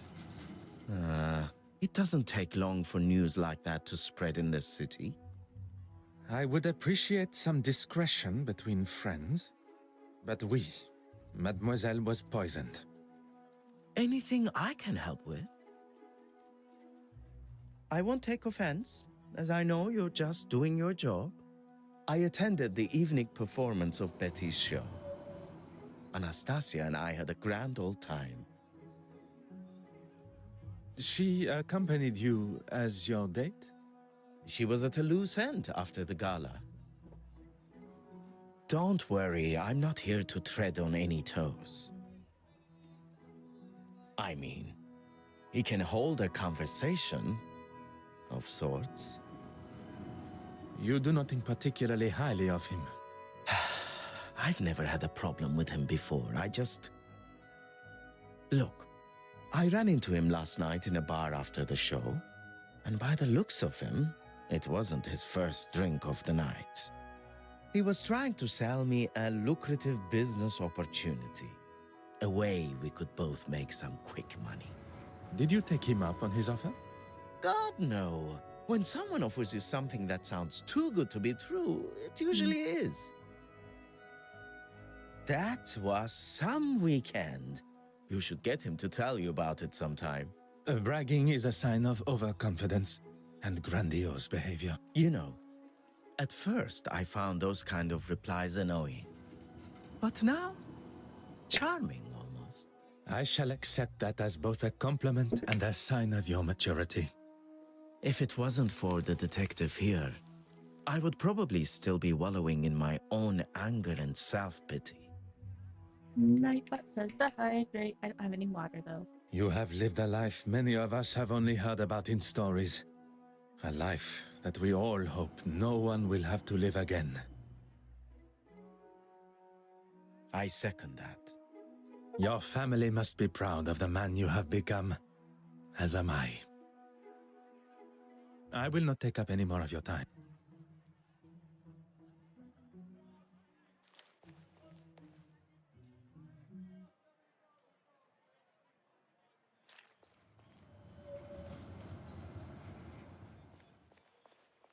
Go.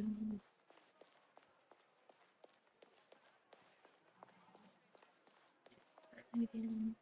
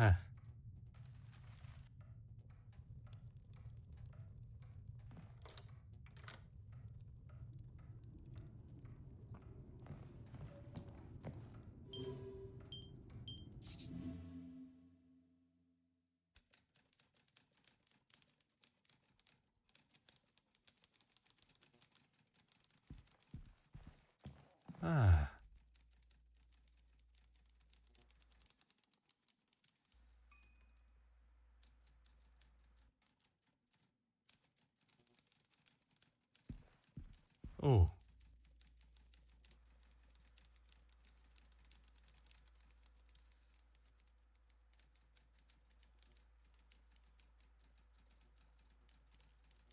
Hmm.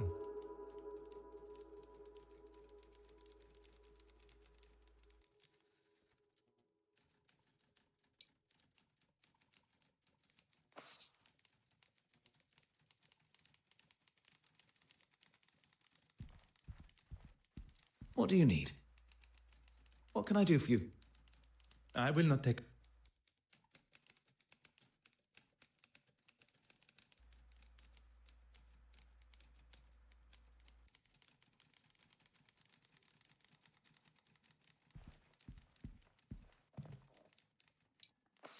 Ah.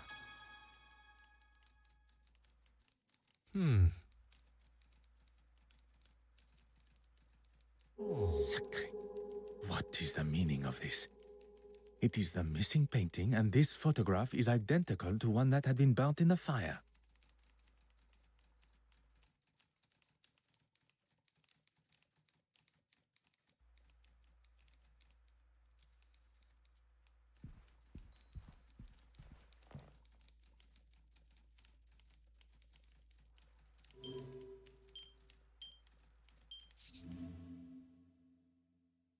So I have to go confront her.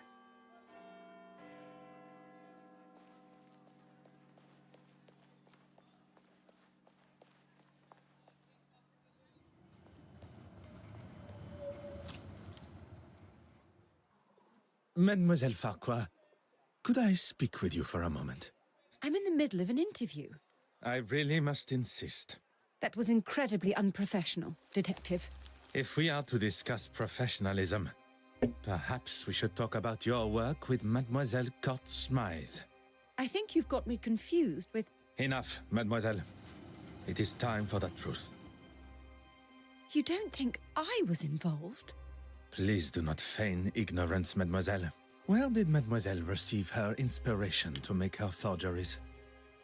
I remind you that I stand before you as a detective. It would be wise not to continue this charade any longer. Poirot, maybe we should...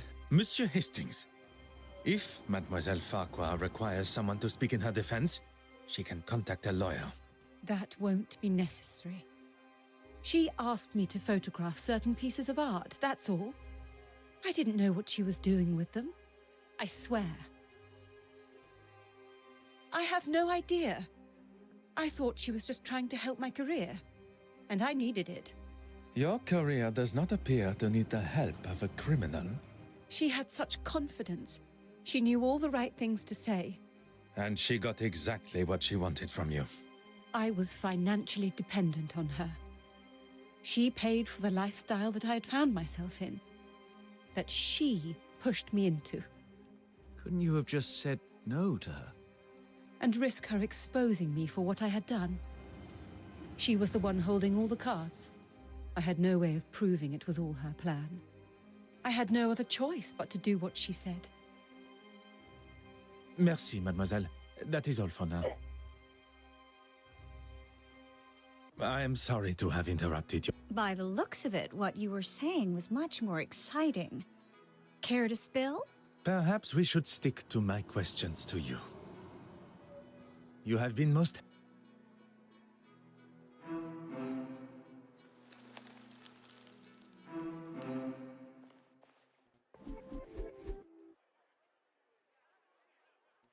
But now I can start petty stressing.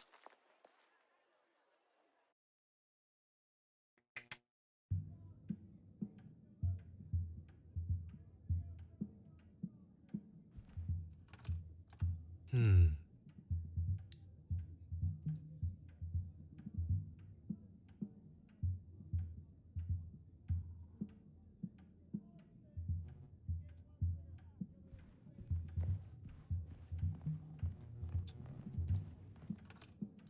Huh.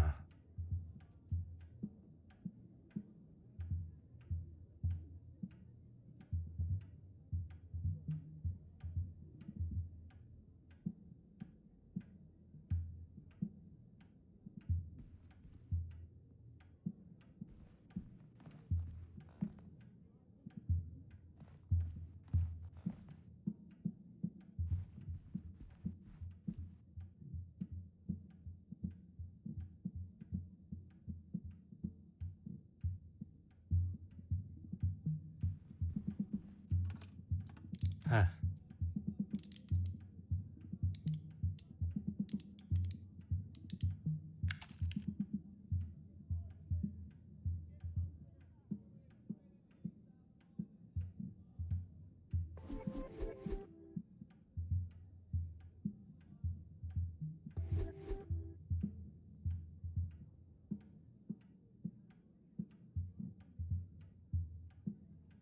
Yeah, yeah, something with them.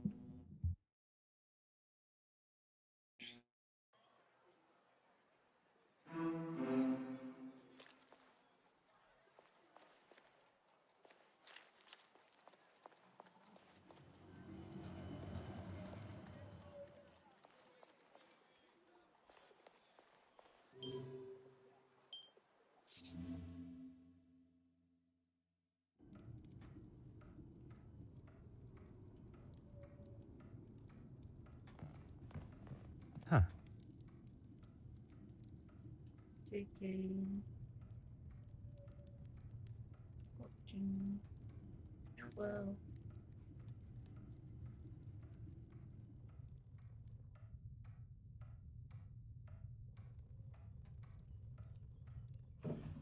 Aha.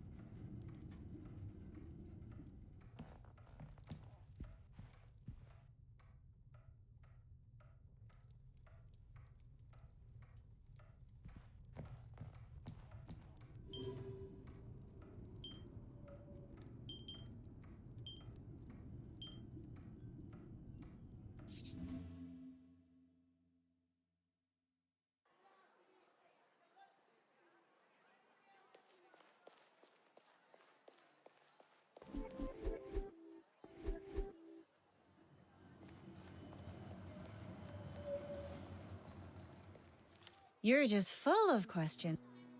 You have been most helpful.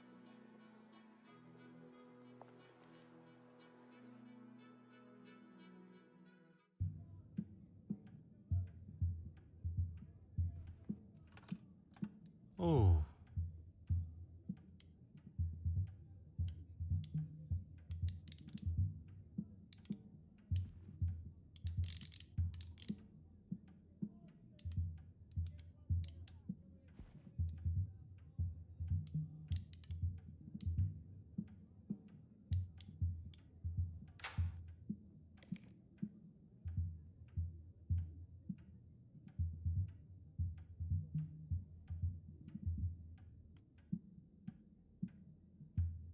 So it's 4,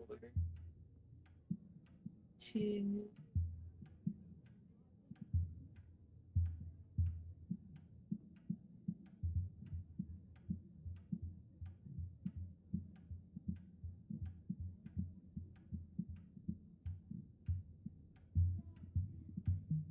things?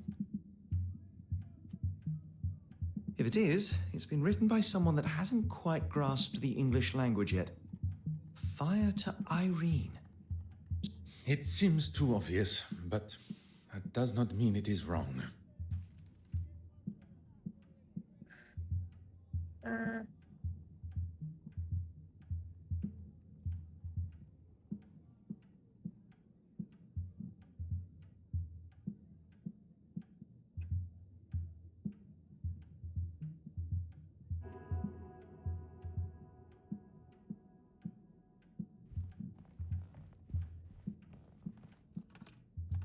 Aha.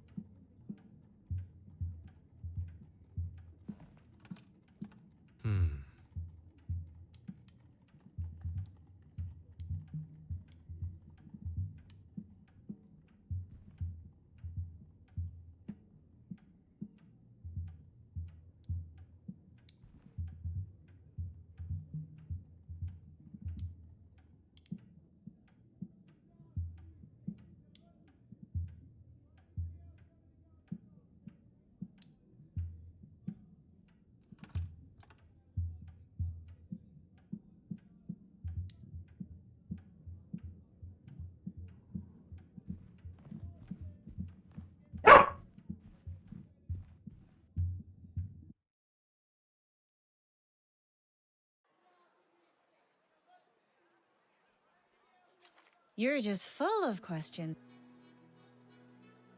You have been most helpful.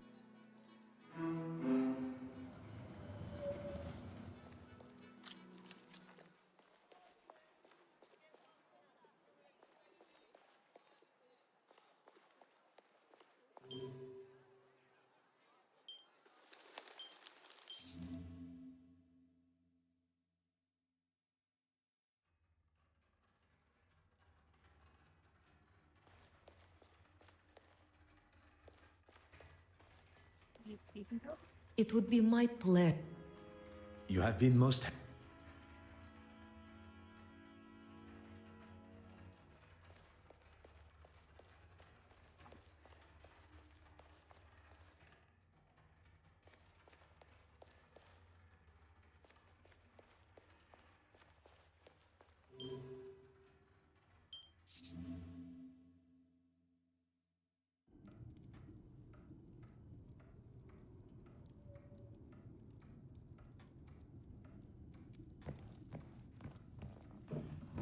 Oh.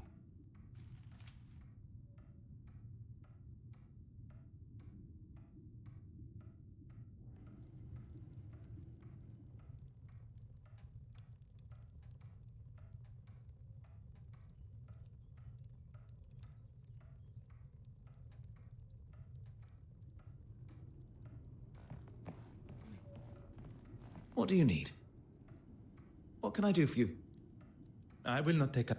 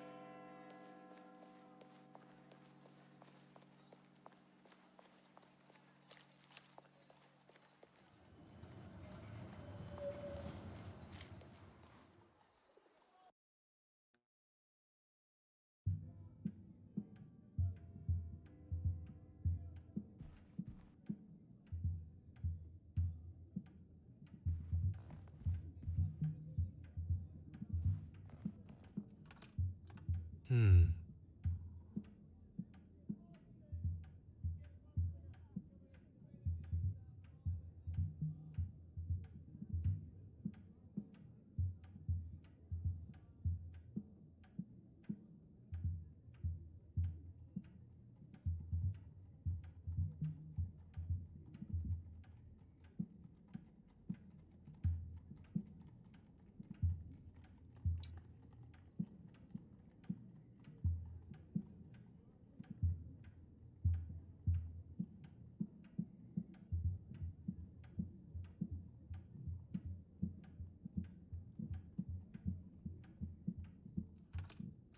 Oh.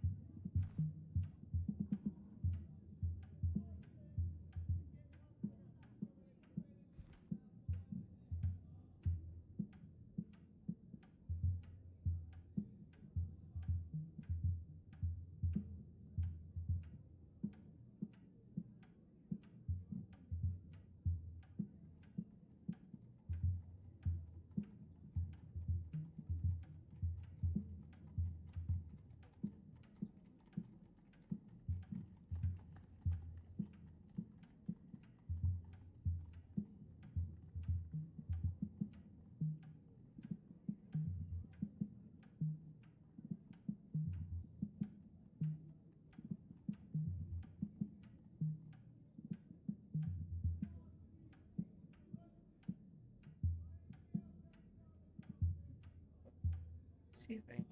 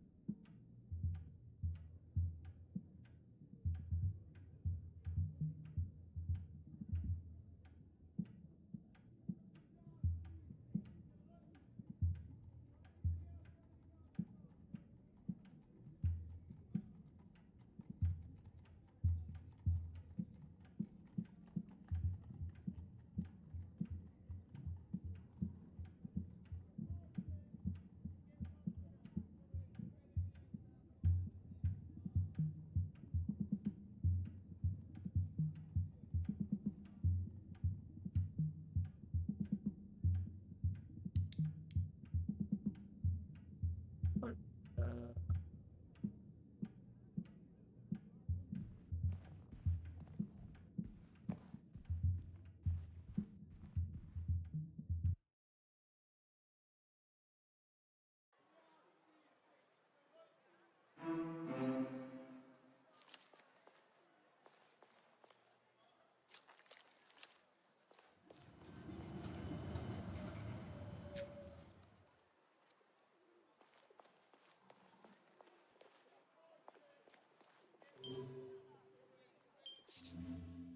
does it really make a whole lot of sense?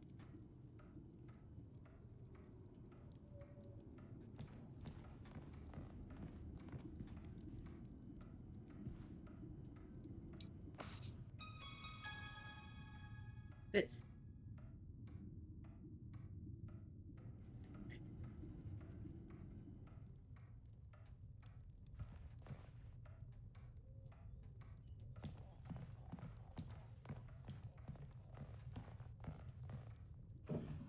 Aha.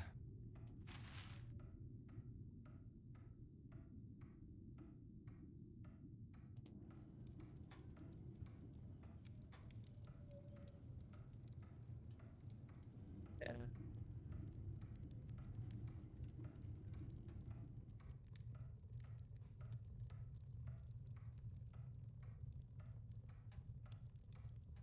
In it. See? Huh.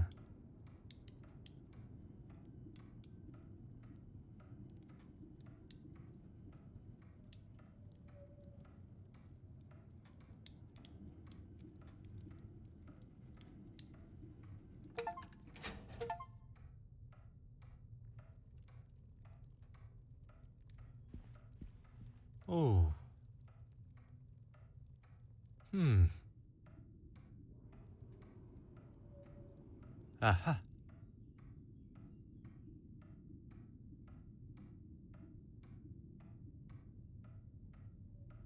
Uh,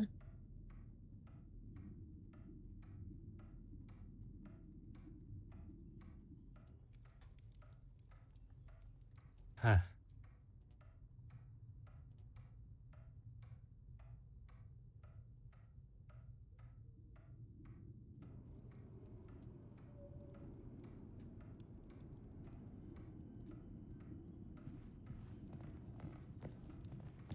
What do you need? The argument with Irene at the gala, and then with his wife after. Madame Hélène had uncovered their relationship. But even with this revelation, what still remains a mystery is Monsieur Christiansen's involvement with the theft. What do you need? What can I do for you? I will not take up any more of your time.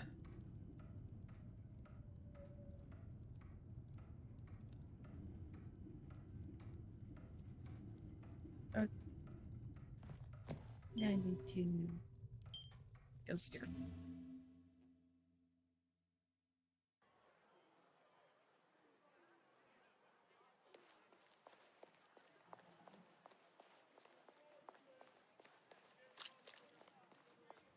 Talked a bit. You're just full of questions, aren't you? Own? You don't just own an animal detective. He's part of our family. Pardon. And his name? Enoch. And I ask you the question, what's he got to do with anything? And how do you know about him? Purely curiosity, madame. Enoch. A splendid name for a most handsome dog. And it was your husband that mentioned him at the gala. It means faithful in Norwegian. It was Johann's idea. You have been most He helpful. named his dog Faithful and he's being unfaithful.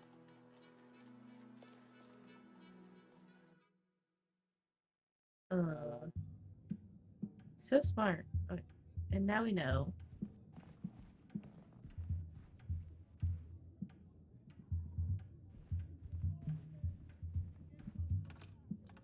Ah. He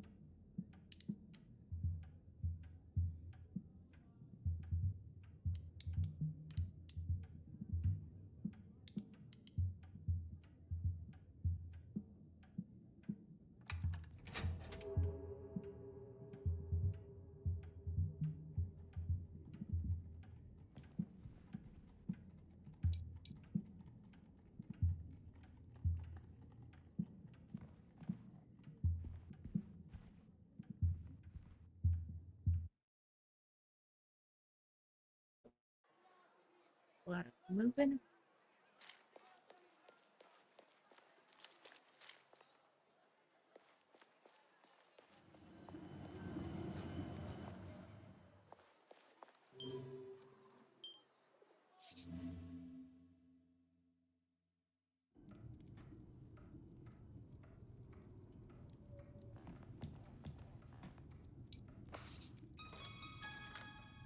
Ah.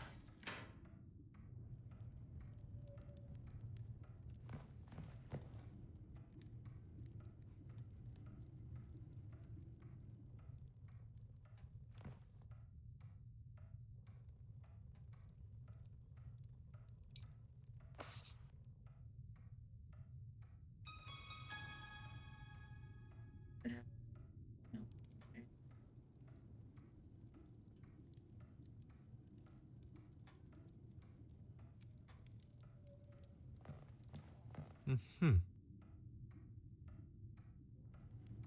Ah.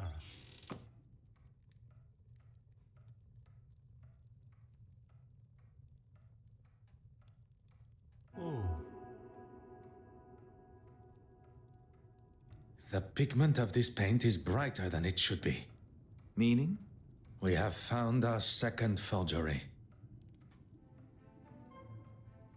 Ah. Poirot, the door.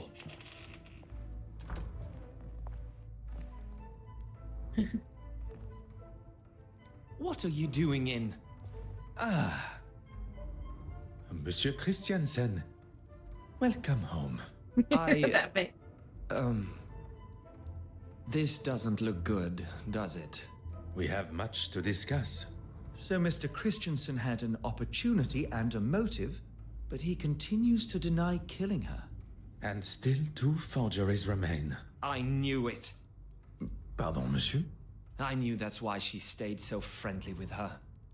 Irene always said she was besotted, that she could get her to do whatever she wanted.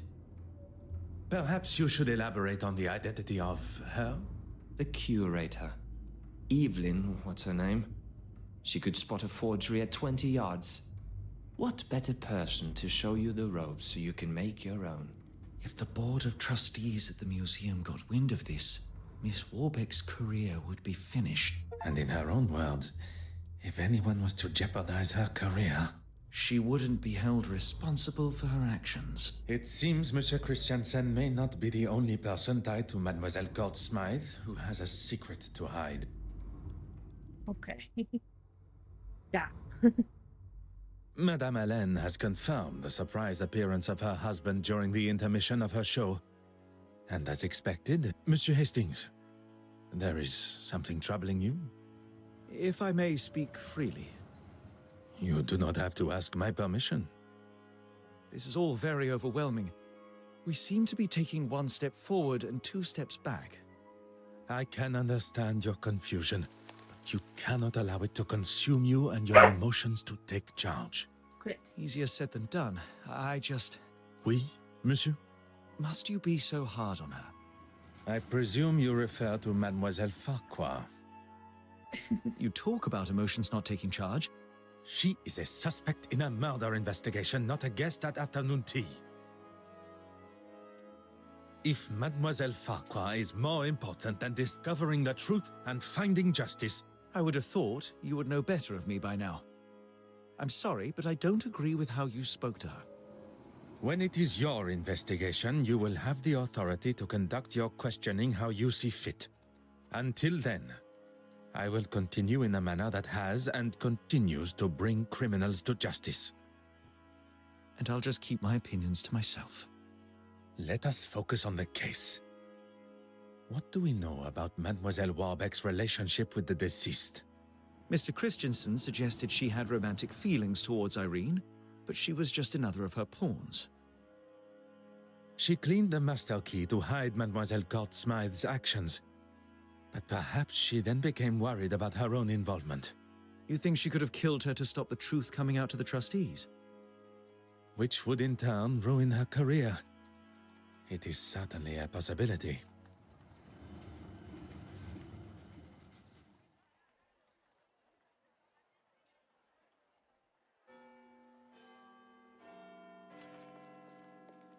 Your Grace.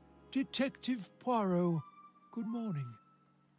Can I assume there is still a murderer loose on the streets?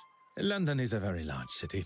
I would fathom a guess that there is more than one, as I have not had the chance to arrest him yet. Your confidence astounds me. Look, you had better make it quick. I'm meeting the young Russian girl here. She had some questions about the museum building at the gala. Questions I'm sure only I can answer. God teaches us to forgive and love thy neighbor. Sometimes that can be more challenging than expected. Has she offended you personally? Using the museum for her sordid meetings with those uncouth men? I'd say so. She doesn't strike me as someone that would be caught up in that sort of thing.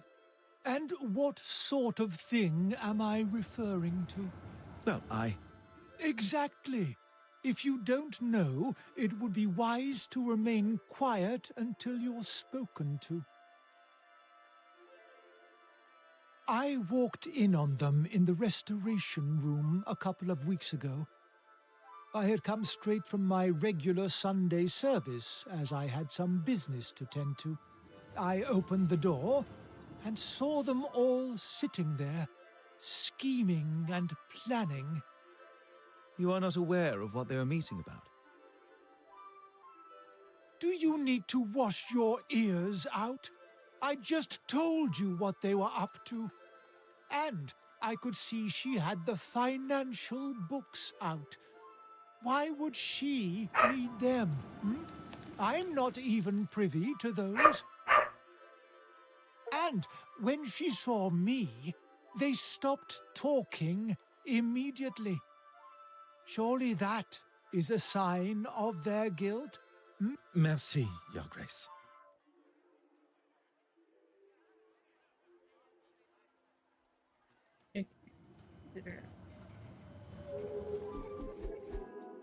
You mind me?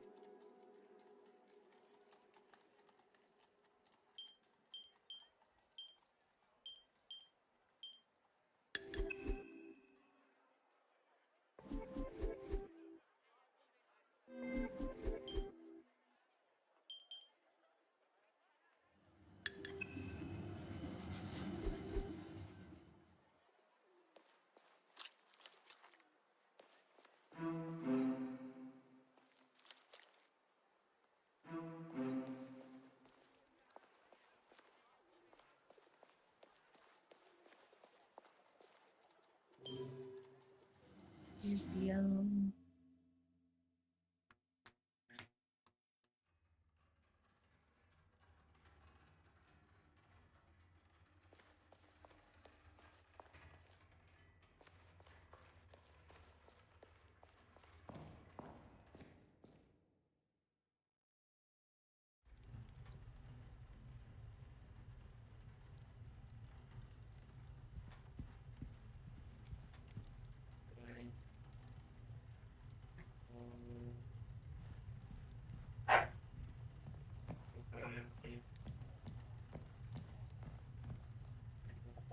Aha. Oh.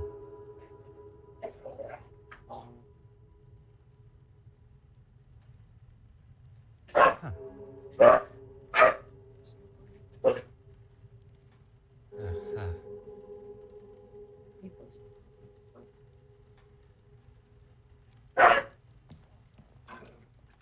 Mm-hmm.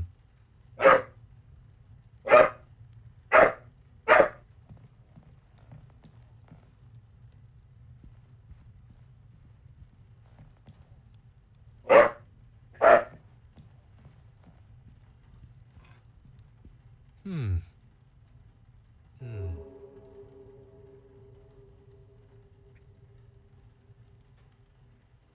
Oh.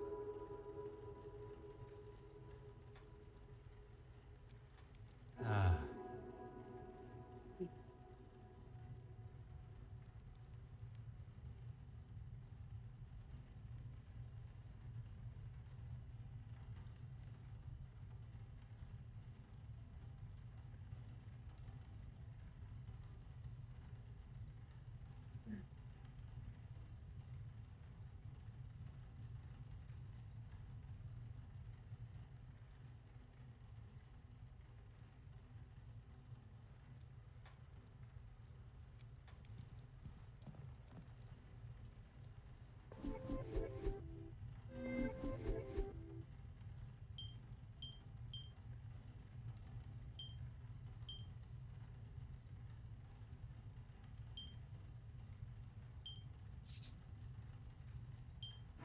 Come, my little grey cells.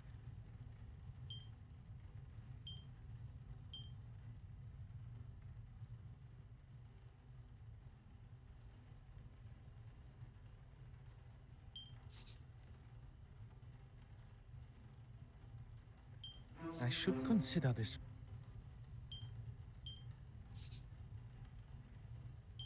I must take a different approach.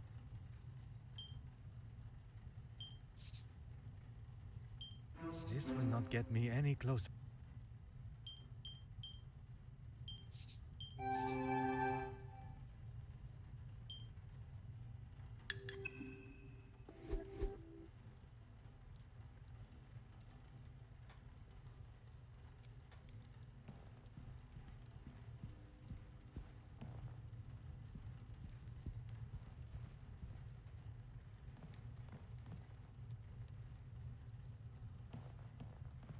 Huh. Mm-hmm.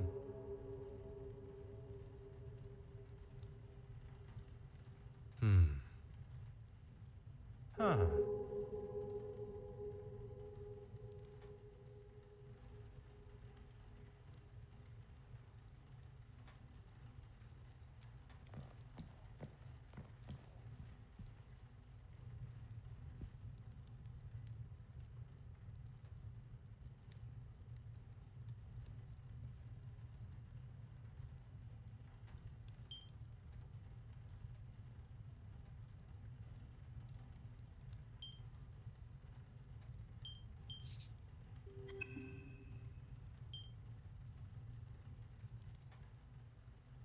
I did.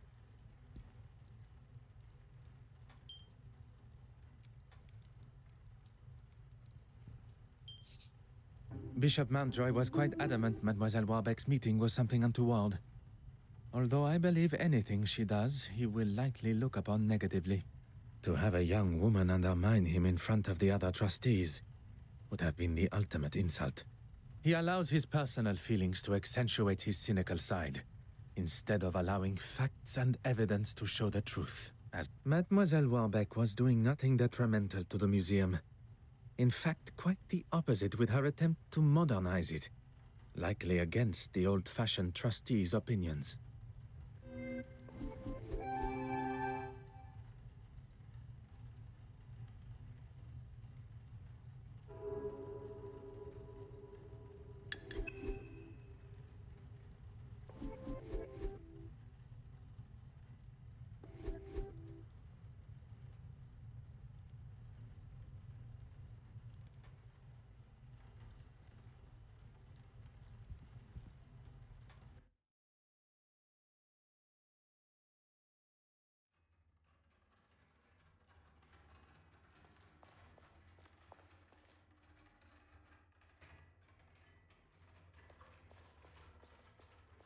Mademoiselle Warbeck, if you have a moment. I'm actually rather busy. Is there any chance you could come back later? I would have thought recovering your painting and identifying a murderer would be at the top of your priority list. I'm sorry. It's just been so hectic here. I can spare 5 minutes. Is it necessary? You do not wish to impede my investigation? No, but I don't really understand what they have to do with the case. It is important that... that is quite all right, mademoiselle. It was not my intention to make you feel uncomfortable. Honorable? That's a good one. I get the sense you two spend your time butting faces. Butting heads. Oui, butting heads. It would be easier to say what we do agree on. I don't know what he has against me. I didn't like one of his suggestions for an exhibition, and since then he's made it pretty clear he wants me gone. Usually after an exhibition, the artist's work would be returned to them. But on this occasion, that is not an option. I still have every intention of going ahead with the exhibit that includes her work, even if the trustees are against it. I'm still the curator of this museum. I'm hanging her work now, and that's that. I recall Mademoiselle Court Smythe referred to the exhibit as hers. The level of arrogance and hypocrisy is now even more evident. I wonder who you've been talking to. What did he tell you? That I've been up to no good? Not in so many words. I was meeting with artists for a new exhibition. He has no idea what he is talking about when it comes to art. Or really anything for that fact. He can't see the future. The new wave that will change the art world forever. As well as the uncouth gentleman you met, he also mentioned the financial books. Uncouth? Anyone someone not wearing full priest robes is uncouth to him. I wouldn't show Horace the finances because it has nothing to do with him. And he's simply looking for any excuse to have me fired. Nothing more. Well, considering he didn't want her work anywhere near the museum, I wouldn't have said they had one at all. Then the next thing I heard was that he had commissioned her to do some pieces for his church. I didn't know anything about it until Irene told me. Do you know what he had commissioned her to paint? No idea, I'm afraid. She was sworn to secrecy. You have been most helpful.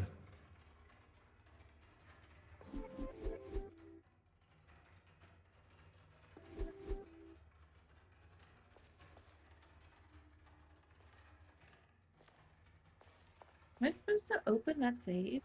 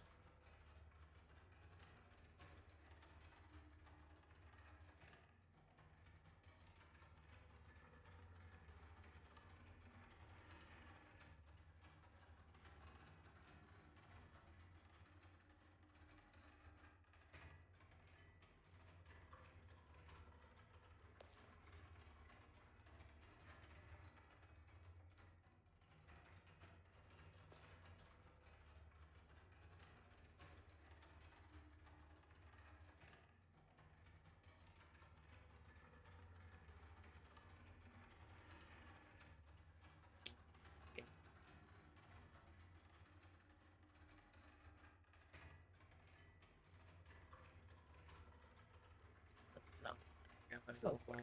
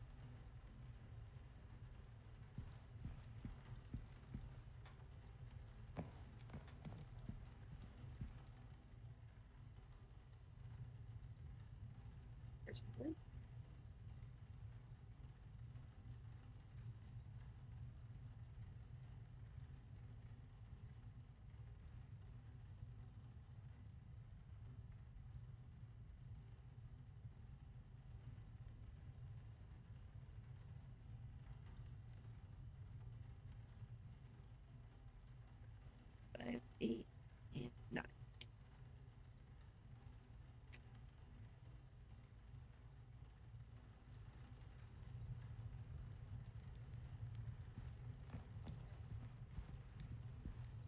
So if I go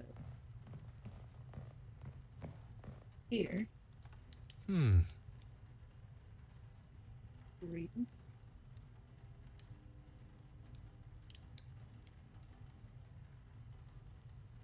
5.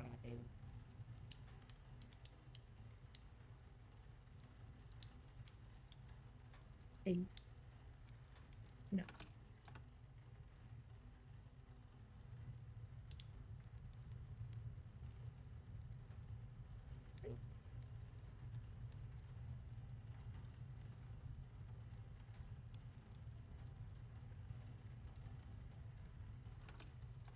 Ah.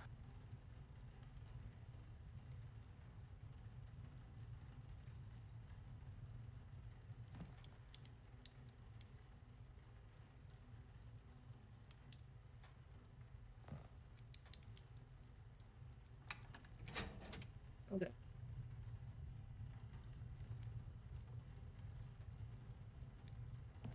Oh. Aha. Hmm. Oh.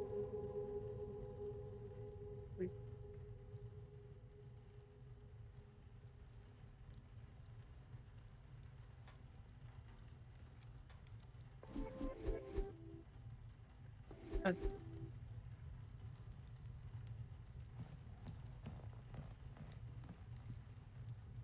Let's go talk to the horse.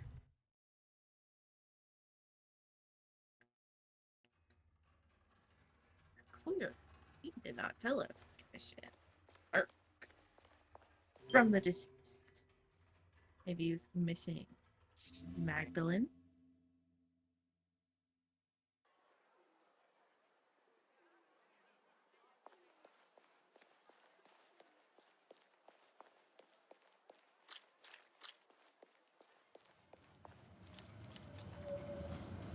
Go on, then. You make it sound as though it is I that has a problem with her.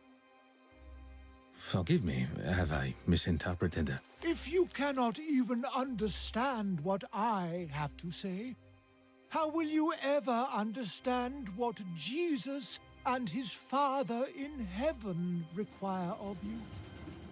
That is perhaps a matter best discussed at a later time. What I wish to know now is about you and Mademoiselle Warbeck. There is no need to lose one's temper, Detective. The Lord tell... Your Grace, please. A lesson for another time. Let's just say that I certainly wouldn't have given that common thief an exhibition, especially now.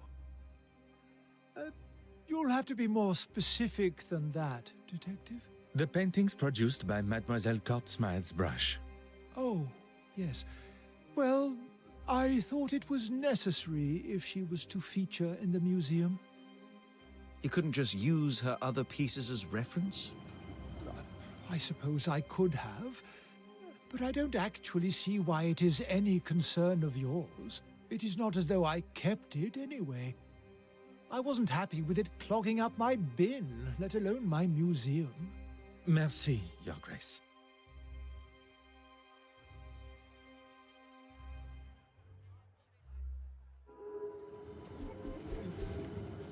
You might. Just more activities.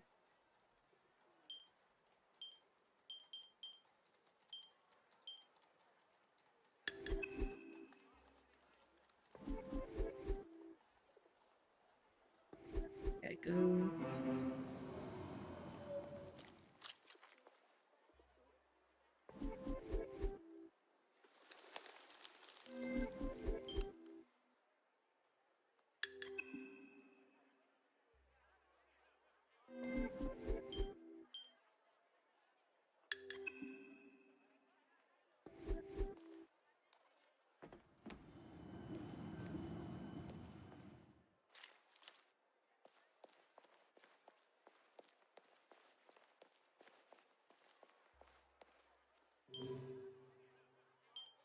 The church.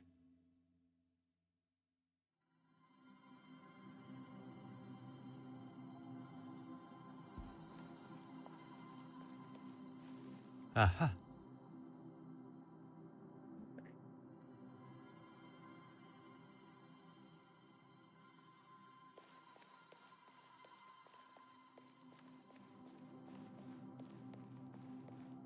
Oh.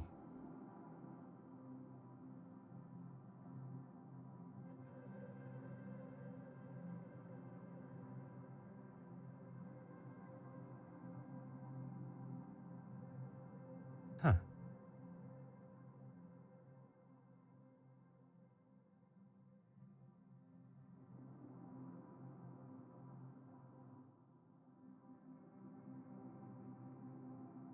Ah. Yep.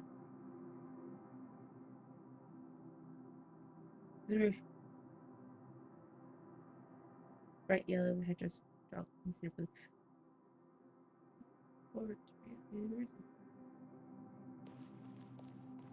Oh. Aha.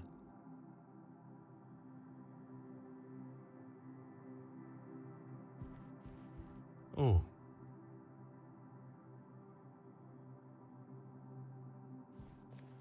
Huh.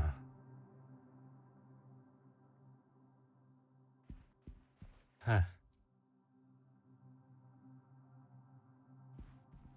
Mm-hmm.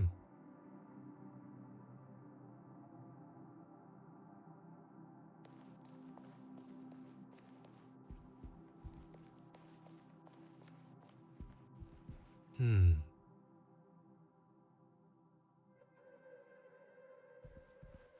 Hmm.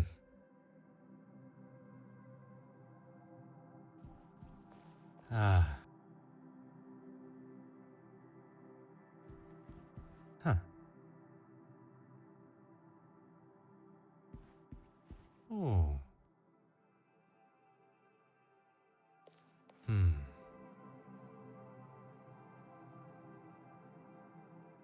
Oh. Aha.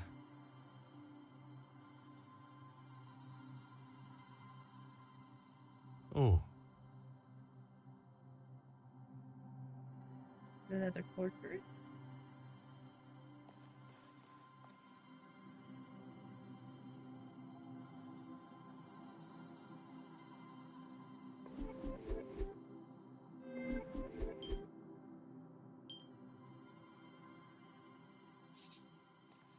Something just...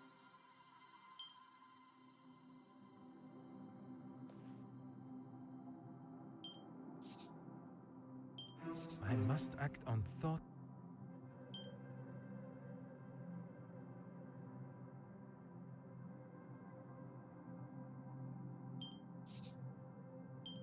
Hot on the culprits.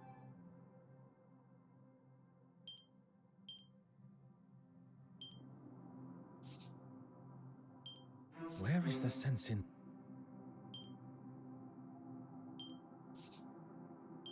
Order and method.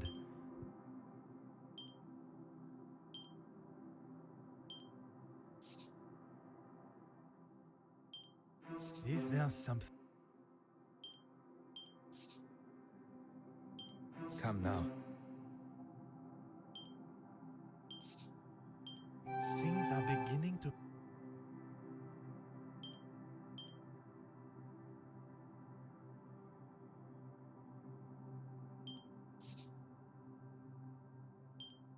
The pieces of the puzzle are...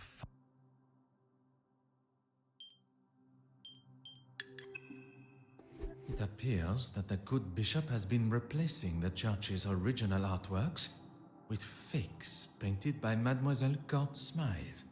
He commissioned her to make these forgeries so that no one would notice when the originals disappeared. Disappearing where, though? You don't think he's selling them, do you? Why else? Mademoiselle Babagnan appears to have been right about the bishop's connection to the black market. Now, Hastings, we must ask ourselves, where might Bishop Mountjoy be hiding the original paintings from the church before...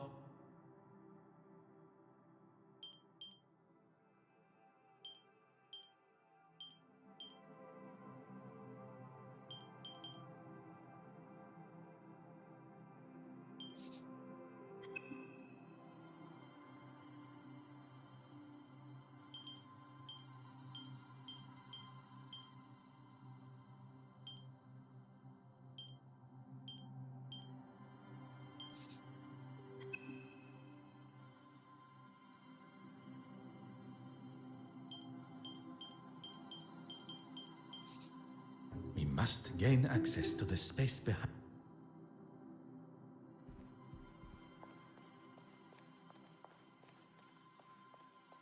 Ah.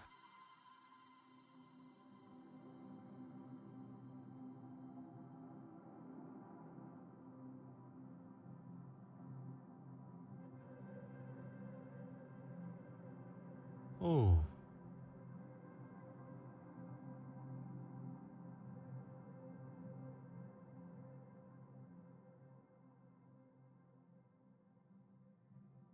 Aha.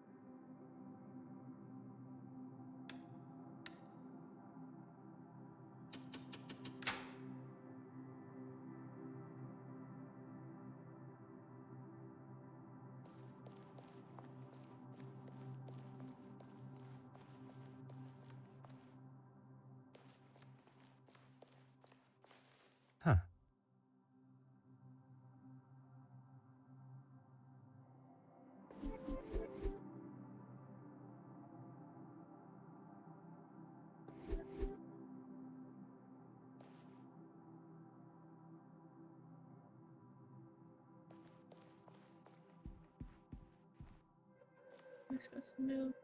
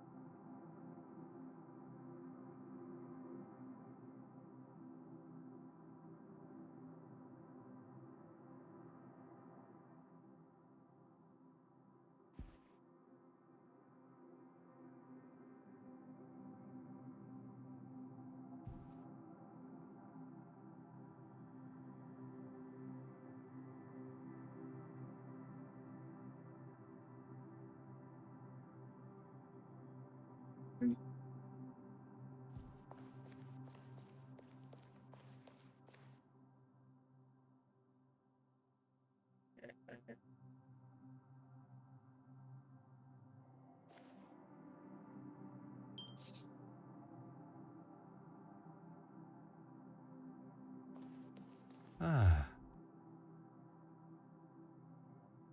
Oh.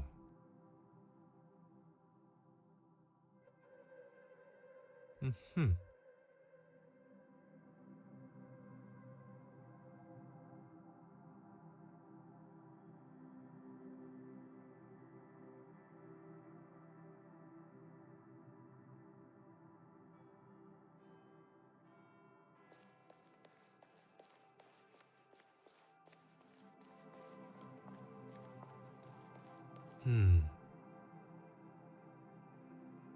Huh. Huh.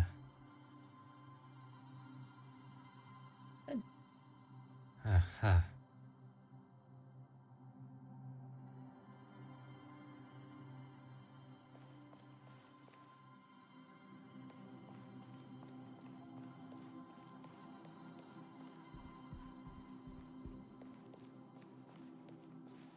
Aha.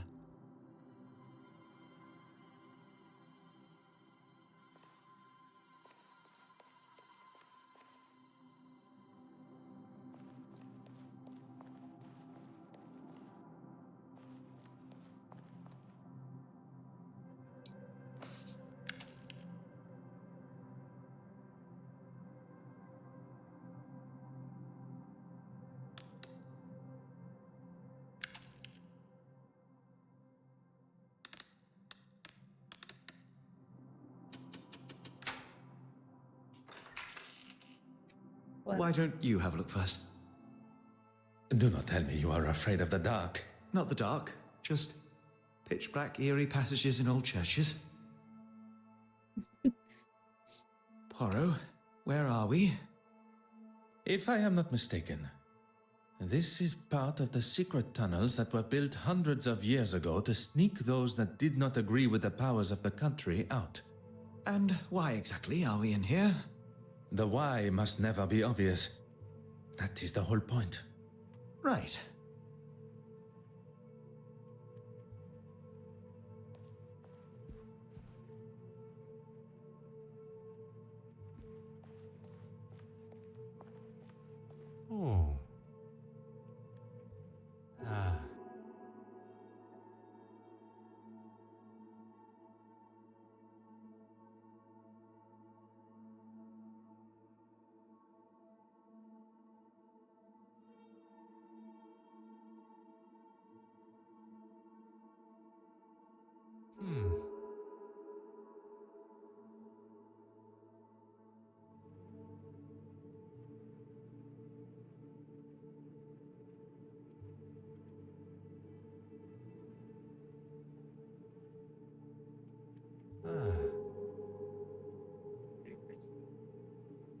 We have our third forgery. There is evidence of a much more modern painting on the back of the canvas. Thank goodness. Don't know how I would explain finding the original in such a state. Bishop Mountjoy must have discovered the painting that he received from Mademoiselle Court-Smythe was one of her forgery. And lashed out. Now it makes sense. He's been using this room to store his own private art collection. I can picture him sitting here, smug as anything, surrounded by stolen painting. What I find most unfortunate is that not only does he deprive the world of beauty and joy from seeing these works, but he also keeps them in such dark and dank conditions, the old fool. He's even having to light his candle clock to keep from drifting off down here. Such a waste. One's opinions are now worth listening to. I was only voicing my thoughts. You have thoughts beside those of Mademoiselle Farquhar? Really, Poirot? You still think so little of me? When one exclaims such regard for a suspect in a murder investigation, it is hard not to think any other way and comment so. You may not be so accustomed to the idea of showing, or at least having, some form of empathy for our fellow man. There is a difference between empathy and lust. And there is a difference between commenting and being rude and obnoxious. I was not expecting Monsieur Hastings to be so sensitive on the matter. Perhaps this conversation is best saved for when we are not trapped to... What was that? Oh, just the bishop's candle clock. I don't know about you, but I've had enough of this place. Let's get out of here. What are you doing, Poirot? S'il vous plaît, un moment. The bishop's candle clock has forced me to question everything of the murder scene that I previously thought... We must return to Mademoiselle Court-Smythe's... Perhaps that is a job best left for you, by yourself.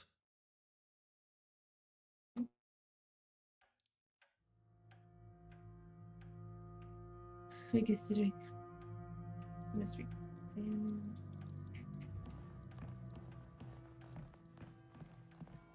Fireplace. Huh. Mm-hmm.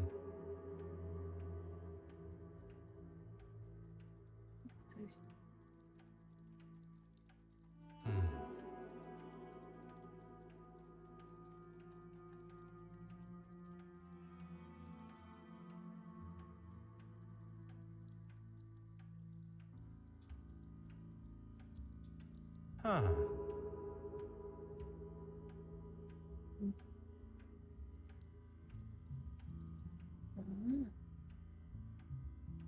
Look, my mistakes. Let's go small spirit.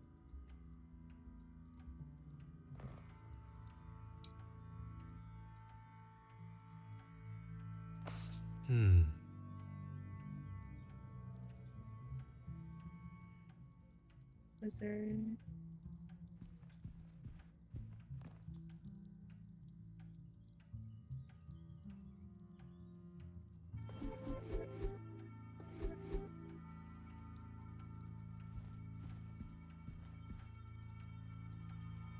Perhaps another candle.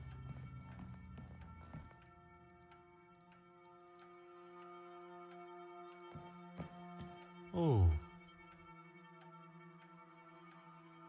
Oh. Huh. Ah.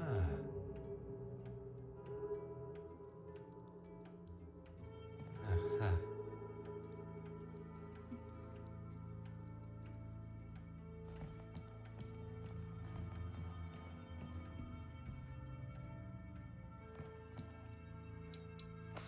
Oh.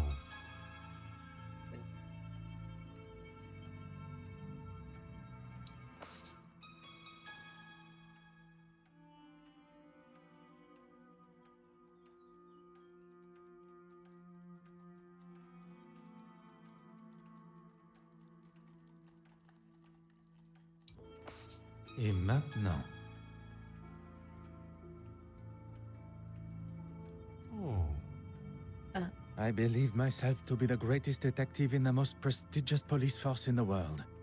But I have been duped and swindled, falling directly into the trap laid by the killer. And now I stand here alone, contemplating what is to come next. Monsieur Hastings was quick to make his excuses to retire to his abode and not return to the scene of the crime by my side. I hope there is not something further that troubles him. One does not need added strains at a time when steps must be retraced and a new timeline considered. Sacré. I have spent my time staring into the sun when deceit and deception has taken place in the shadows. A murderer remains free, but the truth of the fire eludes Detective Hercule Poirot no more. Okay.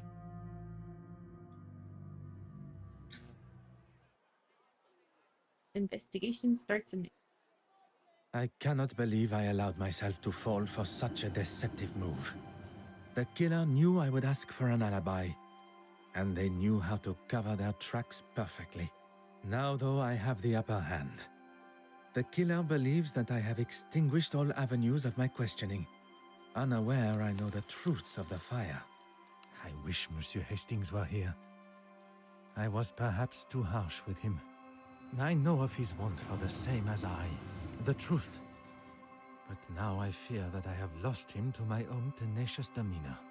Now more than ever do I need my little grey cells working at full capacity. Monsieur Demire and Mademoiselle Babagna.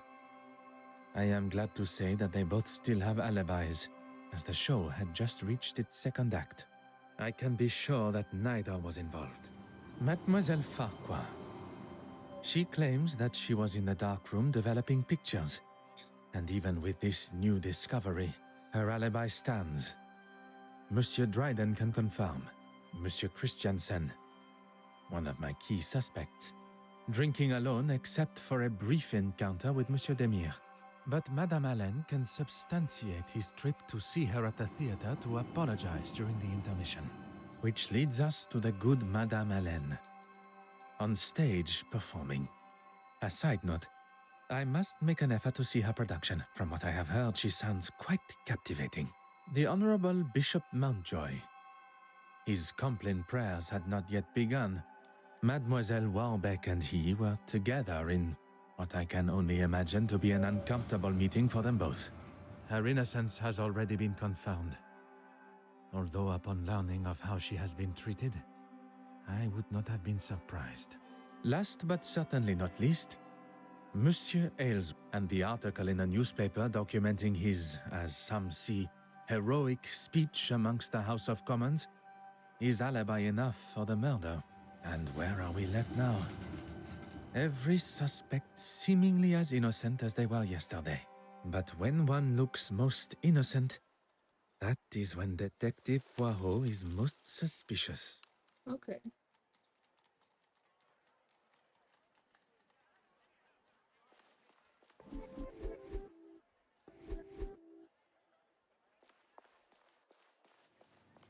Yes, exactly.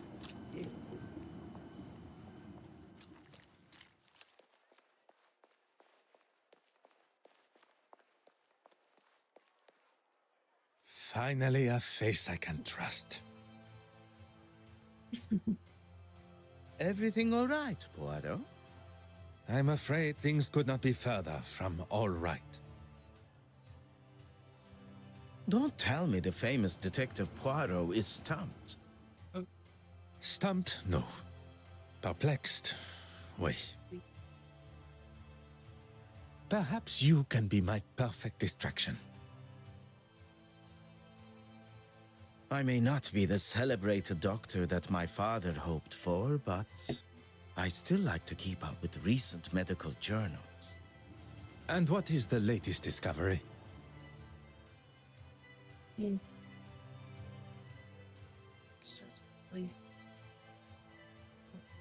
Coca plant.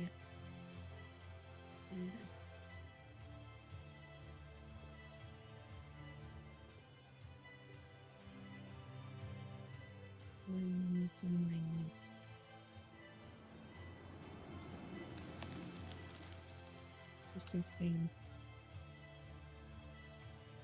Is ischemia and acute coronary syndrome.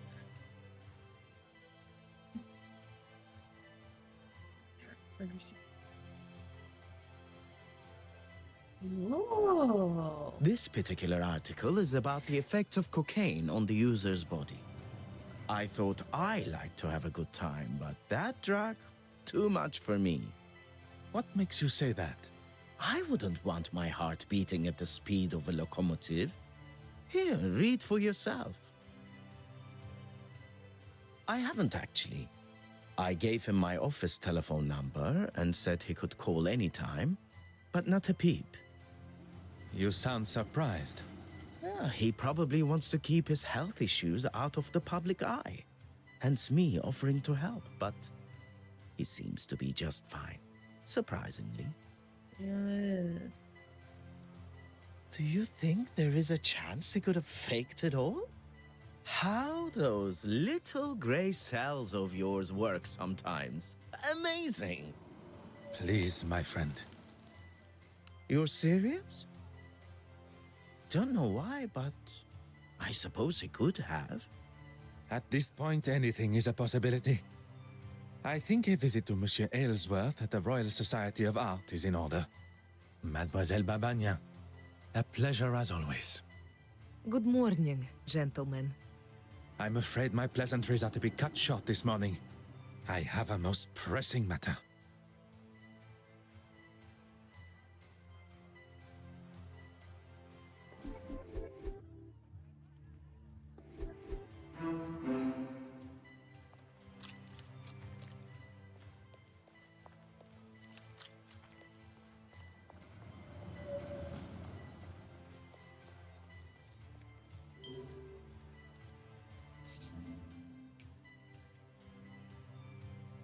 Just a moment. I'm coming. What a great commotion coming from behind the door. What on... Ah, detective. What can I do for you? Could you spare a moment of your time? If you are feeling up to it? Why wouldn't I? You are recovering from a potentially fatal heart attack. I would not want to aggravate or upset you in any way. Are we really going over this again? It would help me clear up some discrepancies. Very well. As I've said before, I was in the House of Commons addressing the bench, as you know. And then I was speaking with the reporter. The editor, Nathaniel Dryden. If you say so, at the news office. Monsieur Aylesworth is sticking to his story. I did not expect that it would be easy to unsettle a politician of his experience. And why would I? And why would I? Oh, to thank him for his help at the museum. Yes, of course. I've been meaning to send him a thank you gift. One would think that thanking the man that saved your life would be further up your priorities. I'm a very busy man, as I'm sure you understand. And I don't know whether I'd go as far as saying he saved my life. On the contrary. Had Monsieur Demire not been there with his extensive medical training, and a man of your age, perhaps you would not be here talking with me today.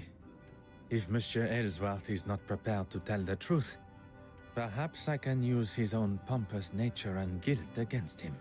The nurse said herself that I had the heart of a young athlete. It'll take more than that to slow me down. Well, I would not take that as a sign to start a sporting career. Merci. I find myself in a most problematic position. My associate, Monsieur Hastings, is nowhere to be found when I need him the most. There must be someone else that I can call upon. Someone to fill the shoes of Monsieur Hastings. For the time being, at least. The obvious choice would be Monsieur Demire. But I wonder if he is suited to the... So... Anastasia?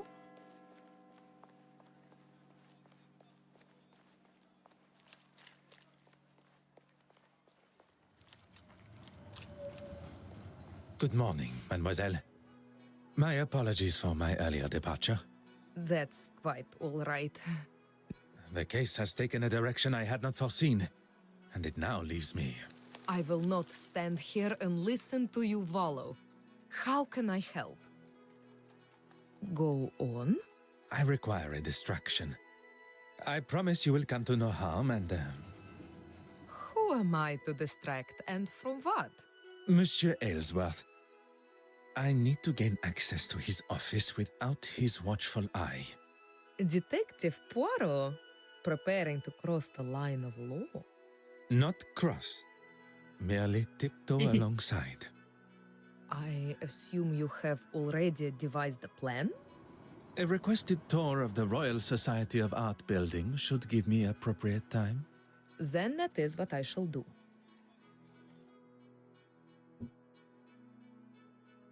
The door has been left ajar, exactly as required. I could hear Monsieur Aylesworth fumbling around behind his door on my last visit, and combined with his hesitation to open his door to me, I can presume he had something he did not want Detective Poirot to see. Read my map.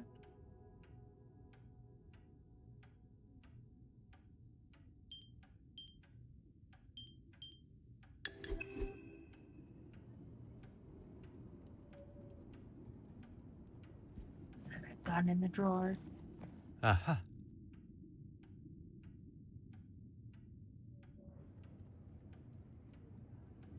Huh.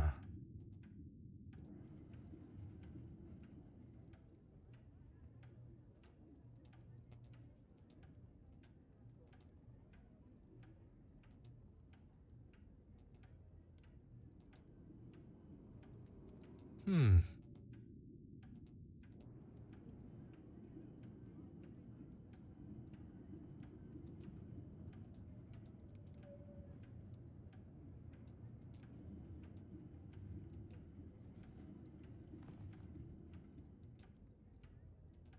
Huh.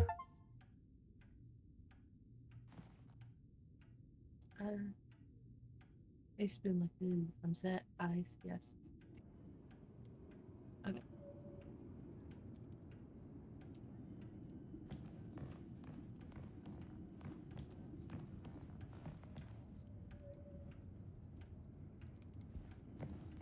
Hmm.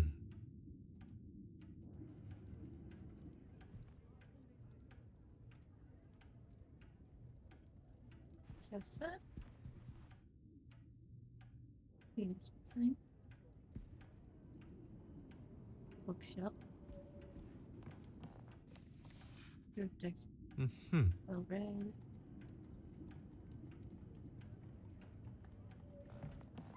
Oh.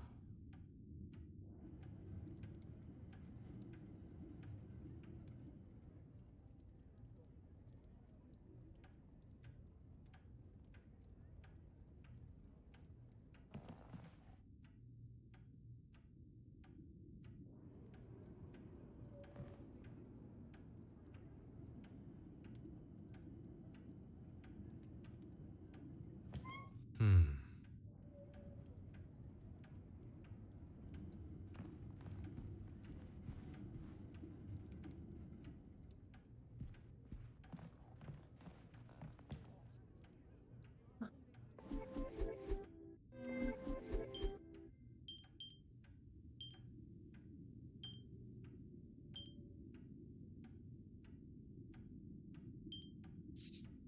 The evidence suggests something.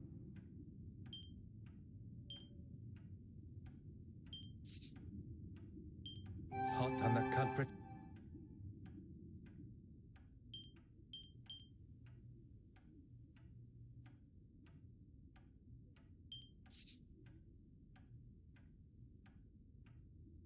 I cannot see the logic in this.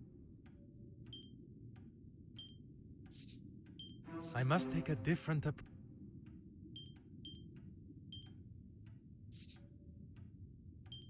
Come now. Think. I cannot see the logic in.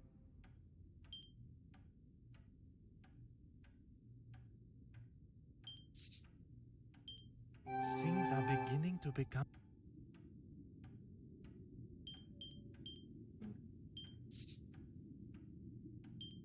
I should not be surprised, but.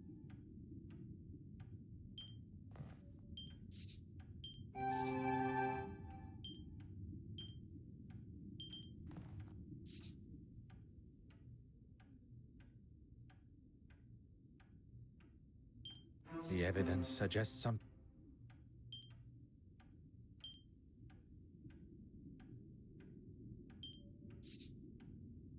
This will not get me any closer.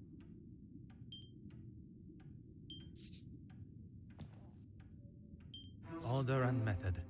That...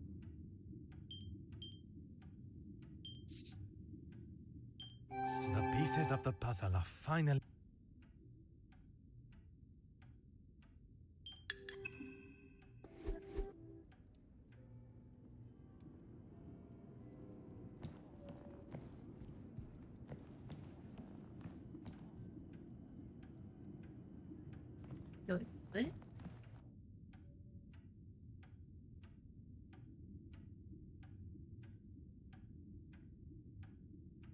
What?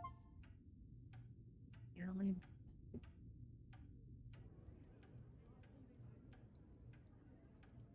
Put your hands up and step away from there. Monsieur, there is no need. Enough of your phony pleasantries. Let's see what the real police have to say. The first thing they would notice is the politician aiming his revolver at an officer while they are conducting official police business. I'm sure they would agree. I have every right to protect myself from a foreign intruder. If you were to lower the gun, perhaps we could discuss the situation we find ourselves in. You may have authority in your own country, but not here. Now, explain yourself.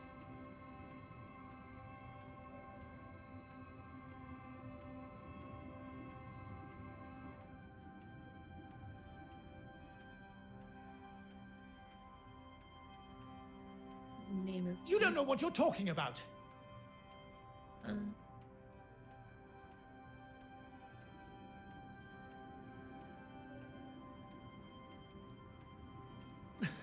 Enough! I need a second to think about how has it all come to this? No, it's not my fault. It's... It is not too late. Your intentions were good. Scotland Yard will look sympathetically at... If you had just left that fool Hardwick to it, we wouldn't be here, and I wouldn't have to do this. I have done nothing but remain honorable to my oath to uphold the law. It is Monsieur's choices and actions that have brought us to this point. And he must accept responsibility for what is to come. About to get shot. Yep. Poirot, are you all right?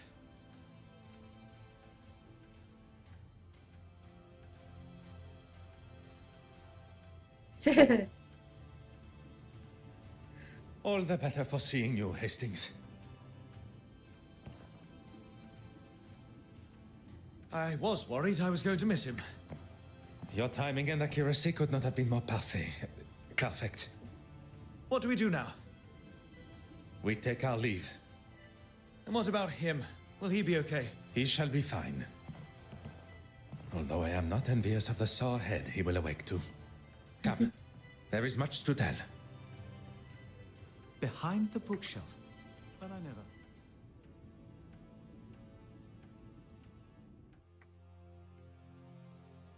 Monsieur Dryden, how are you?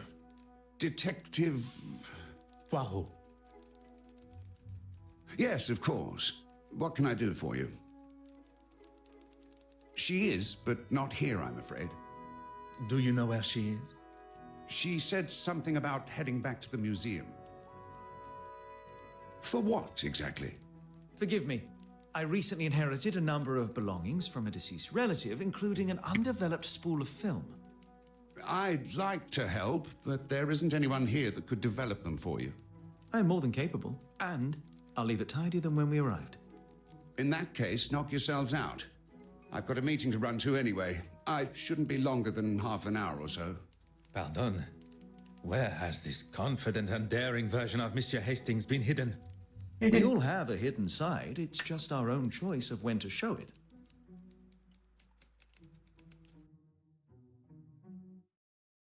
So our first step is...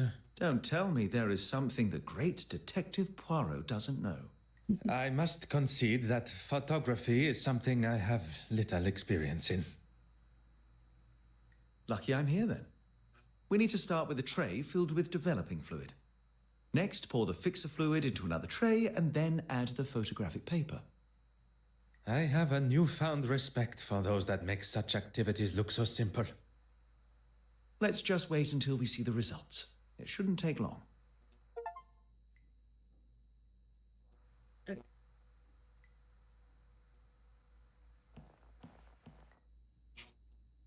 Hi, baby. Hello, adult lover. Hello. How are you? Good. Ah.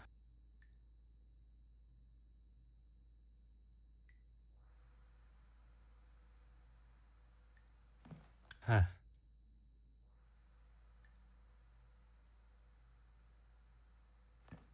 Hmm. Hmm.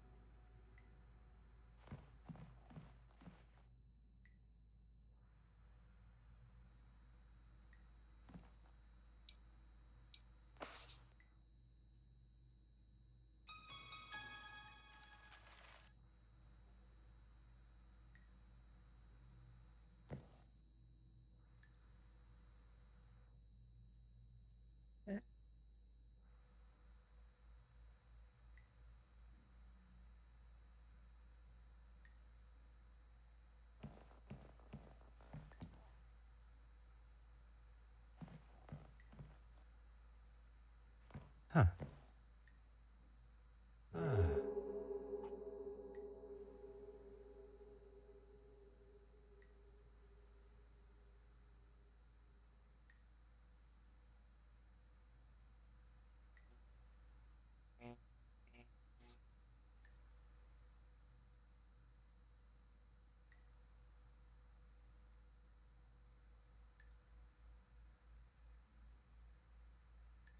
Huh.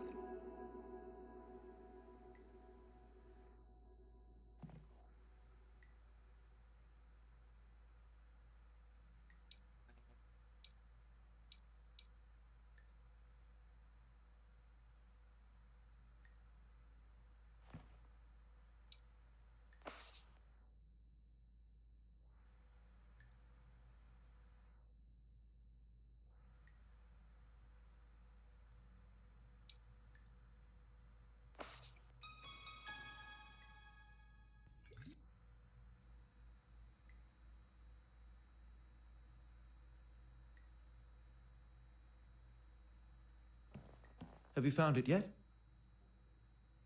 You want the photographic fix? And how would one know it from another?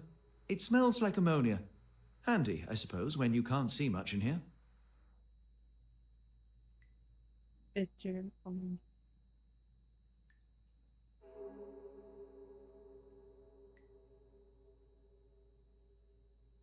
We've already been over this, Poirot. I don't want to argue.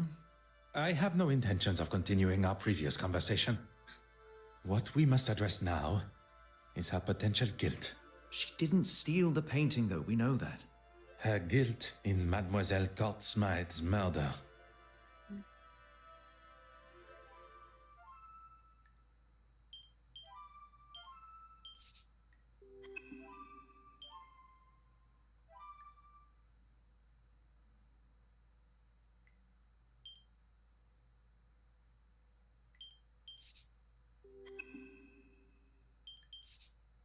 Mr. Poirot, you are a genius.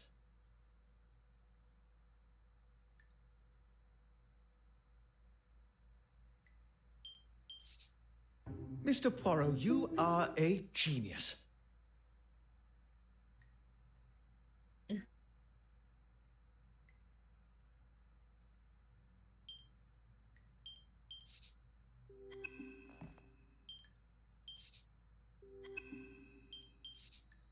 That would never have even occurred to me. I've got a lot to learn. Look, this photograph is just about finished. Is that? It appears so. And what has she got in her hand? That can't be the same cigarette case. The cigarette case that was taken from Mademoiselle Farquhar's luggage on our voyage here. It appears Mademoiselle Farquhar had a much closer relationship with Mademoiselle Court Smythe. I would say they... Cousins. Oui, monsieur. Hastings, I must thank you. For what? Allowing myself to be enticed by Miss Farquhar's feminine nature. For saving me from whatever Monsieur Aylesworth and his revolver had planned. If it wasn't for me licking my wounds, you wouldn't have been there alone in the first place. And if you were, and not at the Court Smythe estate, we would never have made such revelations. You are one of the most honest and authentic fellows I have met. You cannot allow a misguided moment of red-blooded male instinct to taint that. You have never let yourself fall to the wicked ways of the fairer sex. No, and that is a day I cannot even fathom.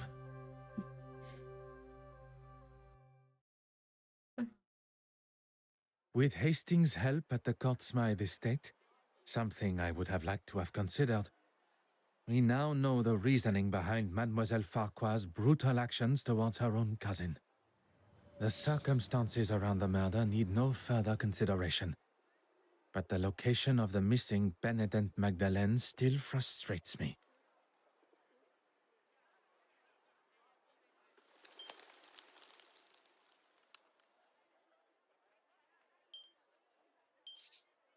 A moment of peace before one's little grey cells must ponder how Mademoiselle Court Smythe made it from the museum with the painting in tow. Ah yes, Hastings had something for me. An invitation to Mademoiselle Court Smythe's exhibit.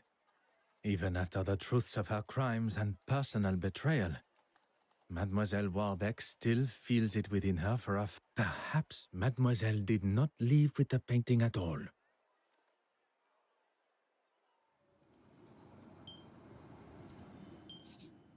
Poirot, there you are. What are you... On this occasion, there is no time for pleasantries. We shall finally bring the mystery of the missing painting to an end. We must return to the scene of the initial crime, the Royal Edward Gallery.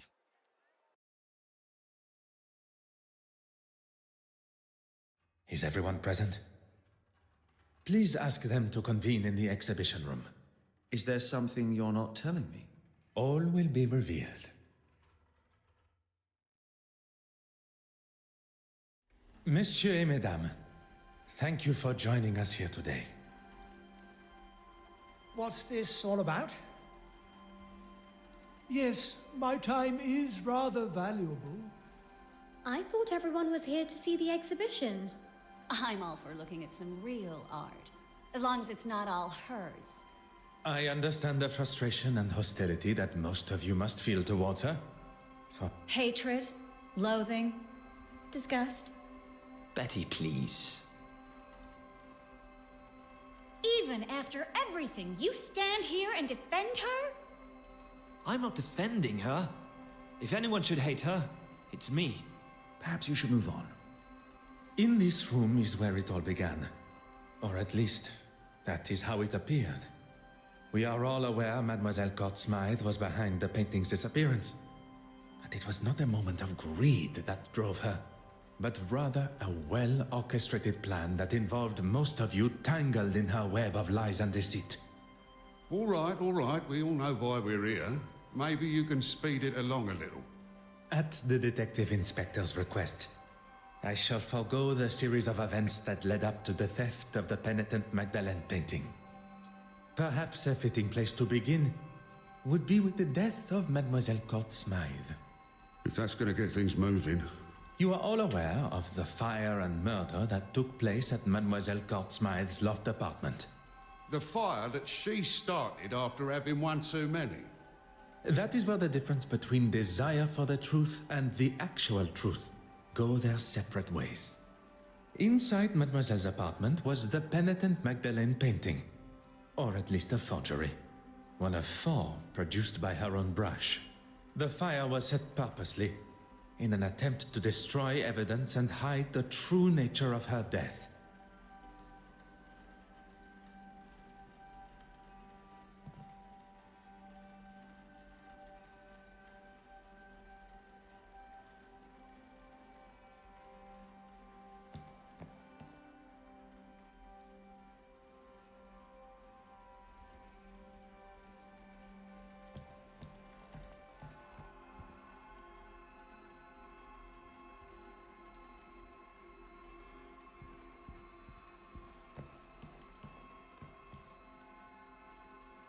I'm supposed to talk to everybody.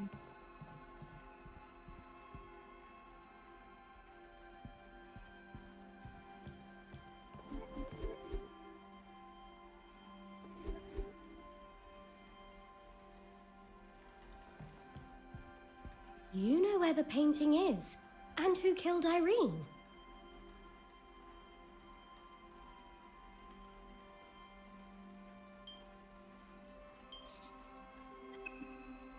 Okay. To see.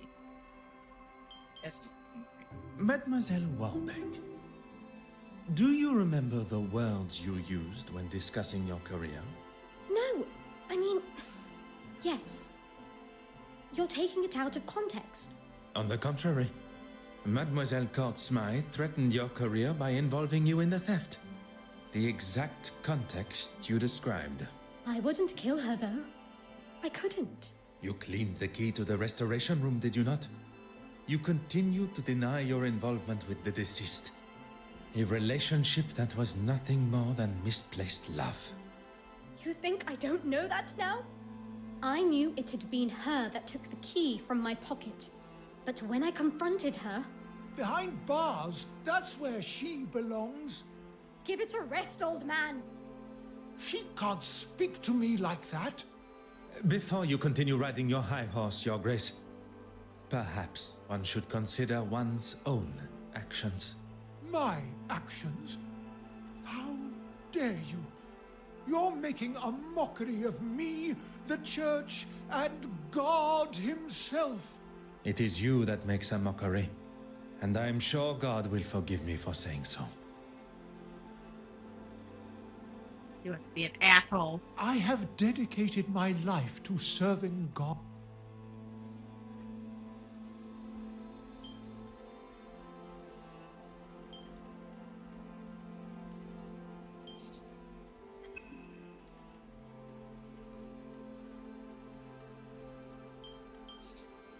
The pieces you had commissioned by Mademoiselle Court Smythe, which hang on your church walls. Why are we even standing here listening to this man? Has this got anything to do with, frankly, anything?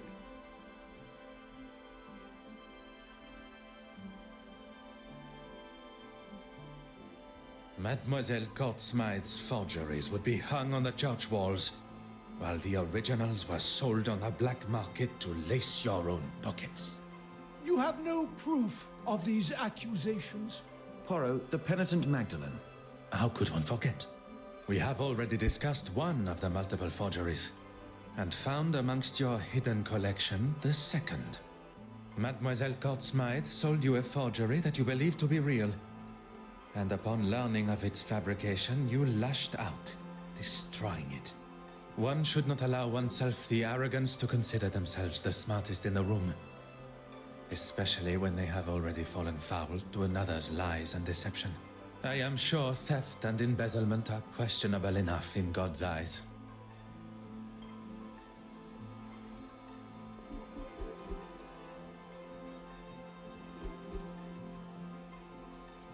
I know things got out of hand, but it was you that broke into my office.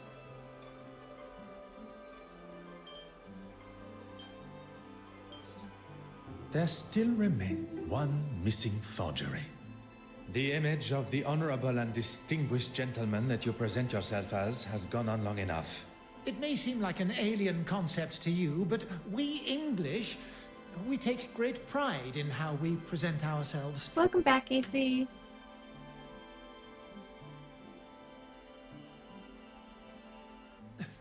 How long are we going to entertain this man's twisted fantasies? Poirot, can we move this along? While searching the main hall for clues, a snuff box was found, full of cocaine. And after speaking with my good friend, Monsieur Demire, about the effects of cocaine on the human body, recent studies have discovered that the use of cocaine and other such stimulants can put a tremendous strain on the human body, including an increased heart rate. Oh, preposterous! I would never do that. your heart attack became the perfect distraction, while Mademoiselle Court Smythe was able to slip into the exhibition room and remove the painting from the wall. Faking a heart attack is pretty low. Even for a politician. Monsieur Hastings. Once the painting had been confirmed as stolen. And Monsieur Aylesworth had bothered the detective inspector enough to show he had nothing to do with its disappearance. He would get to keep the original and claim the insurance money. He was going to have his cake and eat it too. I'm not going to stand here. You'll stay right where you are. A stolen painting. Timed perfectly with his crossing of the aisle in the House of Commons. All designed to raise his profile. Just in time to announce his desire to be a prime ministerial candidate. I wasn't doing it for me. The poor and the needy. I wanted to give them a voice. I have never heard a more self-righteous claim for breaking the law in all my life. How am I meant to help those that really need it unless I'm in a position that can really bring about change?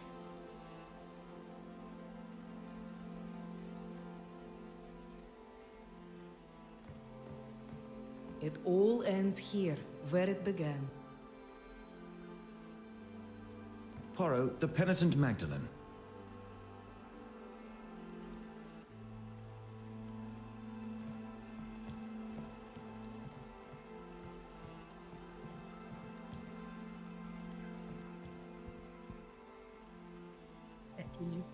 I wonder how many other hidden skeletons are going.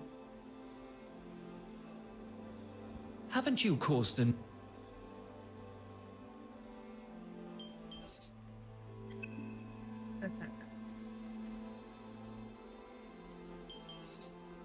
Madame Hélène, the famous actress and performer, your story is one I learned with a heavy heart. Look here!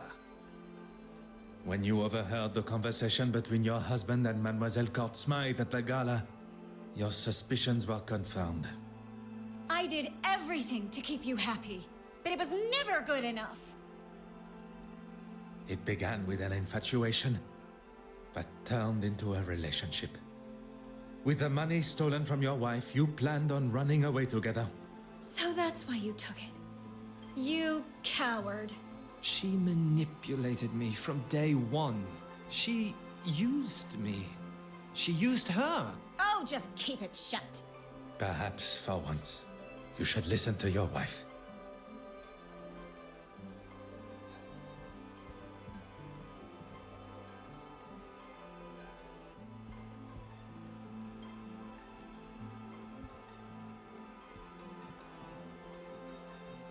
Please, Doctor.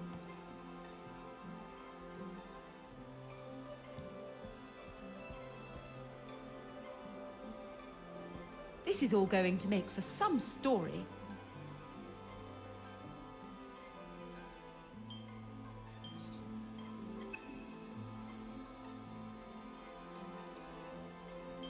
Just lied about the relationship. Deals were hatched, forgeries were created, and promises were broken.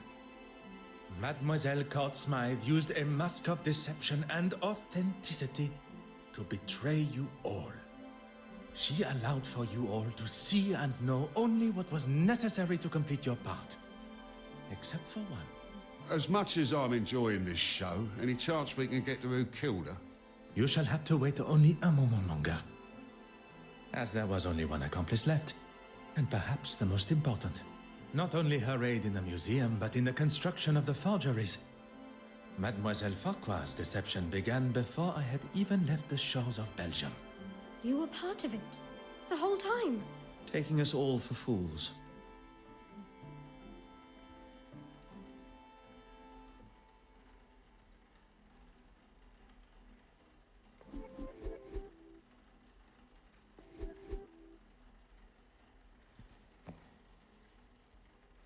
Deep down, I knew she never loved me.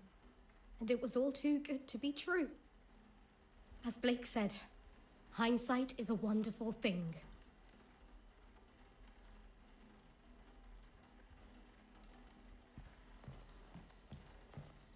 It all ends here.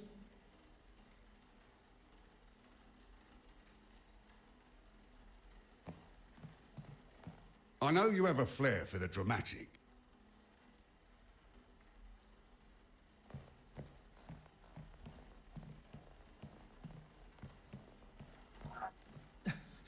I hope you're happy with yourself. Oh, congratulations.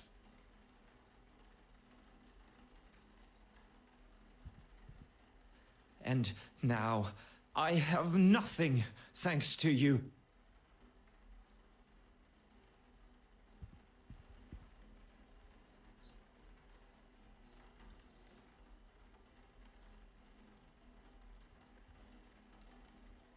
This is all going to make for some...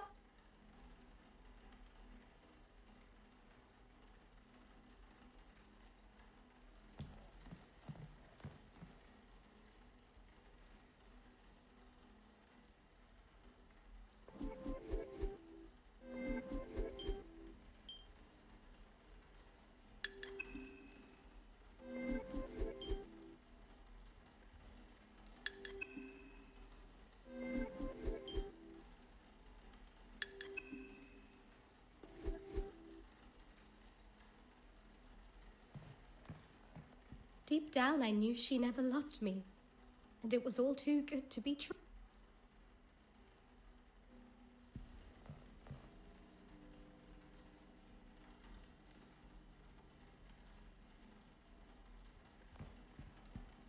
This is all going to make for some story. And now... I wonder how many other hidden skeletons are going to... Oh, congratulations. What slim chance you had of making it into heaven is gone now.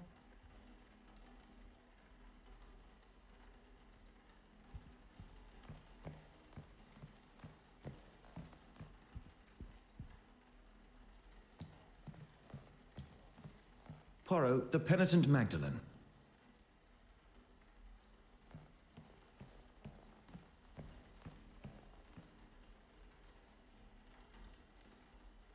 What am I supposed to do?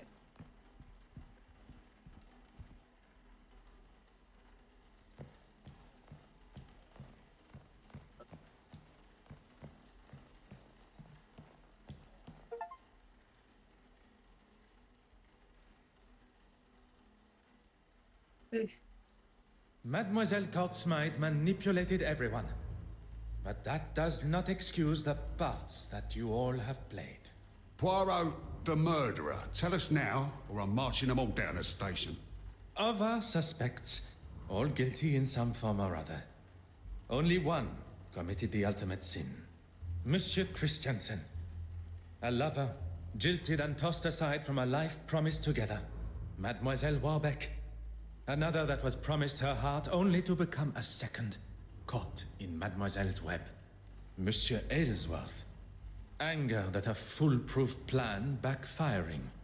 Bishop Mountjoy, a third, sold the idea of an original painting, livid at the thought he had been tricked. Mademoiselle Farquhar. Trapped in a partnership where you did not receive what was owed to you.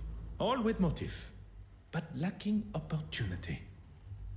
Until the realization that someone had used a timer to set the fire.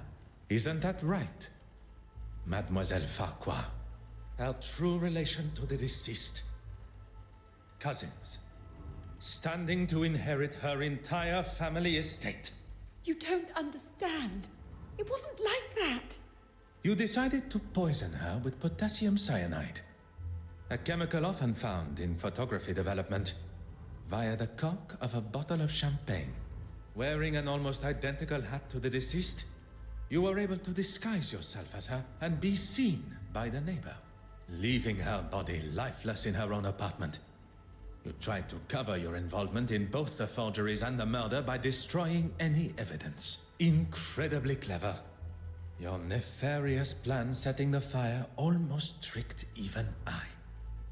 Did you really just praise her for starting a fire? On the contrary, it was the deception behind the fire. A timer was used, allowing for Mademoiselle Farquhar to be seen in her office as she slipped in and out of the dark room window. I didn't want to kill her, but she gave me no choice. She gave you no choice. You planned and executed a brutal murder. She was your cousin.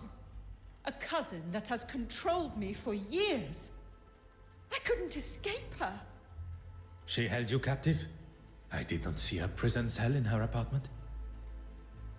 No, of course she didn't. Emotionally and financially, I was her captive. I was a struggling critic, but she taught me how to stand up for myself and get what I wanted, what I deserved. You were aware of her scheme all along? Not at first. I didn't know she was selling them on the black market. But even when you did find out, you didn't stop.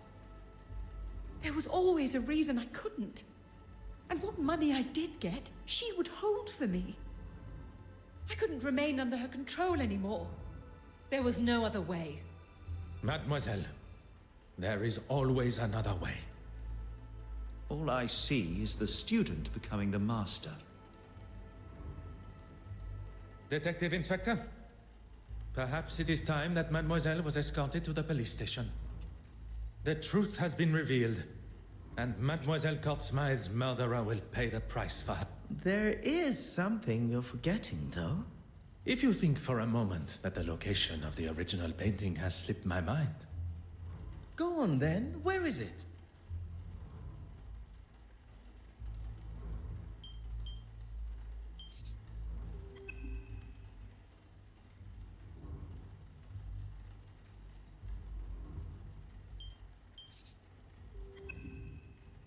This is the third one that I didn't know about the name. In this very museum. If the original painting was to find its way into her portfolio, it would be returned to her after her exhibition has concluded. Meaning, it would be delivered to her on a plate. Exactement. She prepared one of her picture frames and made sure it would be in the restoration room. What on earth is he doing? You've got to be kidding me. It would take too long to remove the nails from the frame and hide it, surely. The nails were sawn down, creating the illusion of being used correctly, when in fact the backboard was easily accessible.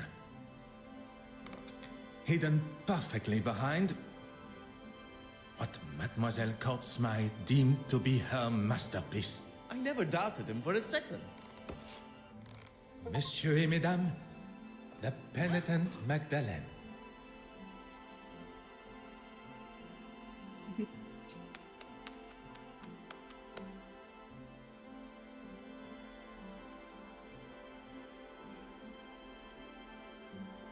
So smug.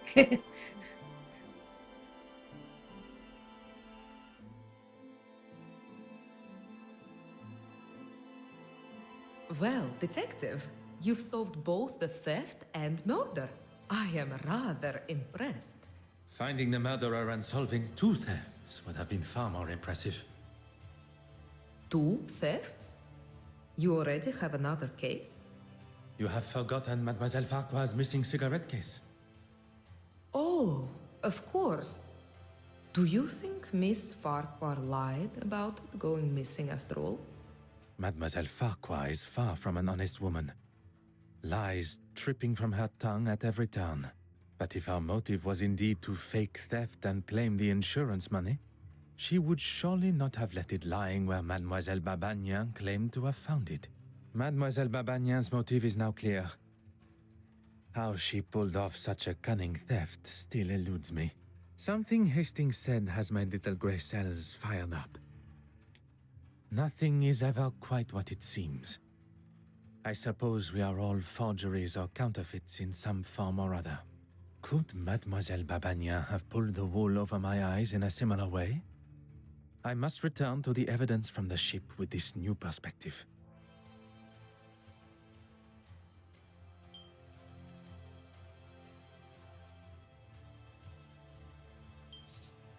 It is you that should be happy, mademoiselle.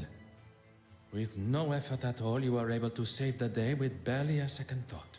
You turned a stolen heirloom with a thief and a victim into nothing more than a misplaced item. A case of being in the right place at the right time. I do not believe in coincidence. You were where you were meant to be. Had you not boarded when you did, you would likely have not been invited to the gala at all. Or been able to be within touching distance of so many beautiful and historical pieces, including the silver mantle. One thing I have learned during my time here in London is that people portray a version of themselves. One to be seen or be met, and another that remains hidden from the world. What are you trying to say, detective? That there are some that wear a mask of authenticity. That perhaps, under different circumstances, I would have had the pleasure of meeting a different Mademoiselle Babania. Will you be leaving London now? There are a few small matters to settle before I leave. Mademoiselle Farquhar is now in the hands of the Scotland Yard, where she will stand trial for her crimes. You really do believe in the law, don't you? If you do not believe in the law, madness and lunacy will ensue. And everyone should be punished for their crimes? I believe that we should be held accountable for our actions. No one man is above the law. Or woman. And you, mademoiselle? Are you to leave London? There's nothing more for me here. I hear Paris is quite beautiful. Perchance our paths should cross again. Perhaps, under those different circumstances. I look forward to it, detective. Well, that's that then. Oui, monsieur. The cases are closed and Mademoiselle Farquhar will shortly be behind bars. What of the others? Judging by the detective inspector's glare at Monsieur Aylesworth, he will not be escaping the law. And Bishop Mountjoy. Once news spreads of his connection with the black market, I would question his attendance come the Sunday service. I was hoping at least someone would get a happy ending. Monsieur Hastings, you have been by my side throughout this investigation. Without you, the guilty parties, would not be facing the consequences of their actions. I helped where I could, but it was mostly you. I know that. What you may not know, and I would kindly request you keep to yourself, is that I consider myself somewhat of a... loner? I would not go as far as that. But it appears you understand my sentiment. Good thing I was around to save you from a gunman. I fear I shall not live that down. I'll maybe hold on to it a little longer. Not many can say they've saved the great Detective Poirot. The great Detective Poirot. As much as I admire your formality, I think we should look for something more familiar, accustomed to our new relationship. Our new relationship? I have seen the benefit of friendship. Connecting with someone that can be trusted and loyal. Someone that shares an authenticity not only in themselves, but in their beliefs. And that's me. Detective Poirot and his trusted friend, Arthur Hastings. It does have a certain charm to it, n'est-ce pas?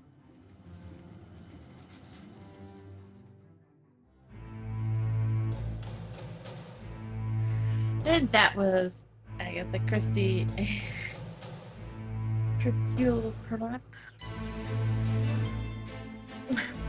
The London case. Go ahead and skip these ads.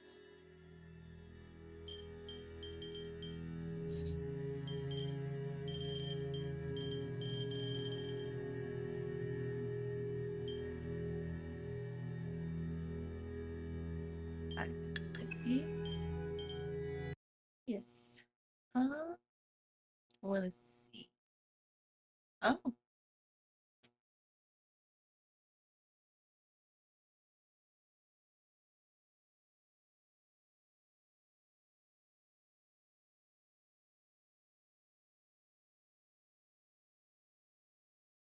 Oh, not bad. All right, let's go ahead and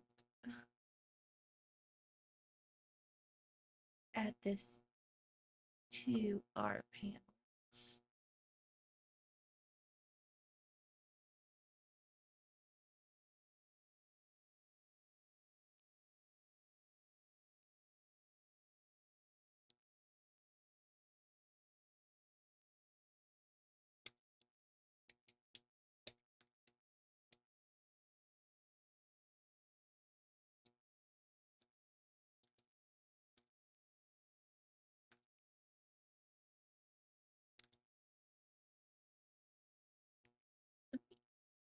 Um, 43 out of 46.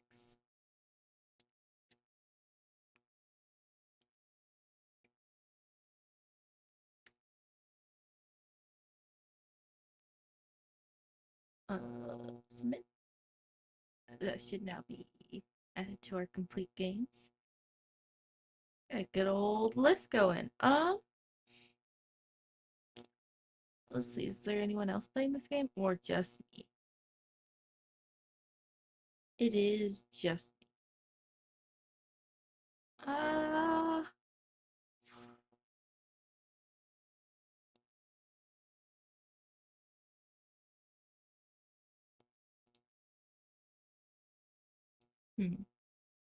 Who do I?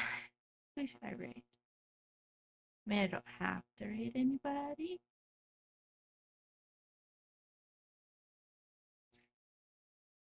If someone in chat has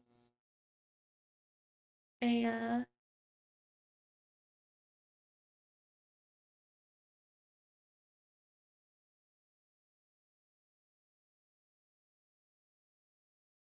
suggestion.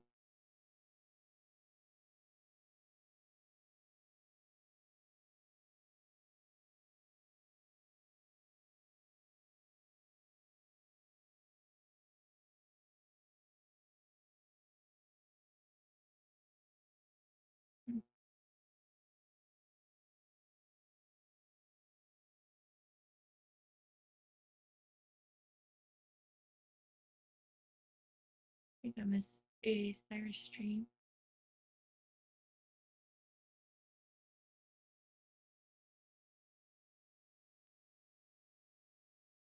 Sorry, I'm catching up on Discord right now.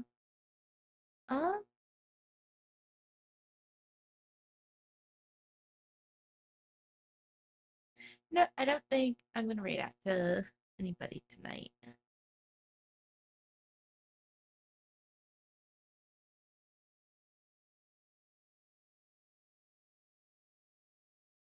So I'm gonna go ahead and throw up that ending soon screen. And I want to thank you all for watching, and I will see you Monday with the next Minecraft stream. So peace out and goodbye everybody.